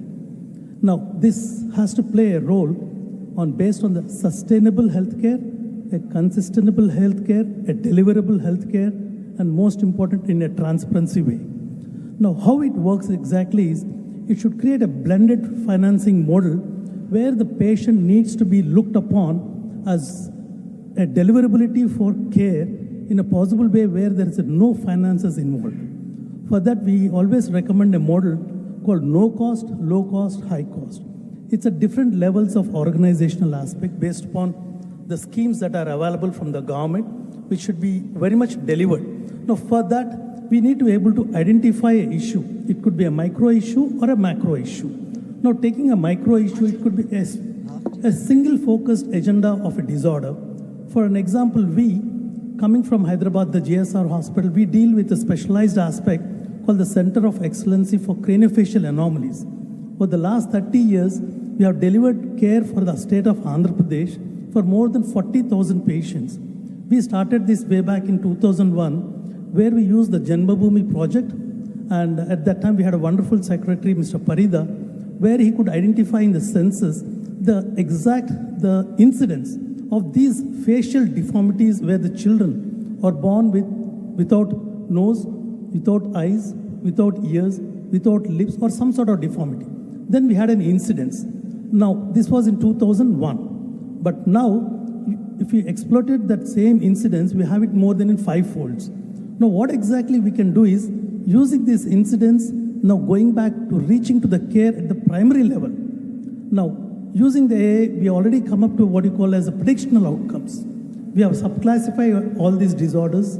We know what is the treatment methods that we have to use. And next thing is, by using this model, we can identify the outcome measurement. So the basic problem of the patient is the feel of shame and the fear of scare to go to a hospital. So if you could explain to them, so they go onto the app, which is available with the Anganwadi worker, where we go to the house, where they see a child with a defect, where they just scan it, and then they get the picture and they put it into the app, and then it automatically tells you what sort of the defect it is about. Now this defect, how the treatment is done, what is the length of procedure of treatment done, where all it can done, and then the outcome out. So that gives a confidence to the patient to go forward. This is how the AI can be used at different levels in the healthcare system. Thank you, Dr. Srinivas. So you talk about last mile reach, last mile app, and a low cost, high cost blended financing model. It's called the blended convergence model. If you could please pass the mic on to the next Dr. Srinivas. Dr. Srinivas, given all your high and deep work in Andhra Pradesh and the fact that you're from the academia, could you highlight how AI and Deeptech can actually be leveraged, particularly in your line of work and what you'd like to do here? Right. Thank you, Angela, for having me here. Honorable Chief Minister, Thakkar sir, thank you very much for having me here. I came from Basel University. I am professor for regenerative medicine. I'm here today to share with you some of my experiences, and I would like to propose to the Andhra Pradesh Honorable Chief Minister sir about an excellency center, a high-tech campus for biotech and medtech. One can actually create a combined campus for biotech and medtech. Biotech has around $500 billion market. Similarly, medtech also has huge market, close to $500 billion, and this can grow at a 17 to 20% increase annually. That means that gives you a huge opportunity for bigger growth for Andhra Pradesh. Consequently, we can also position India at the global scale. And I would strongly advise to take this opportunity and create such ecosystem. And creating an ecosystem is extremely important, first of all, to actually attract the key players in the field. And to be able to become one of the key players, we need to have the substance in place and ecosystem in place. And the way to do that is to bring the best brains working across the globe and have the global connectivity. Thank you, Dr. Srinivas. Sorry to cut you short. We just have 15 minutes. So, sure. But I think we heard the core of your content is on really multi-stakeholder partnerships, with academia playing a very strong role. Am I correct? Mr. Madhav, over to you. A line on what India Health Fund does and where AI and Deeptech plays a role and how it can support, not a line, but yes. So India Health Fund is a catalytic fund set up by Tata Trusts based on two significant hypotheses. One, that innovation for public health had not received the kind of funding that it needed for development, largely because public health was either funded by governments or represented underprivileged patients. So there wasn't enough return for the private sector to make the investments needed. So Tata Trust stepped up, and this was Mr. Tata's personal passion project, to create a fund that would create technology for healthcare from India for the world. Deep science and deep tech play a significant role in what we do. About 70% of our investments have either been in AI-based technologies or in molecular diagnostics and emerging areas. And very relevant not just for development, but we've been partnering with organizations in the state of Andhra to validate some of these technologies and for pilot scale deployments. So the state has the best access to data, and the chief secretaries or the health secretaries already made an offer to provide mass data. Yes. Now, what this can do is ensure that the diversity of patients in the state is used to develop AI-based solutions, which are then more accurate and more accessible to not just patients in the state, but the state doesn't have to depend on AI developed in other parts of the country or other parts of the world, which may or may not have the same level of. So I think there is a significant synergy, and one should really build on this. Thank you. Dr. Arora, I'll come to you now. You are making notes on the theory of change. So maybe you would like to highlight what some opportunities are from where you come from in where Andhra Pradesh is seeing its 2047 vision. I think, thank you, and I think it's a dream occasion to be where Honorable CM is listening to you, the Honorable Minister, Honorable Principal Secretary, Mr. Tucker. I think, sir, make AI as a digital public good. In the morning, I think the CM mentioned about Aadhaar, a stack on which we actually built many things. Can AP lead this? When you talk about sandbox, can we incentivize private sector to come, show innovations, and take them to scale? For a public health specialist, AI should be for public health. I have no issues with personalized IoTs like smartwatches. I am using one, but then it's not for masses to be used immediately. What is required is how do you do surveillance, diagnosis, outbreak, and solutions, including NCDs, on a massive scale, and do preventive diagnosis. So for me, the opportunity is how do you make this AI mainstreamed within the health, use it as a digital public health good to deliver early screening and prevent diseases. That is perhaps the one of the most important, and AI will help in research, in conducting clinical trials and giving us solutions. And then government should help them, taking them to scale. Scale comes only with the government's approach. Irrespective of any philanthropy, any multilateral bank, if government adopts it, it goes to a scale. And this is where government can create that differences of impactful intervention. Thank you. Thank you, Dr. Arora. Sanjay, I know you from your earlier avatars, and now very nice to know that you've moved to Hyderabad.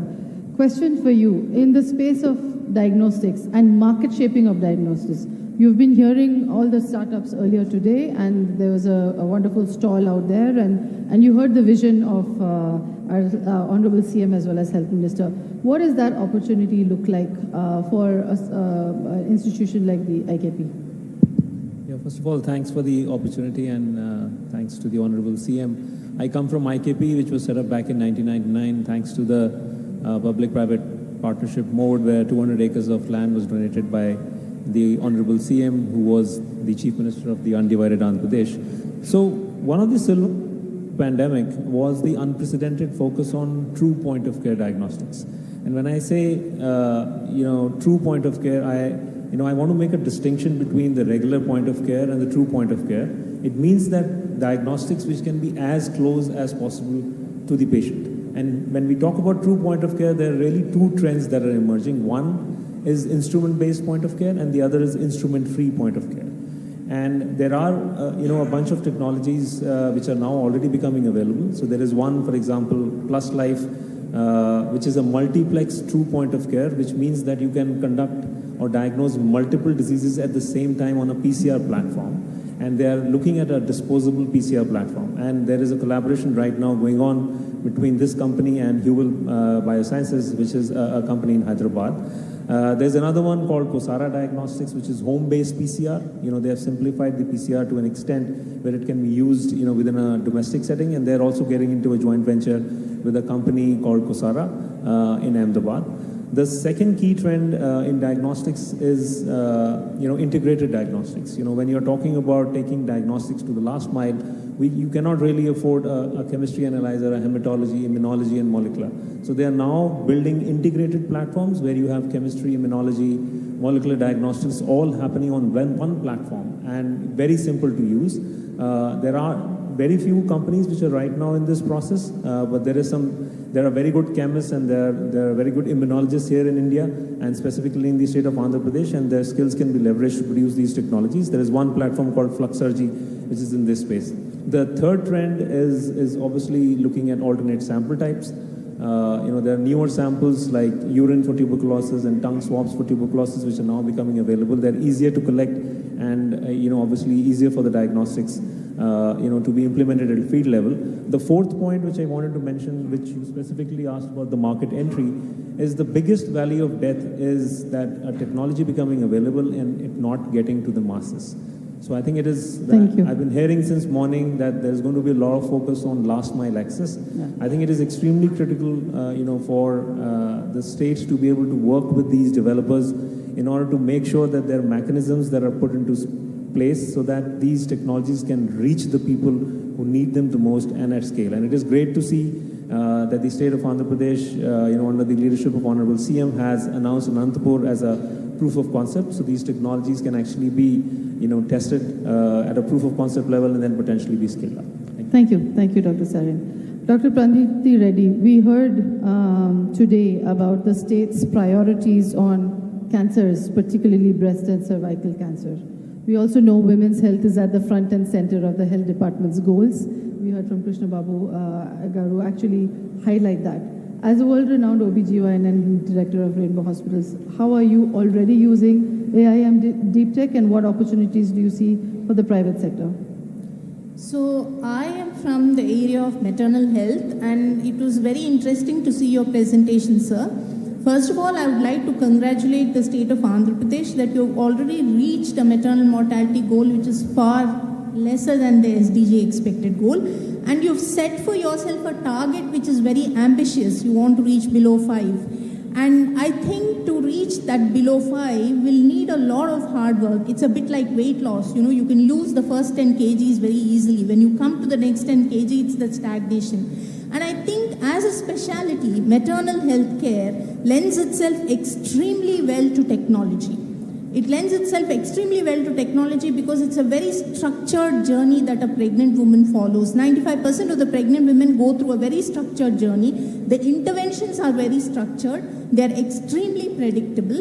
Right now, what is happening is that the focus is entirely on what is going to happen during childbirth, how we can reduce maternal mortality during the process of birth itself. And that is, in terms of institutional deliveries and having midwifery-led care. But I think the focus now and what technology will lend itself to should go on to the antenatal care that we are providing for women, because it can be extremely structured and technology can come in very well at this point. And because if you pay attention to the antenatal journey of the woman, you're going to create a woman who's strong mentally, who's strong physically, and who will have less risk of dying during childbirth. While childbirth is a critical period in the journey of pregnancy, it's a very small, the penultimate lap that somebody has to run to go through that process. So technology will play a big role in terms of not just telehealth. Right now we have women coming for about 15 to 16 visits during pregnancy, and that's redundant. It becomes a big roadblock. They should not really need to come to the hospital more than 3 times during pregnancy, and the rest can be taken over by telehealth. And by telehealth, I just don't mean teleconsultations. I think in the field of pregnancy and childbirth, education plays a big role. And I think technology should be leveraged to educate not just women. I think at this point, reducing maternal mortality should shift to families and communities also, the responsibility. So I think it should become a community goal to ensure that no pregnant woman suffers any complication. We also have a number of AI systems which we are using right now to risk stratify women at very early stages in pregnancy. So by the end of the 8th week, before even the 3rd month, we can risk stratify and say which woman can develop preeclampsia, which woman can develop heart disease, which woman can die because of bleeding. And I would envisage a time, sir, where no pregnant woman should ring at 3 a.m. and say she has palpitations. We should know at the onset of pregnancy which woman can have palpitations and prevent them before they occur. And building women antenatally, making them strong mentally and physically, is not just going to reduce death in childbirth. It should simply reduce the risk of death in childbirth. And that will happen by leveraging technology to spread education. And education is the single most important thing. And antenatal visits now have become about eating iron, calcium, and taking tetanus injections. And that should not be the focus of antenatal care. It should become a way of life. Pregnancy, Thank you. 9 months should be a way of life. Thank you, Dr. Reddy. Thank you for eloquently expressing what's available right now in AI. Amit, I know you for many years now, maybe 15 years or so, and your deep work in AP and financing, health sector reforms. So can you speak to this audience about what's the next movement for the bank, especially in this particular area of AI and Deeptech? Thanks, Angela. So let me first acknowledge, the kind of health outcomes the state has achieved in terms of your, maternal mortality, neonatal mortality, and so on, has been pretty good. And this is as a result of the outputs which we see in terms of the improved immunization and the institutional deliveries. And all this have been driven through the kind of investment the state has put in the human resource for health. AP is the only state in country which has less than 5% vacant position of specialist, which no other states could achieve. Your health infrastructure has been significant in terms of the access. 3, the kind of data or the digital interventions which we see is tremendous. And Chandrababu sir has already, put the numbers very clearly. So these are like few very clear outcomes which one can see. However, the challenge is we have solved for the access, but the quality still continues to be the issue. And the majority of the deaths which are happening are largely because of poor quality of service. So that is something which one has to look at very carefully.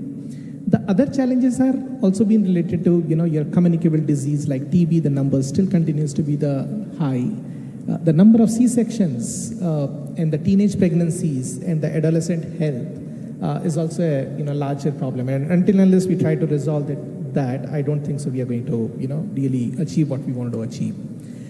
Before I close, there are a couple of just 2 points which are very important. Again, the health insurance program in state is pretty old, but it's not the coverage which is important. It is the effective coverage which is very important. And when I say effective coverage, probably even if you are able to look at access to a comprehensive care package, which can ensure reduction in out-of-pocket expenditure.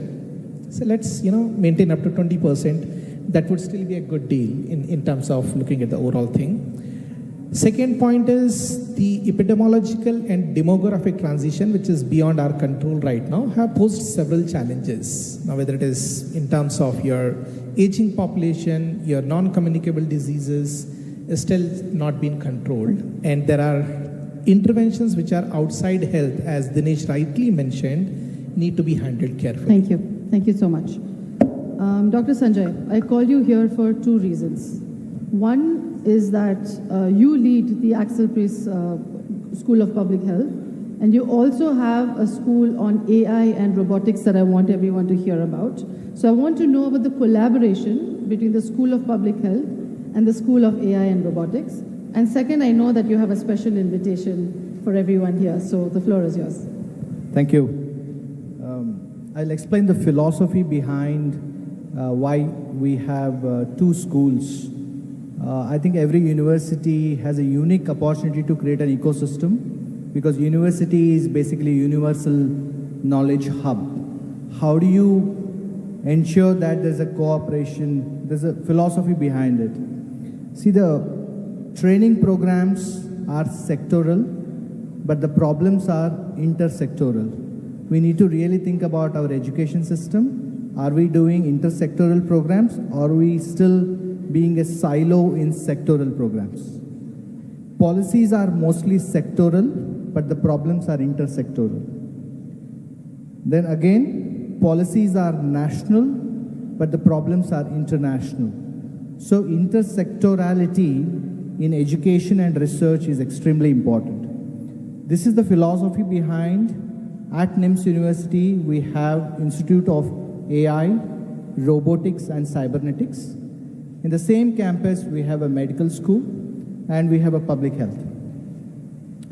The message here is very clear. When you talk about AI, there's a triangle which influences the way you work on.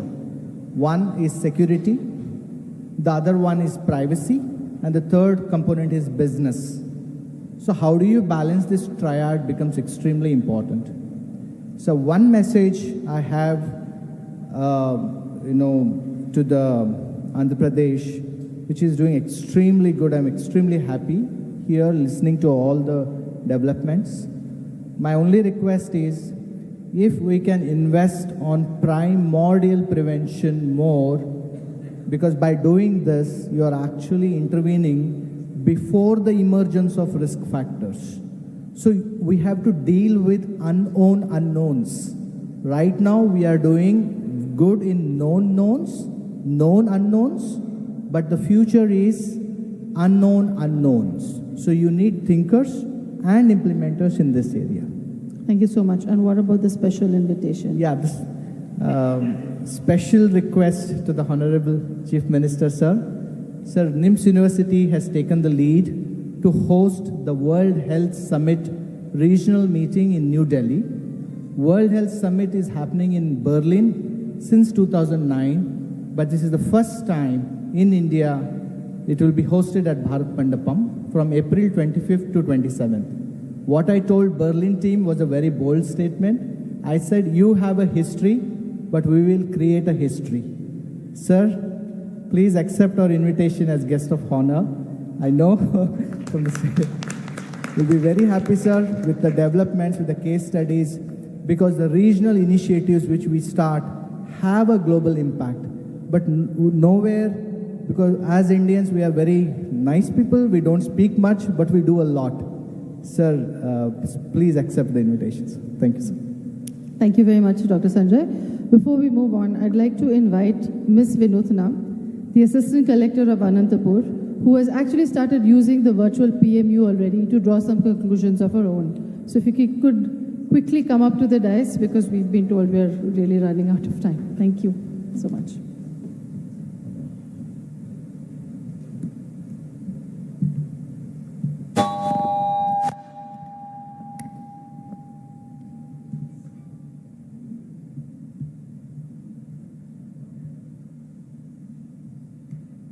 Good afternoon to Honorable CM, sir, Honorable State Ministers, respected Chief Secretary, sir, all the respected seniors and august audience present here. I am Vinutna IAS 2023 batch, Assistant Collector Anantapur. Sir, as an aspirant preparing for the civil services exam, healthcare is always an area of deep interest. Now, after 7 months of entering into the service, it has become real, and I realized the crucial role healthcare plays in governance. It is a matter of immense pride and with deep gratitude, I stand here today to share with you all the pilot data analysis project we are working on in Kudiru Mandal of our district Anantapuram, in collaboration with the Swasti team and under the guidance of our district collector, sir. As a part of the vision of our Honorable Chief Minister, sir, in line with the Vikasit Andhra Pradesh 2047 and also Vikasit Anantapuram 2047, out of several others, 2 of the major targets we have chosen include from 23 per 1 lakh live births of maternal mortality rate as per NFHS 5, we want to bring it down to 0 and reduce the anemia incidence percentage from 57 to less than 1% and intensity level in a targeted manner from severe to moderate to mild. Aligning with these thoughts of the district administration, Swasti team had come to Anantapuram, coupling with their concepts of precision action for the climate health and virtual PMU, we worked extensively on data and came up with a pilot Swarna Anantapuramu analytical dashboard. So as mentioned by our Honorable Health Minister, sir, re-emphasized by the Secretary Health, sir, we have humongous data being collected on a daily basis at our PHCs, sub-centers in India. Andhra Pradesh stands first in place in terms of electronic health records data. Swarna Anantapuram is one such data analytics dashboard platform that aims to put this data to right use for the larger public good. For doing this project, sir, we have chosen a PHC in Kuderu Mandal of the district, which is catering to 40,000 population, and that is receiving 100 to 150 cases every day.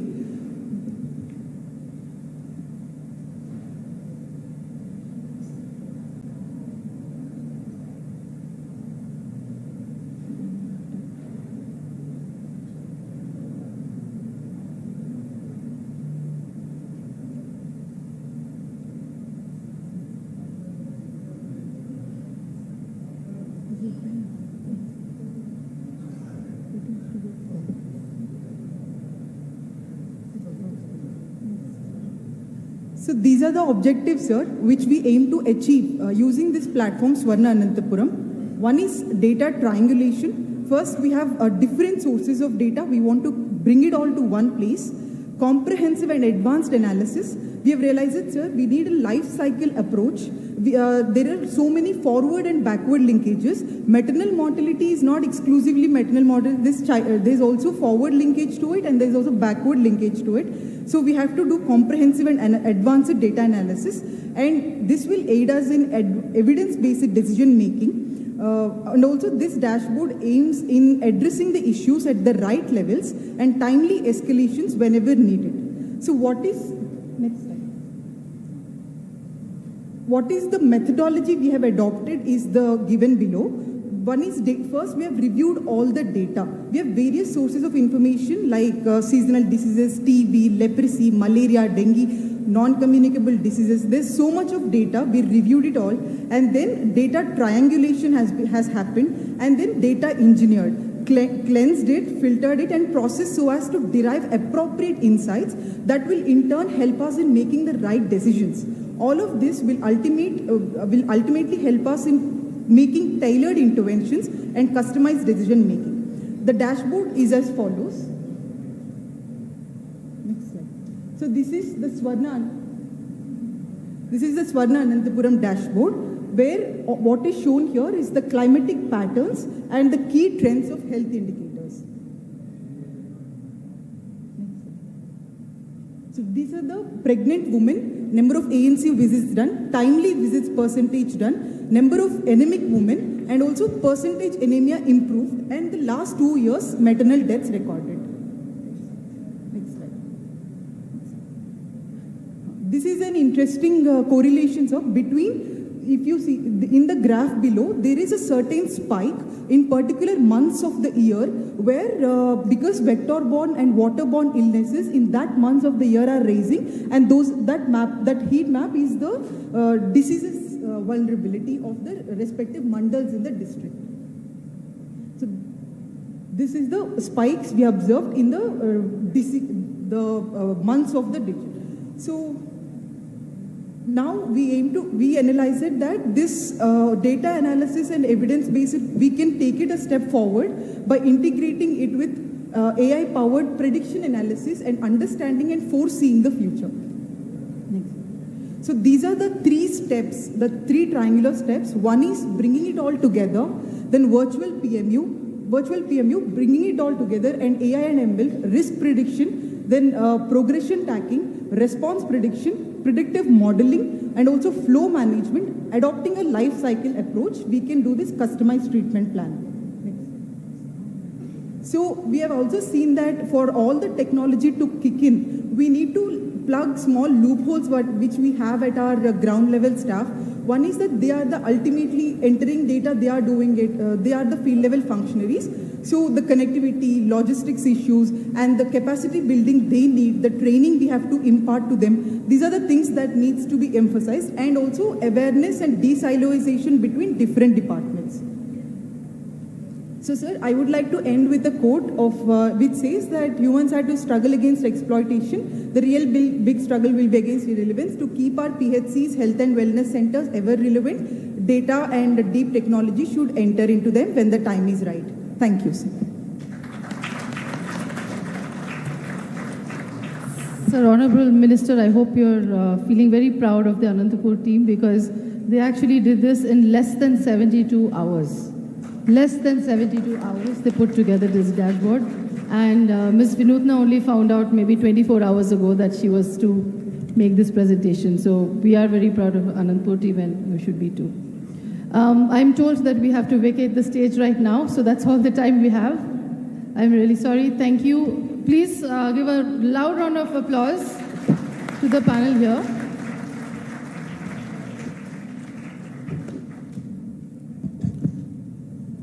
Thank you, Dr. Angela. Thank you very much. And I thank all the panelists. Sorry, if we have more time, a lot of insights would have come. But nevertheless, there is always next time. Thank you very much.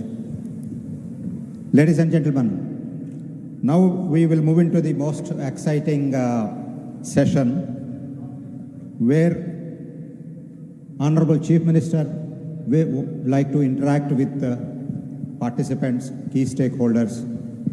I am sure it would be very, very interesting session because I have conducted a couple of them in Hyderabad. So it would be my pleasure to invite him and Tucker sir onto the dais. Then this session will be moderated by Shiv Kumar, Chief Executive Officer, founder of Swasti. I request him to come onto the dais. And we have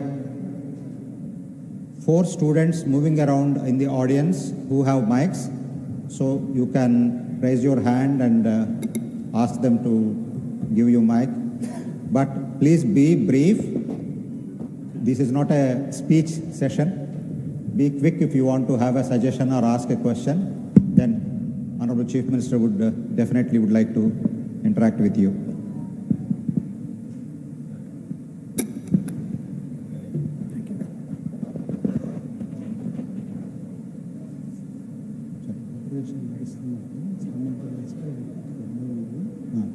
Good afternoon, ladies and gentlemen. Can you hear me in the back? Raise your hands if you can hear me in the back. Put both your hands up. Okay, now clap. I would like you to clap really loudly because we're going to have the Honorable Chief Minister interacting with us shortly. As CM Garu comes onto the stage, I'm going to have a special request because we had a panel which got cancelled earlier, and I'm going to call on those names first for the individuals to speak.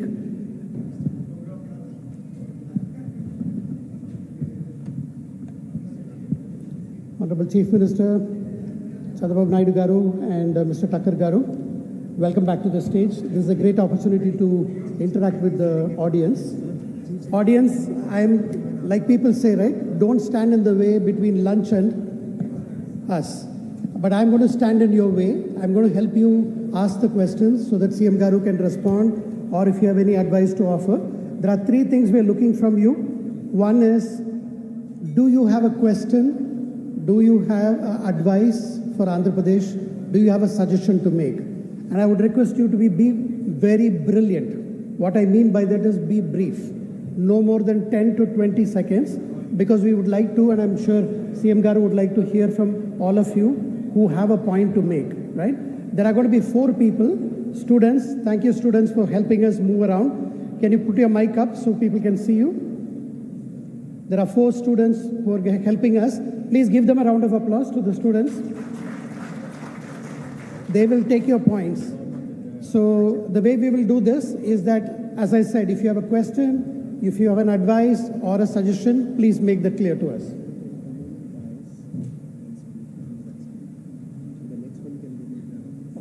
Sure. So the way we are going to do this is that mics don't work in the back. For practical purposes, people who would like to make a suggestion or a question, we would like you to line up in the middle. And I'm going to first call on certain people to come to start the discussions first. Mr. Paneer Selvam, Chief Executive, Meitei Startup. Sir, we couldn't hear you in the panel, but we would like your views. If you can come forward, please. And can a mic be organized for Mr. Paneer Selvam, please? Mr. Ram Prasad, thank you. In your back, sir. Yes, please. Very good afternoon, and thank you, sir, for this opportunity. I'm the Chief Executive Officer of the MEITI Startup Hub from the Department of Electronics and IT, Government of India. We are an organization, the deep custodians of deep tech startups in the country, and we are very privileged to be part of this conversation. We would have loved to have more time, but three things that I would like to share as part of how we can make Andhra Pradesh. One of the things that we see in the startup ecosystem is essentially a lot of our startups are solving problems for the urban India, and they really don't know, or they are not really aware of the problem statements from the rural part of the. So one of the suggestions that I could suggest is have a problem statement repository by the government, organized by each ministry, centralized, where entrepreneurs, innovators and problem solvers can access these problem statements at a centralized place and pick up problems of their choice and start resolving them. I think that's something which is very, very important and critical. And the second aspect we have is a suggestion we have is we always look at there are only two customer segments for the startups. First is government, second is corporates. And the government is doing their role, and corporates are, a lot of corporates are setting up their corporate accelerators, corporate innovation program. There's a successful program in the central government called IDEX, which is the Defense Innovation Organization, has been running for last 5 to 6 years. And there's a model that almost all ministries can replicate, because they put out problem statements. They have their, one of the mentors from the departments mentoring the startups, hand-holding the entire journey and taking them to a logical conclusion almost for about 2 to 2.5 years' time. And it is a very strategic program that is in nature. And that's a model that most ministries can replicate. And from the Department of Electronics and MEITI, I assure you we will be very happy to partner, and we will share the know-how, how we can take it forward from the Andhra Pradesh government side. And the third and the important element is funding. A lot of government focus on funding, which is essentially important. But the truth is, there's more than money that we can give the startups, which is a procurement policy from the startup ecosystem from each of these departments. Because it's better to teach them how to fish rather than provide them with a fish. So it's kind of each department can set aside a certain percentage of procurement or from the policy in terms of that they can need to source this from the startup ecosystem. So these are the things that we really want to look at as suggestions from the startup side. From the Department of Electronics and IT, we are always there to support the government of Andhra Pradesh. And as a CEO of MSH, I'm very glad to see how we can. Andhra Pradesh has a great opportunity to kind of work with us, and we have the opportunity to work with them to kind of drive the startup ecosystem in the state, sir. So it'd be our pleasure to connect and maybe have a detailed discussion, sir. Thank you. Thank you, Paneerselvam. CM Garu, one of the things which came in the yesterday's roundtable was that many times startups and medtech people come with a solution looking for a problem. Can the government be very clear, saying these are our problem statements? For example, sir, the Dwakara groups that you started off, can they now move online? Can there be a virtual self-help group? If we can put those problem statements clearly there, I think that makes it easier for the startup world to interact. Over to you, sir.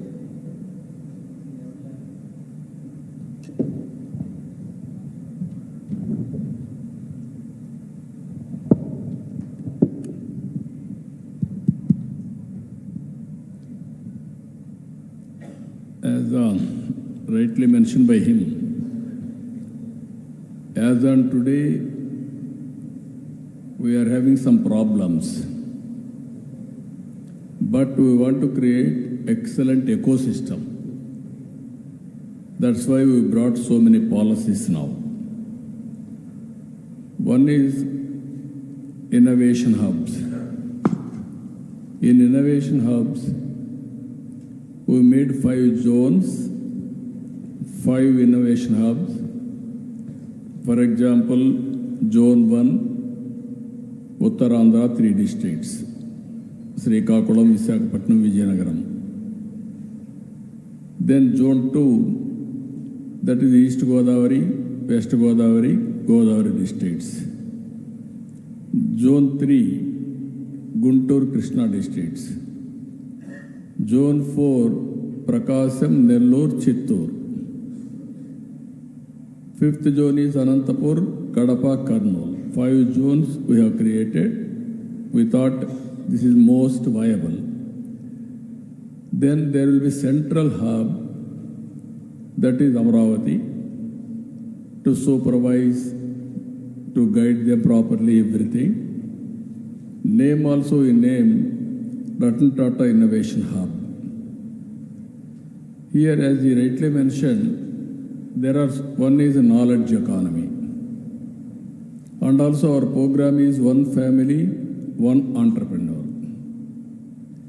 This we wanted to make it reality. Then I have to create best organization for this total mentoring, venture capital, and how to identify everything in that regard. So we are also discussing with all of you. Ultimately, I told you morning also, as on today, some of the applications we are using. But so many applications we are not using as on today. Either knowledge economy or so many things. I can say how to encourage them continuously. We want to create 500 crores like that. Innovation hub, corpus fund, how to meet all these things. 5 zones, excellent industries who are all located in that zone. One top industry and also other industries present in their area will make it a body. Then academic institutions, these 5 zones, 5 areas we are having excellent academic institutions will integrate. Then we will bring venture capital. We need mentors. That is where other ecosystem also what all necessary will do it. Morning also I told very clearly knowledge economy, sky is the limit imagination. If you want to achieve all these things again, in knowledge economy data is available. As one example, just now my health secretary has given presentation. Ayushman Bharat, we are able to establish reasonably well. We can make it next level. That means 90%, 95%. Data is available. All this data, due to privacy, all these things will mask it, we will put it before you. You come innovate ideas. Now Kuderu, one case study that is working. Some people have come with a pregnant lady, how to monitor. That is where our Dr. Rakesh has given a presentation morning. So like that, so many use cases are coming. What I wanted to request here, not only here, by seeing all these things, who are all innovators in the state, who are all innovators in the nation, even global innovators, come back with proper use cases. Even technology always, it should be more cost effective. Be clear. This is where I am telling, even if you come with high cost, low productivity, no result, less results, then it may not be sustainable. That if you can come, morning also, our minister also has told very clearly, we will create an organization. How to hide single window. All your use cases, you can come to that organization. Respective departments, they will coordinate. Your use cases are useful. Straight away, they will use it. And at the same time, proof of concept. First they will use it, pilot, automatically it is very good, then we'll replicate, then we'll give you results, then proof of concept will establish, then you can go to national level, international level for your product launching. This is where I am saying from the beginning. Today, not only one thing, what all we are thinking here, somebody already in advanced stage. So many brains are working globally. So early is the best way. Very soon I am hearing all these things from you. Very soon we are going to establish that type of ecosystem in Andhra Pradesh. Then trial and error will work continuously. Ultimate aim is, I wanted to make Andhra Pradesh as a hub for knowledge economy, number one. Number two, every family, one entrepreneur. That is our mission. We will work together. And also innovators, I am appealing all of you. Recently we had a drone conference. Nobody visualized the importance of drones. Excellent use cases have come. Even some of the use cases I am shocked to hear, they are from remote area. Imagination, even they didn't have proper educational background also, they are innovating. Even intermediate students.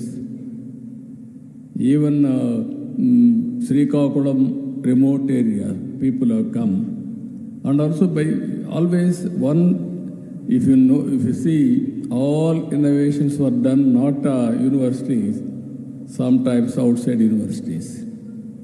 Not best graduates, even illiterates, dropouts. Even Bill Gates also drop out. This is where things are happening. So we'll work together. This is the, I'm very happy, everything we will publicize. You need not go to anywhere. There will be clear portal, committee, use cases, they will talk to you, we will adopt straight away, and then we'll give you proof of concept. We'll do it. Thank you. Thank you, sir. Sir, yesterday we had around 150 people in the room. Tucker sir and Kutumbarao Garu was also interacting. Two problems came up, sir. One is government's ability to transparently procure medtech or any other tech in a way that we get it at the right price. As you rightly said, technology should not be expensive. It should actually reduce cost. So we need a policy and a system which enables procurement by the government to happen smoothly. And one big challenge, sir, given the rate at which the technology is growing, sometimes our capacity to even understand the speed at which it is going may stop our ability to evaluate a technology. So any thoughts, sir, how a government can build an ecosystem as you're envisioning, which involves both being ahead, but at the same time being transparent? No, we'll do one thing. Even I can take associations or experts from outside, and also government people. Ultimately, government is supreme. It is a sovereign power. We have to accept, but sometimes you are having reservations. Government means it won't work. It will create problems. There will be hurdles. That is where we are thinking why people are going to Silicon Valley and launching the projects. There is a proper environment. Even in morning I have seen some presentations. Same time South Korea or some other countries have started economic development. They have reached new heights. But India is moving lot of potential, hidden potential. We are unable to expose all these things. But ultimately anything government has to promote. That is where Hyderabad success story. In the initial stage, small problems will be there. We will create a best ecosystem to take forward. I am assuring you, without having any bottleneck, I want to promote entrepreneurs in a big way. For this, we are streamlining total administration, and also it will be responsive. And at the same time, I will involve associations and also experts from private sector also. We will work together. Thank you. Even always startup companies, out of 4 or 5, every startup may not be successful. We are seeing. But we should not discourage. Continuously, sometimes 1 or 2 failures also, we must be in a position to absorb and encourage further. That also we are keeping in our policy. We will work it out. Thank you. Thank you so much, sir. And we have a big round of applause for that, please. This is one of the most encouraging things, sir. Because without that ecosystem, the private sector also cannot interact, but government also can't get the best out of the industry. Sir, with your permission, I would like to call on Mr. Manish Gupta from SAP. Manish has come all the way, and he's from one of the most leading companies. Manish, over to you, please. So my latest and greatest qualification, sir, is I am a father to 2 daughters. One is 11 and one is 6 years old. Both of them go to Blue Blocks Montessori in Hyderabad for last 8 years. And we were having a conversation last week, and one of them, the elder one, says that she wants to train and she wants to help the rural children by staying in Hyderabad so that the rural children or the rural society can earn their pocket money. My elder daughter is very good in origami, which is the paper crafts, and that initiated the thought in mind how we can actually utilize everybody who knows something in this state or in this country, that each one skill one, right? I will skill somebody, everybody present in this room will skill somebody. That's one of the thoughts. I'll take this back to my daughter and say I was able to bring this point to you. The second point, sir, is while terrestrial, we are doing a lot of interesting things in the state, in the country. It's nice to have the eyes in the sky, right? There are a lot of private companies which are sending CubeSats to space, in the low Earth orbiting space. And some of these can be used by the state machinery, by GFST, to identify a lot of interesting use cases. One is disaster management. The other is land monitoring. So once you have eyes in the skies, 250 kilometers up, there is so much possibility to do so many interesting things. I know one of such startups who would be willing to explore some of these interesting use cases. I cannot comment on the commercial part of it, but at least something very interesting that can be brought up. The third thing was, sir, since I come from a technology company called SAP, we work very closely with enterprises. And I think government should also be treated like an enterprise. You earn money, you spend money, and there's an entire machinery which works. And if all the systems that are deployed connect to each other in a decent way, then what stops Andhra Pradesh government to function like a Tata Motors or a Tata Projects Limited, where everybody has the right insights, he knows what to be done, and they're getting the best service out. In this case, the customer is a citizen, right? The second last point was, sir, is the last mile is a big challenge because the government can have only about this many people, and we have a large population in the country as well as in the state. There is one interesting concept of resident welfare associations. Now, interestingly, they are all registered bodies, and all the members are elected members. The housing committees, everybody comes together and elects those members. Can these RWAs become an extension or a quasi-government extension to the localities where they can help in the locality development, problem solving, etc. And fifth one is, my question to you, sir, is why is governance needed? Governance should be working automatically. The day I am born to the day I die, everything should happen on its own. And if that happens, with your vision of speed of doing business can happen on its own. Thank you, sir. Thank you, Manish. Last point, I'm assuring you, it will happen very soon. Thank you. I can see that. That means we are starting now WhatsApp governance. Government always wanted to control. As a matter of fact, we want to facilitate. Yeah. We are forgetting facilitator role, then we are entering to controller role. For example, as you rightly mentioned, only human beings born only once and also die once. For these two things, MRO is going to update continuously with his discretion. What is the fun? I don't understand. Once he was born, it is noted, automatically anybody will come, date of birth has to give automatically, wherever he is. Nativity cannot be changed, caste cannot be changed. Correct. Pass percentage of schools or certificates, college certificate marks cannot be changed. I agree. All these things you have to go to pillar to post every year.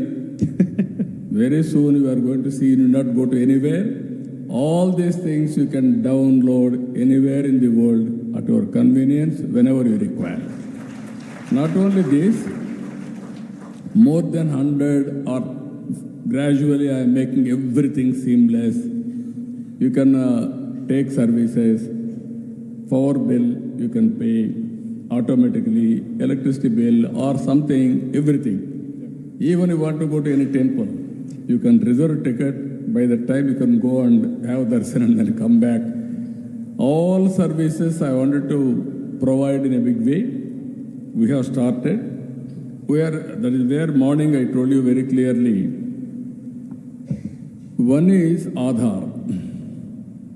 It is a very good advantage for India. Second is your telephone. Now, OTP, all these things are coming.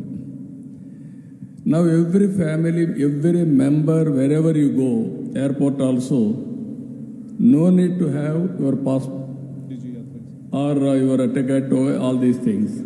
Directly you can enter and go.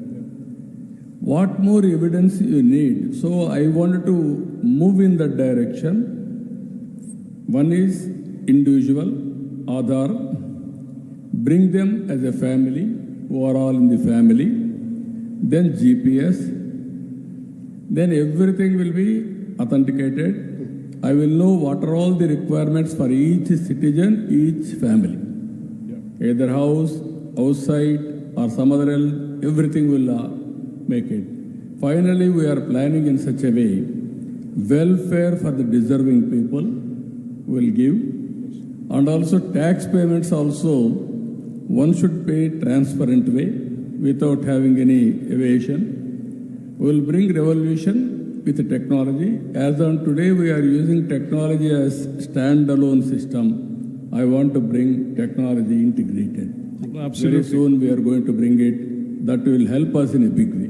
Thank you, sir. And I promise you on behalf of the citizens of this country here, that if the government is going to take 2 steps, we will take 20 from our side. Thank you. No, only sometimes you are not moving that fast. The motivation also is a big problem for me.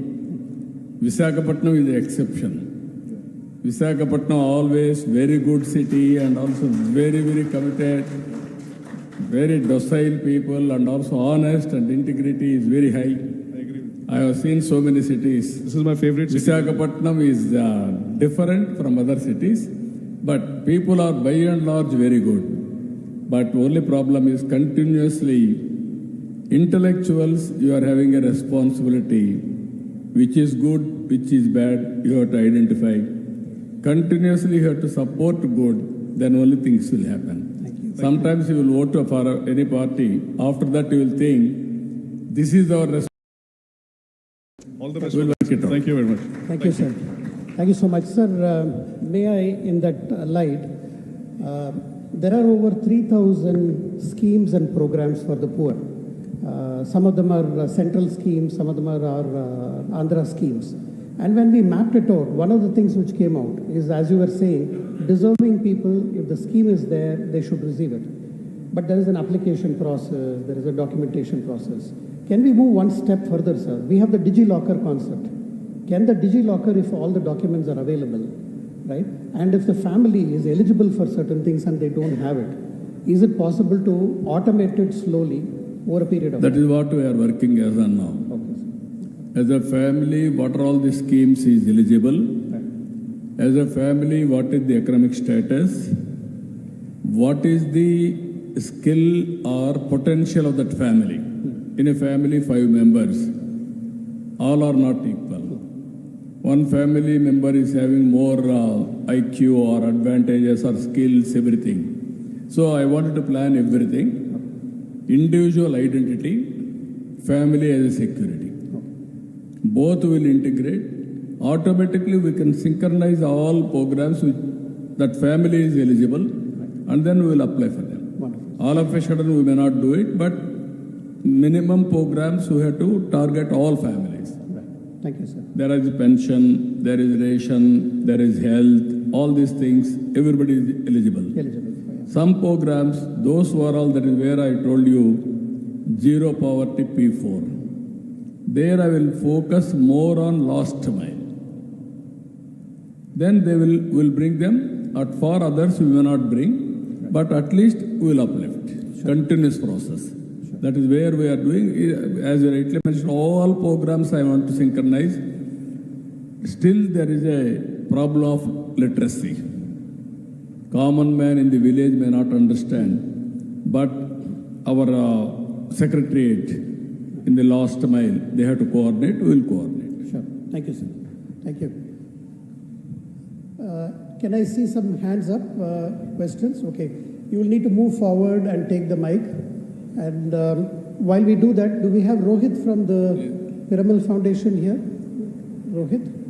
Rohit, can you come forward, please? This is a subject which you are very familiar with. So we have from Piramal Foundation, Rohit, who's done some amazing work on digital governance. And Rohit, if you can talk quickly to CM Garu about your entire DigiLocker approach and how it can be done.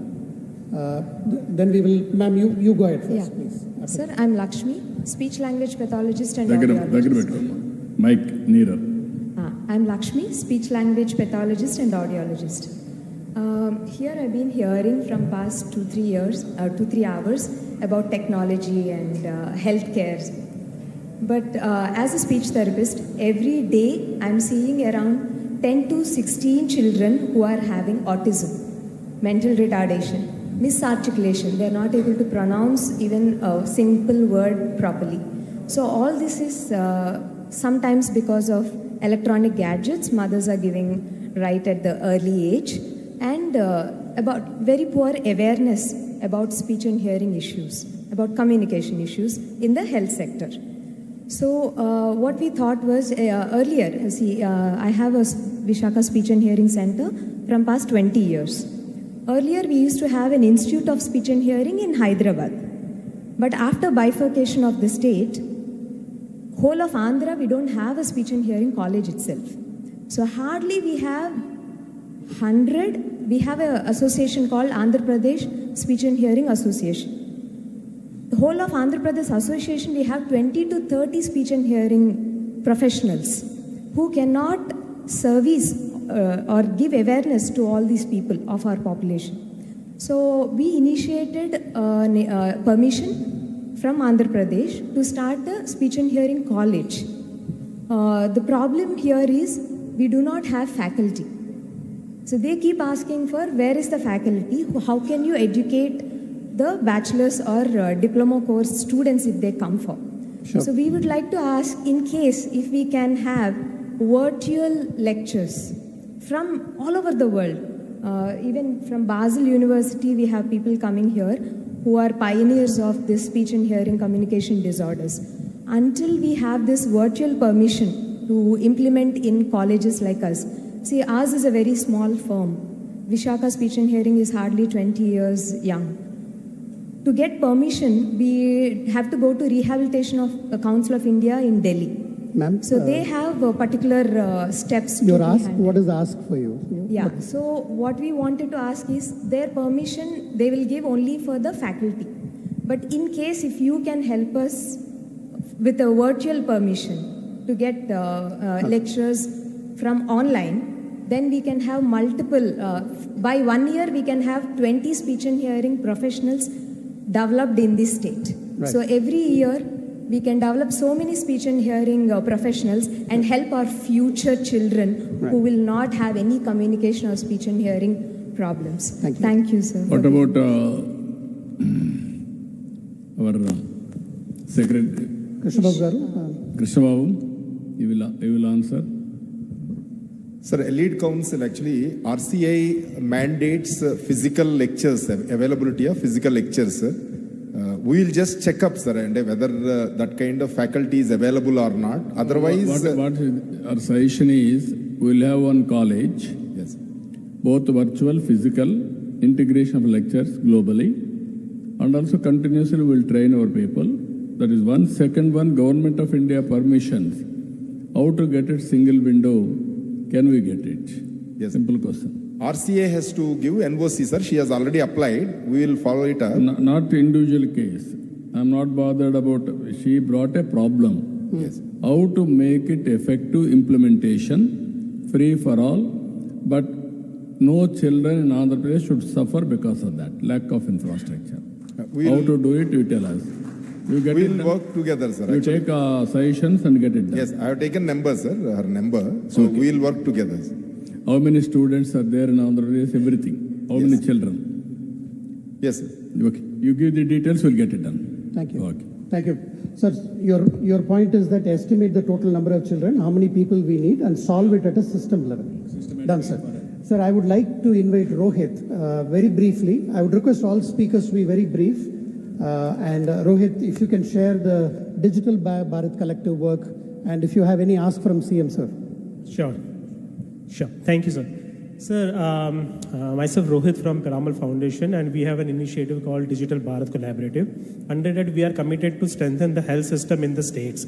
We have piloted our programs in Bihar and UP in collaboration with the state government, wherein the command and control center at the state level is formed, which was inaugurated by the CMs of the respective states, whereby we could able to really monitor and govern the programs, health programs from the state, as well as from the districts with the different district magistrates. We could able to establish the review mechanism over there. And in the block, we could able to help to the officials in creating the differential planning for improving the indicators of the health in the block. And finally, with the frontline workers, we've been helping them to really build their capabilities in managing her work. So this work has been done extensively from last 4 years with the states, where we started building the blocks from creating the digital architecture in the states, as well as governance mechanism in the state. I'm hoping that with this learning, if we can able to also come to Andhra Pradesh and can able to contribute also into the development of part. Thank you. So what is your suggestion? Ultimately. So suggestion is that at the state, one of the learning for us was that there is a lot of, as sir was also saying, we have a lot of data, but where is this data all going to? Is this data actually used to drive the programs for better? I think if we can able to at all level able to create the right information to the right person at right time to drive the right decision, we can able to solve this at a better way. And in the state, if we can have this command and control center, which can have a surveillance of the facilities. What is your expertise? What is the product you are having on that? Sir, at every level, we can able to help in the creating governance mechanism and deploy the digital solutions. And with the youth, we have almost like 600 fellows working with us which are between the age group of 20 to 26. They are the one who is doing the change management on the ground. Right. And these are the people who actually passed out from the IITs and good colleges of India, 100 top colleges of India.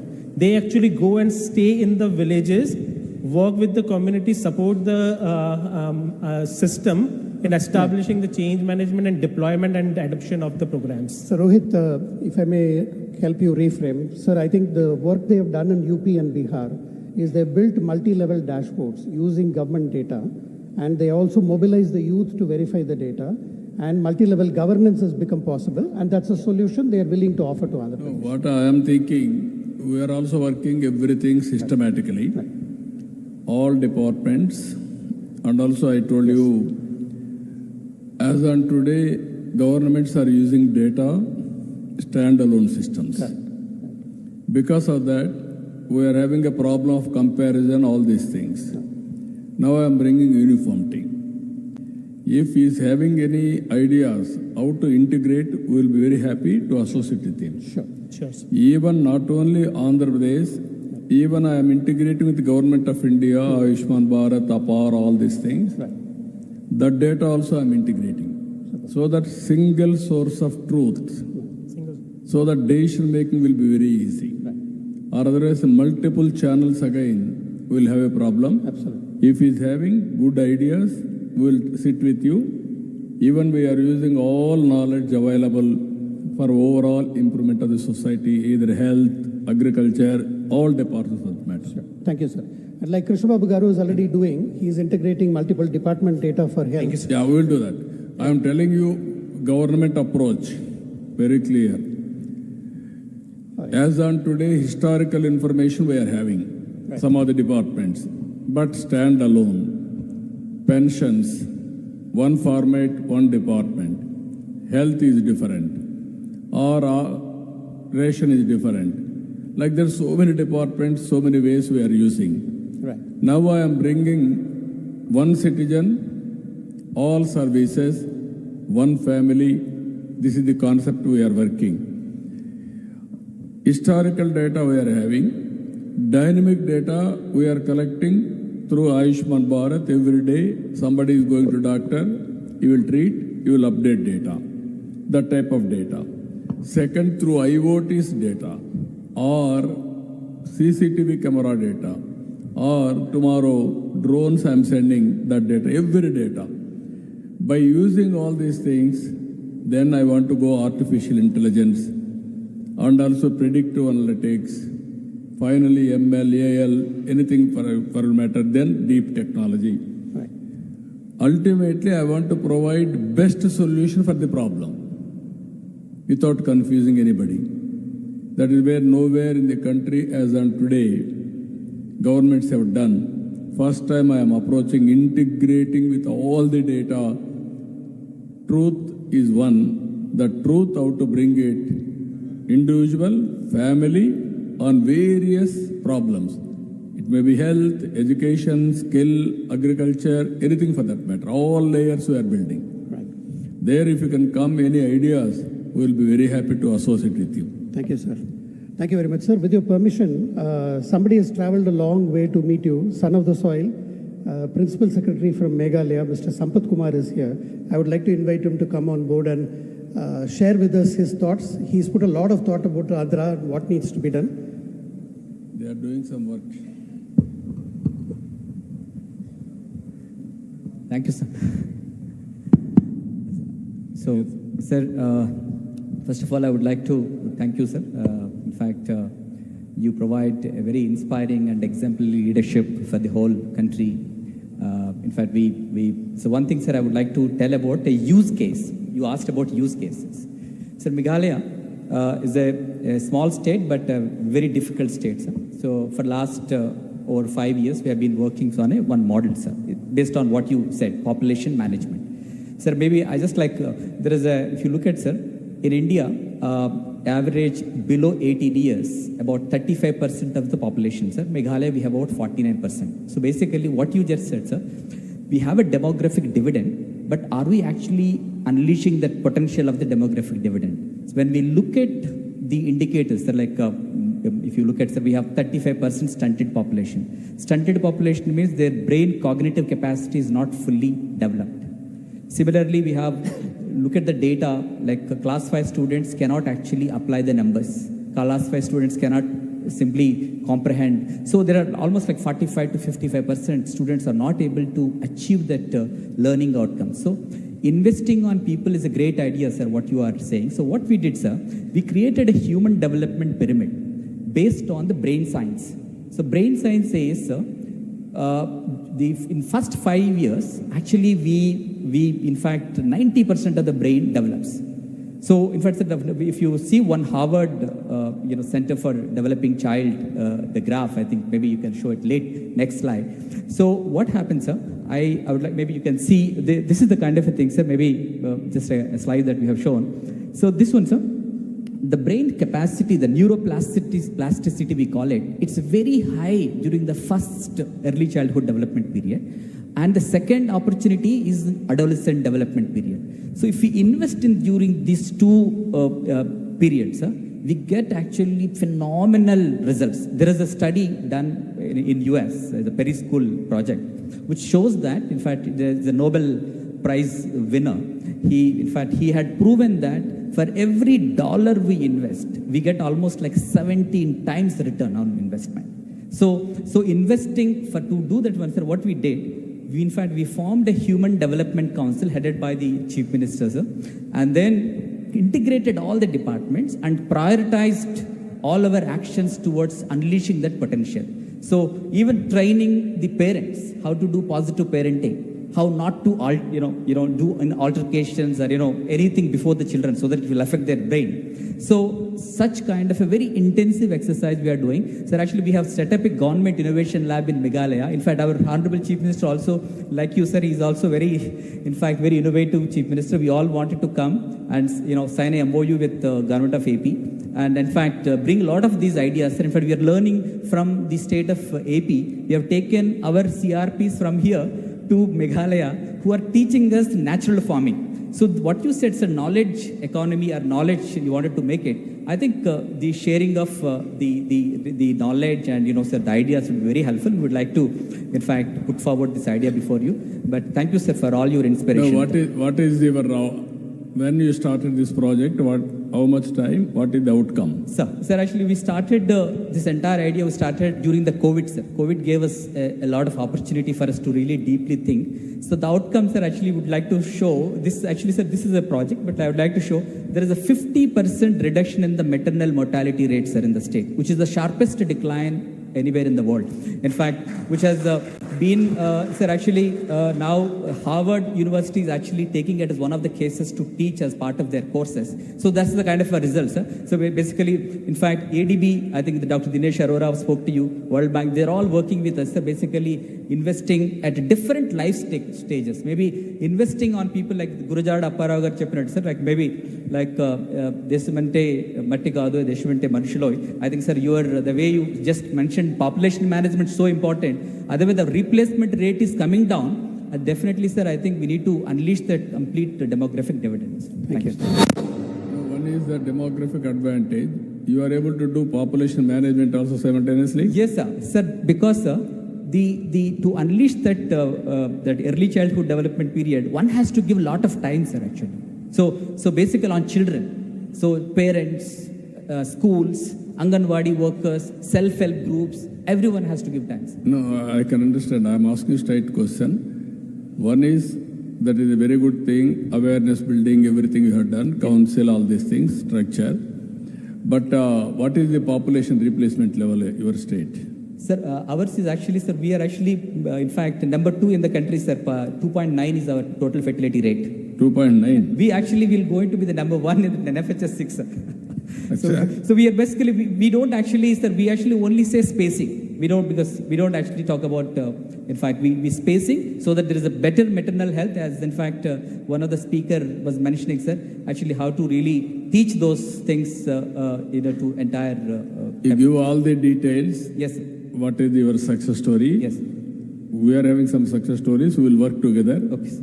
Meghalaya government and Andhra Pradesh government can work together. I will be very happy. Thank you so much. Thank you. Thank you.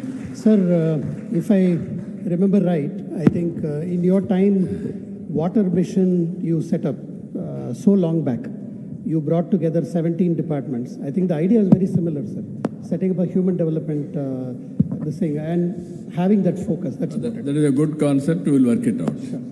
Sir, I want to say something in relation to health, because I've been hearing so many. So, about 14 years back, we started health centers in addition to our business in memory of my parents. So, we started in all small districts like Srikakulam, Narsipatnam, Gajuwaka, Bhimili, and my village, opposite NTR's village, Nimakuru. So we are now able to serve every single day 1,800 to 2,000 poor patients, and in a month 50,000, annually 500,000 people. And this is happening for the past 15 years. What do? We have all diagnostic tests, including X-rays, blood tests, ultrasound. There are about 70 doctors working in all these 10 centers. And they are paid less, retired people, ESI, government doctors.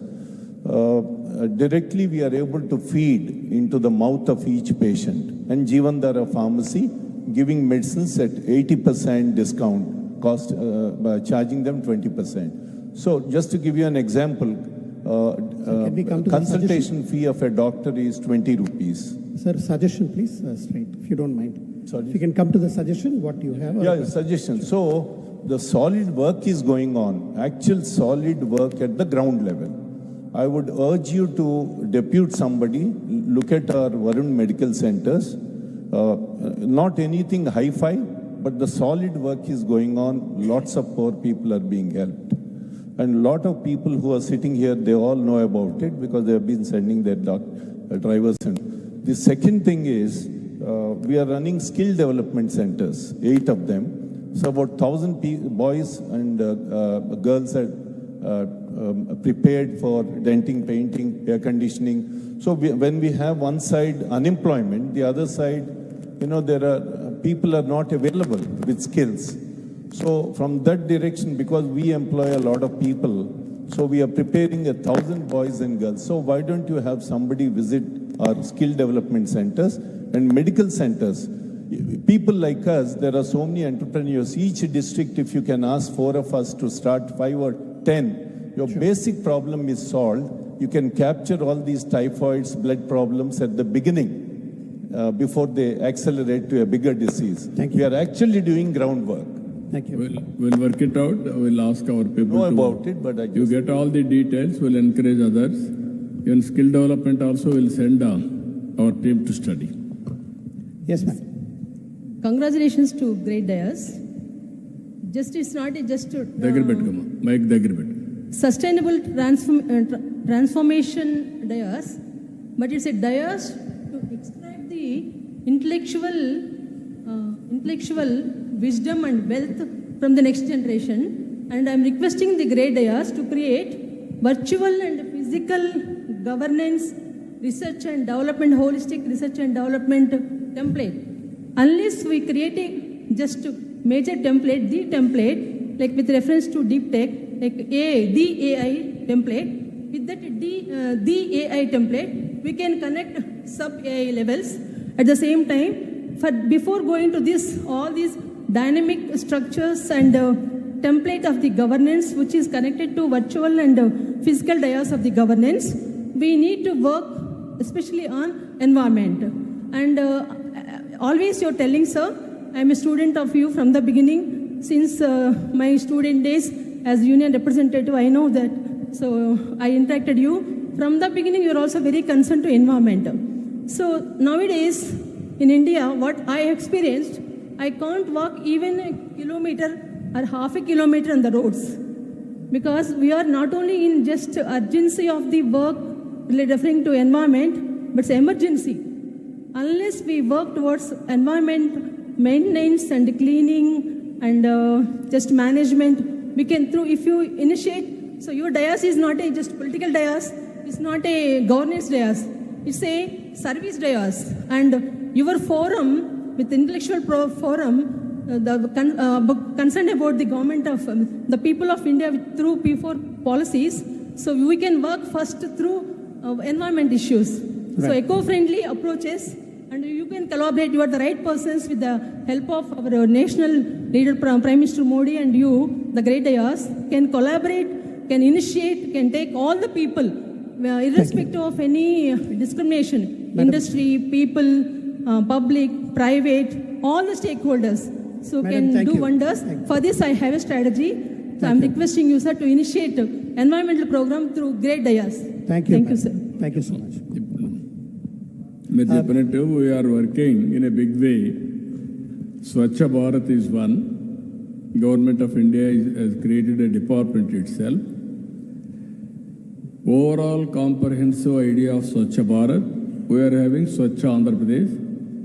We will take up this issue as a campaign mode. For the last 5 years, if you see in Andhra Pradesh, even garbage is totally, they are unable to lift also.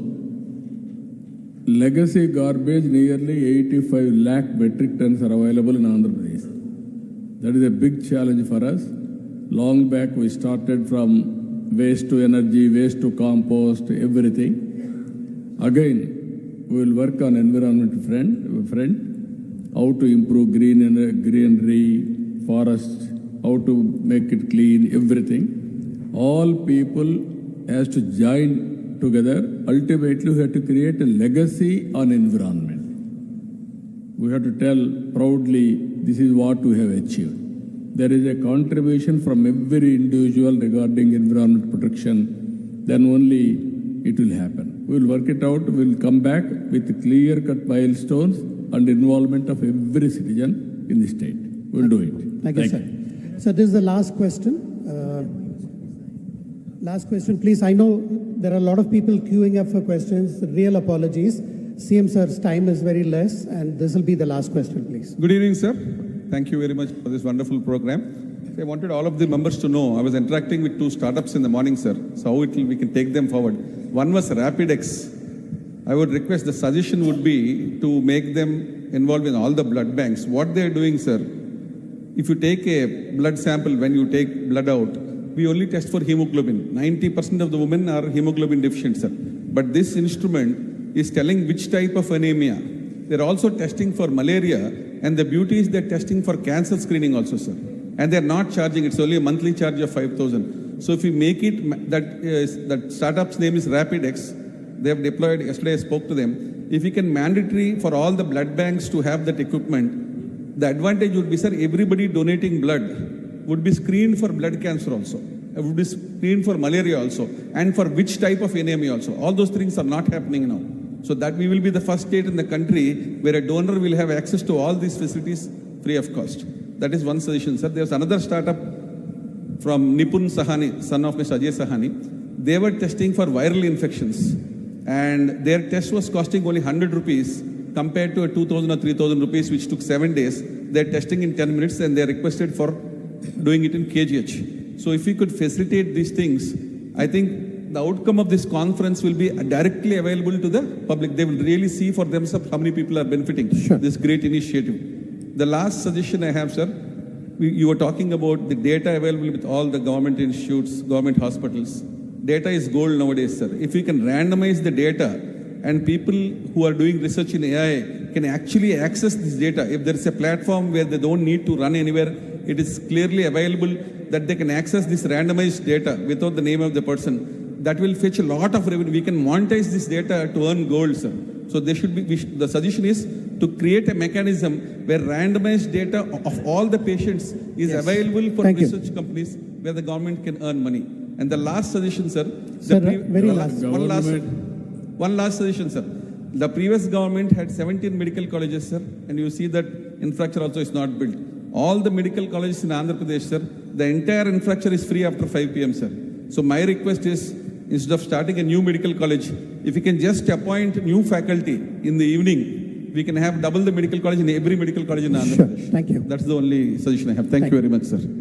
Okay, well taken. మీరు చెప్పినట్టు కూడా already start చేశాం. ఈరోజు morning వాళ్ళు ఇచ్చిన చూశాను నేను, సహాని వాళ్ళు కూడా తయారు చేసింది. All use cases which are useful we will launch immediately. Then we will see the results. I am assuring you very soon we are going to create a body also, one committee to select all these things. Across the department, single agency will do all these things. That is one. Second one, as you rightly mentioned, all the data, not only monetization for the government. I want to go for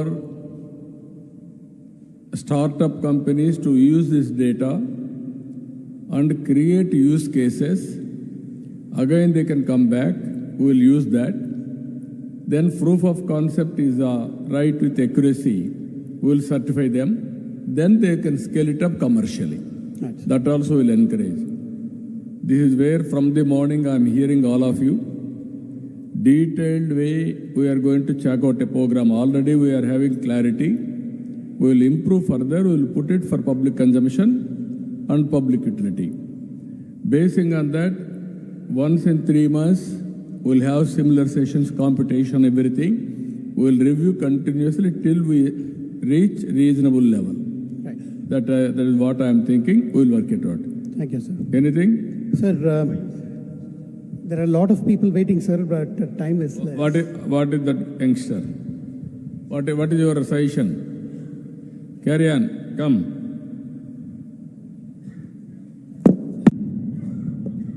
Good evening, sir. Actually, most of the delegates who are most senior leaders and innovators, they got the chance to question. I am a third-year student. As a young entrepreneur, I just have a question. Mine is an AI-based startup in software as a service and product. We are making augmented reality smart glasses for blind, deaf, and mute, sir.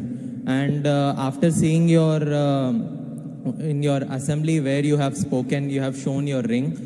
So I thought of to get a chance to demonstrate myself here. So past 8 months I have been trying in 3 governments, that is Madhya Pradesh, Gujarat and Telangana government, to incubate my own startup, which is not being possible. So with this smart glasses, with the wearable ecosystem, which is being available at low cost, our goal is to give facility which is being given to the richest person. Same facilities need to be given to the poor. So we are delivering it in a low cost. So what is the product? Augmented reality smart glasses for blind, deaf and mute people. So how the Andhra Pradesh government can assist me in incubating my own startup here? Okay, you be in touch with him. We will work it out, but we will structure it. People like you how to go about. That is where I told you tomorrow there will be incubation hub in Visakhapatnam itself.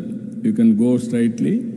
Then they will handhold, they will guide you, they will mentor you, they will launch you, and then they will take to the logical conclusion. Thank you so much. We'll work it out. Sir, one very last question from my side. In your first term in the undivided Andhra Pradesh, you were worried about malarial deaths and you started reviewing the program very hard. And at that time, around 10,000 deaths were there roughly. And it started going down very, very rapidly once you started reviewing the program. But then we also saw data which showed deaths due to unknown reasons going up very strongly. It could well be that they were classifying it as unknown because CM Garu is reviewing it. So one last question to you is that are you worried with the way data, tech and AI trends? Which are the worries for you, which is keeping you up in the night? Just the last question, sir. Follow your question. Can you repeat? Are you worried about how the data and tech can also be manipulated, can also become a problem rather than only a solution? No, from the beginning I'm telling you very clearly.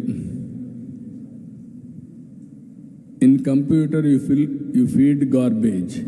Garbage only will come out as outcome. I'm very clear on that. So data scrutiny, corrections, updation, it should be 100% foolproof, then only we will get 100% perfect information. For that, checks and cross-checks, everything we have to follow. Even recently, one example I'm giving you, how computers are very dangerous. Land records. Government has wanted to they are saying we are computerizing your records. Then there is a clause 22A. Once if you add 22A, it is government land. If you delete 22A, it is private land. Right. Then what they have done cleverly, they added 22A. Manipulation. Then people will be, automatically that middleman or broker will come, your land you give it to me. If you won't give it to me, then it is 22A, it is government land. Then you face the music. Then that fellow, poor fellow, where he will go? Naturally he is surrendered. Some people have compromised, throwaway price they have given. Again one word, 22A, they deleted. Then automatically land is valid, private land. That type of manipulations is very dangerous in computerization. That is where Government of India Aadhaar is 100% foolproof.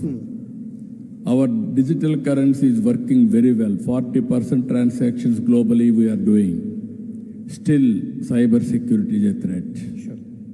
Thank you. I have given digital currency report. At that time, I used to call everybody, Reserve Bank, bankers, even service providers, even technology persons, everybody. I used to ask them only one question. What is the security? Is it 100% foolproof? Nobody told me it is 100% foolproof. Always technology, some fraudulent fellow is more efficient than you, is more innovator, then you will break your program. That is the biggest danger. But at the same time, governments, regulatory agencies has to be very clear. We have to control. Data, I am assuring you, what we are going to get 100% foolproof data, nobody can tamper. And also, on the base of that, I want to take decisions. And checks and balances, passwords, everything, what are all the security we can keep, everything we will keep. Wonderful. You can rely on government data in course of time. We will purify everything, every data, single source of truth. This record is there. It is 100% foolproof. That is our sovereign guarantee. I am telling you, I am assuring you that stage we are going to reach very soon. Thank you, sir. Thank you very much. CM Garu has spent almost an hour listening. I know some of you are waiting for questions. Our sincere apologies. We will now go into for MOU signing, and then the rest of the speakers will come later after that. So those of you who had questions further, our sincere apologies. We are not able to cover all of them. Sir, thank you very much. A big round of applause to CM Garu for his time. Now, one question I want to ask all of you, because you are all intellectuals and also technical people, some people are interested in technology, all these things. This type of conferences are useful in course of time. If it is useful, can you raise your hand? Okay, that's good. Yeah, I will make it department-wise and also integrate technologies, everything use cases. Ultimately, data where you are going to get, that is one issue. Either drone or CCTV camera or otherwise your cell phone or your satellite or sensors. That is your innovation. Ultimately, I need use cases in government and public use cases. We will promote all these things. Department-wise, we will have some special sessions where you can exchange with them and then you can provide some services to them. We will work it out.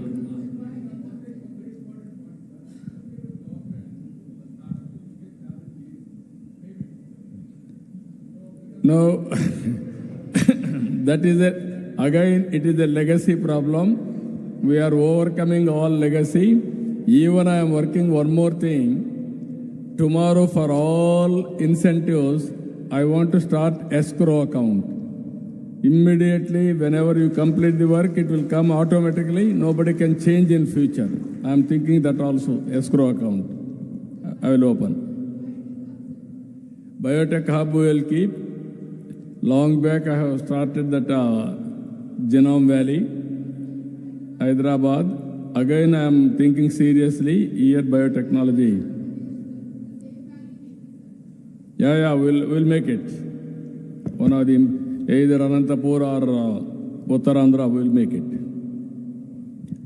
Thank you, CM sir. Now quickly, I request Honorable CM sir and CS sir to be on the dais.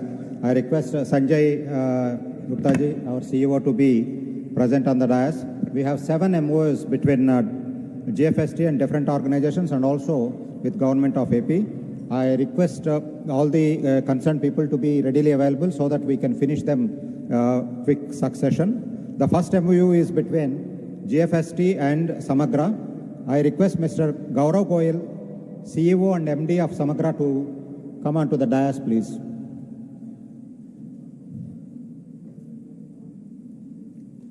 So these MOUs are basically for project monitoring, institutional support, and studies.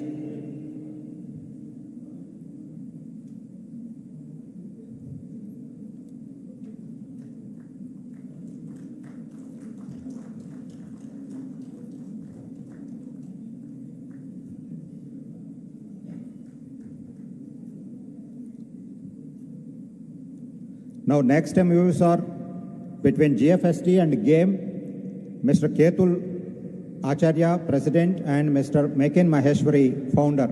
I request both of them to quickly come onto the dais, please.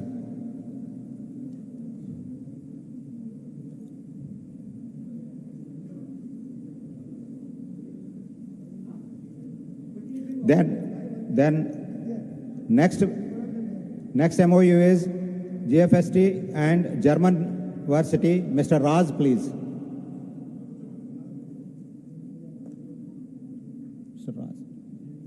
Mr. Raz from German University. Yes. नाम पढ़ने के बाद दे दो। नाम पढ़ने के बाद दे दो।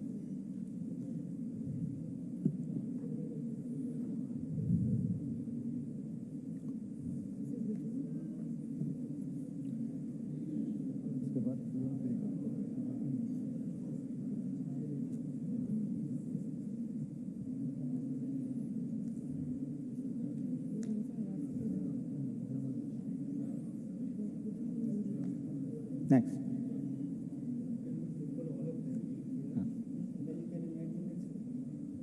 Doing it, sir. He is talking. German.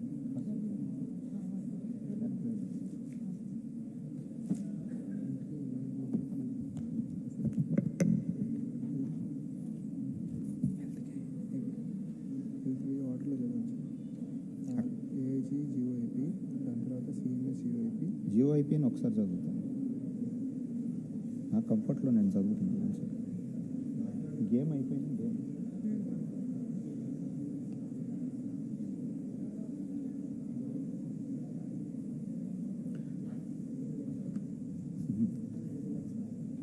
సరే GSR to integrate GOIP is there be there and So with German University, request Mr. Raj to be on the dais quickly, please.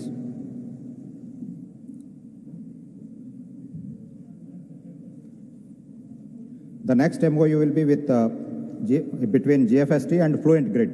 Dr. Murali, please.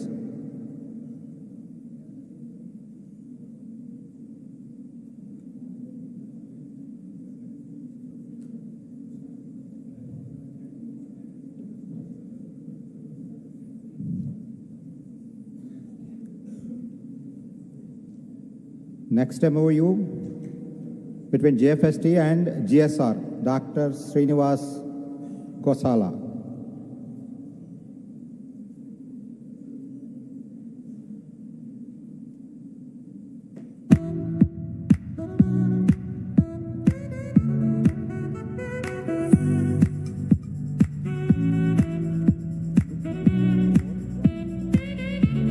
Then the next two MOUs are between Government of AP, one is with CMS.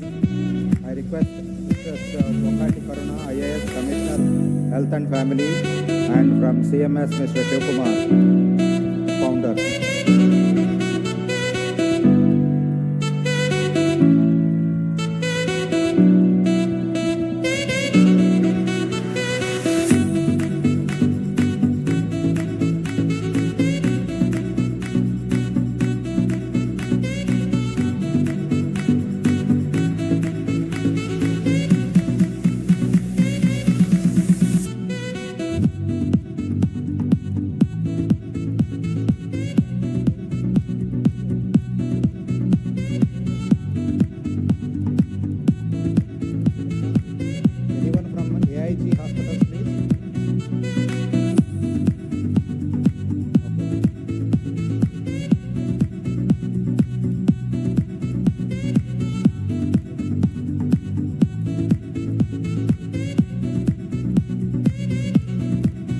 I request the entire GFST team and event management team to quickly come for a picture with the Honorable Chief Minister.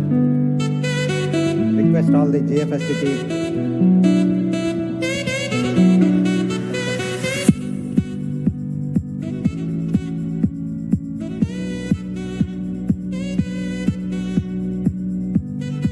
Ramnath Garu, Samsara Garu, Raju,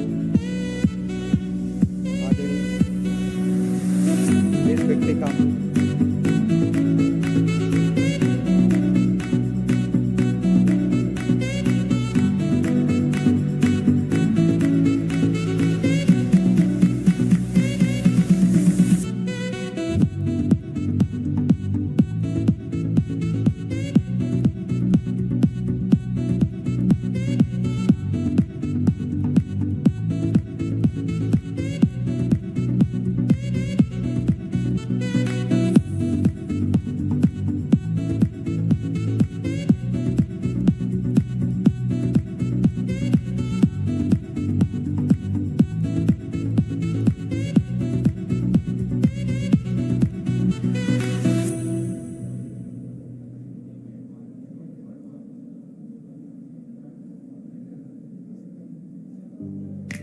You gotta put your past behind you.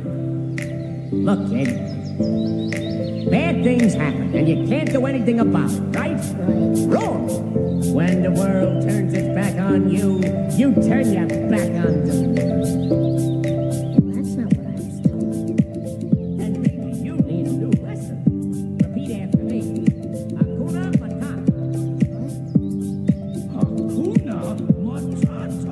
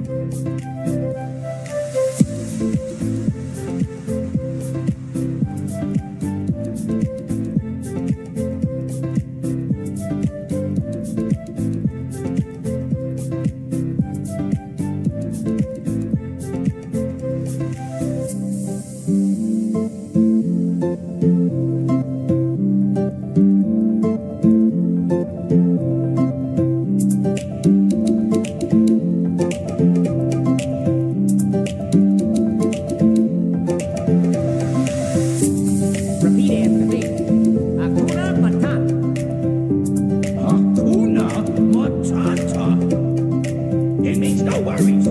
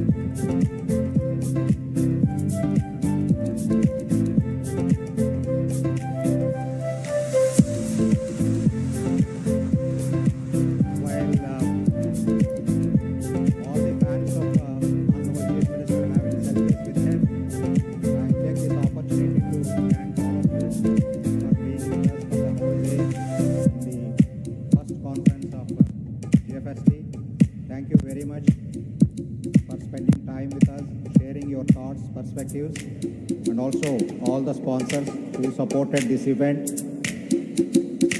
I thank Novotel for the hospitality. We have coffee tea.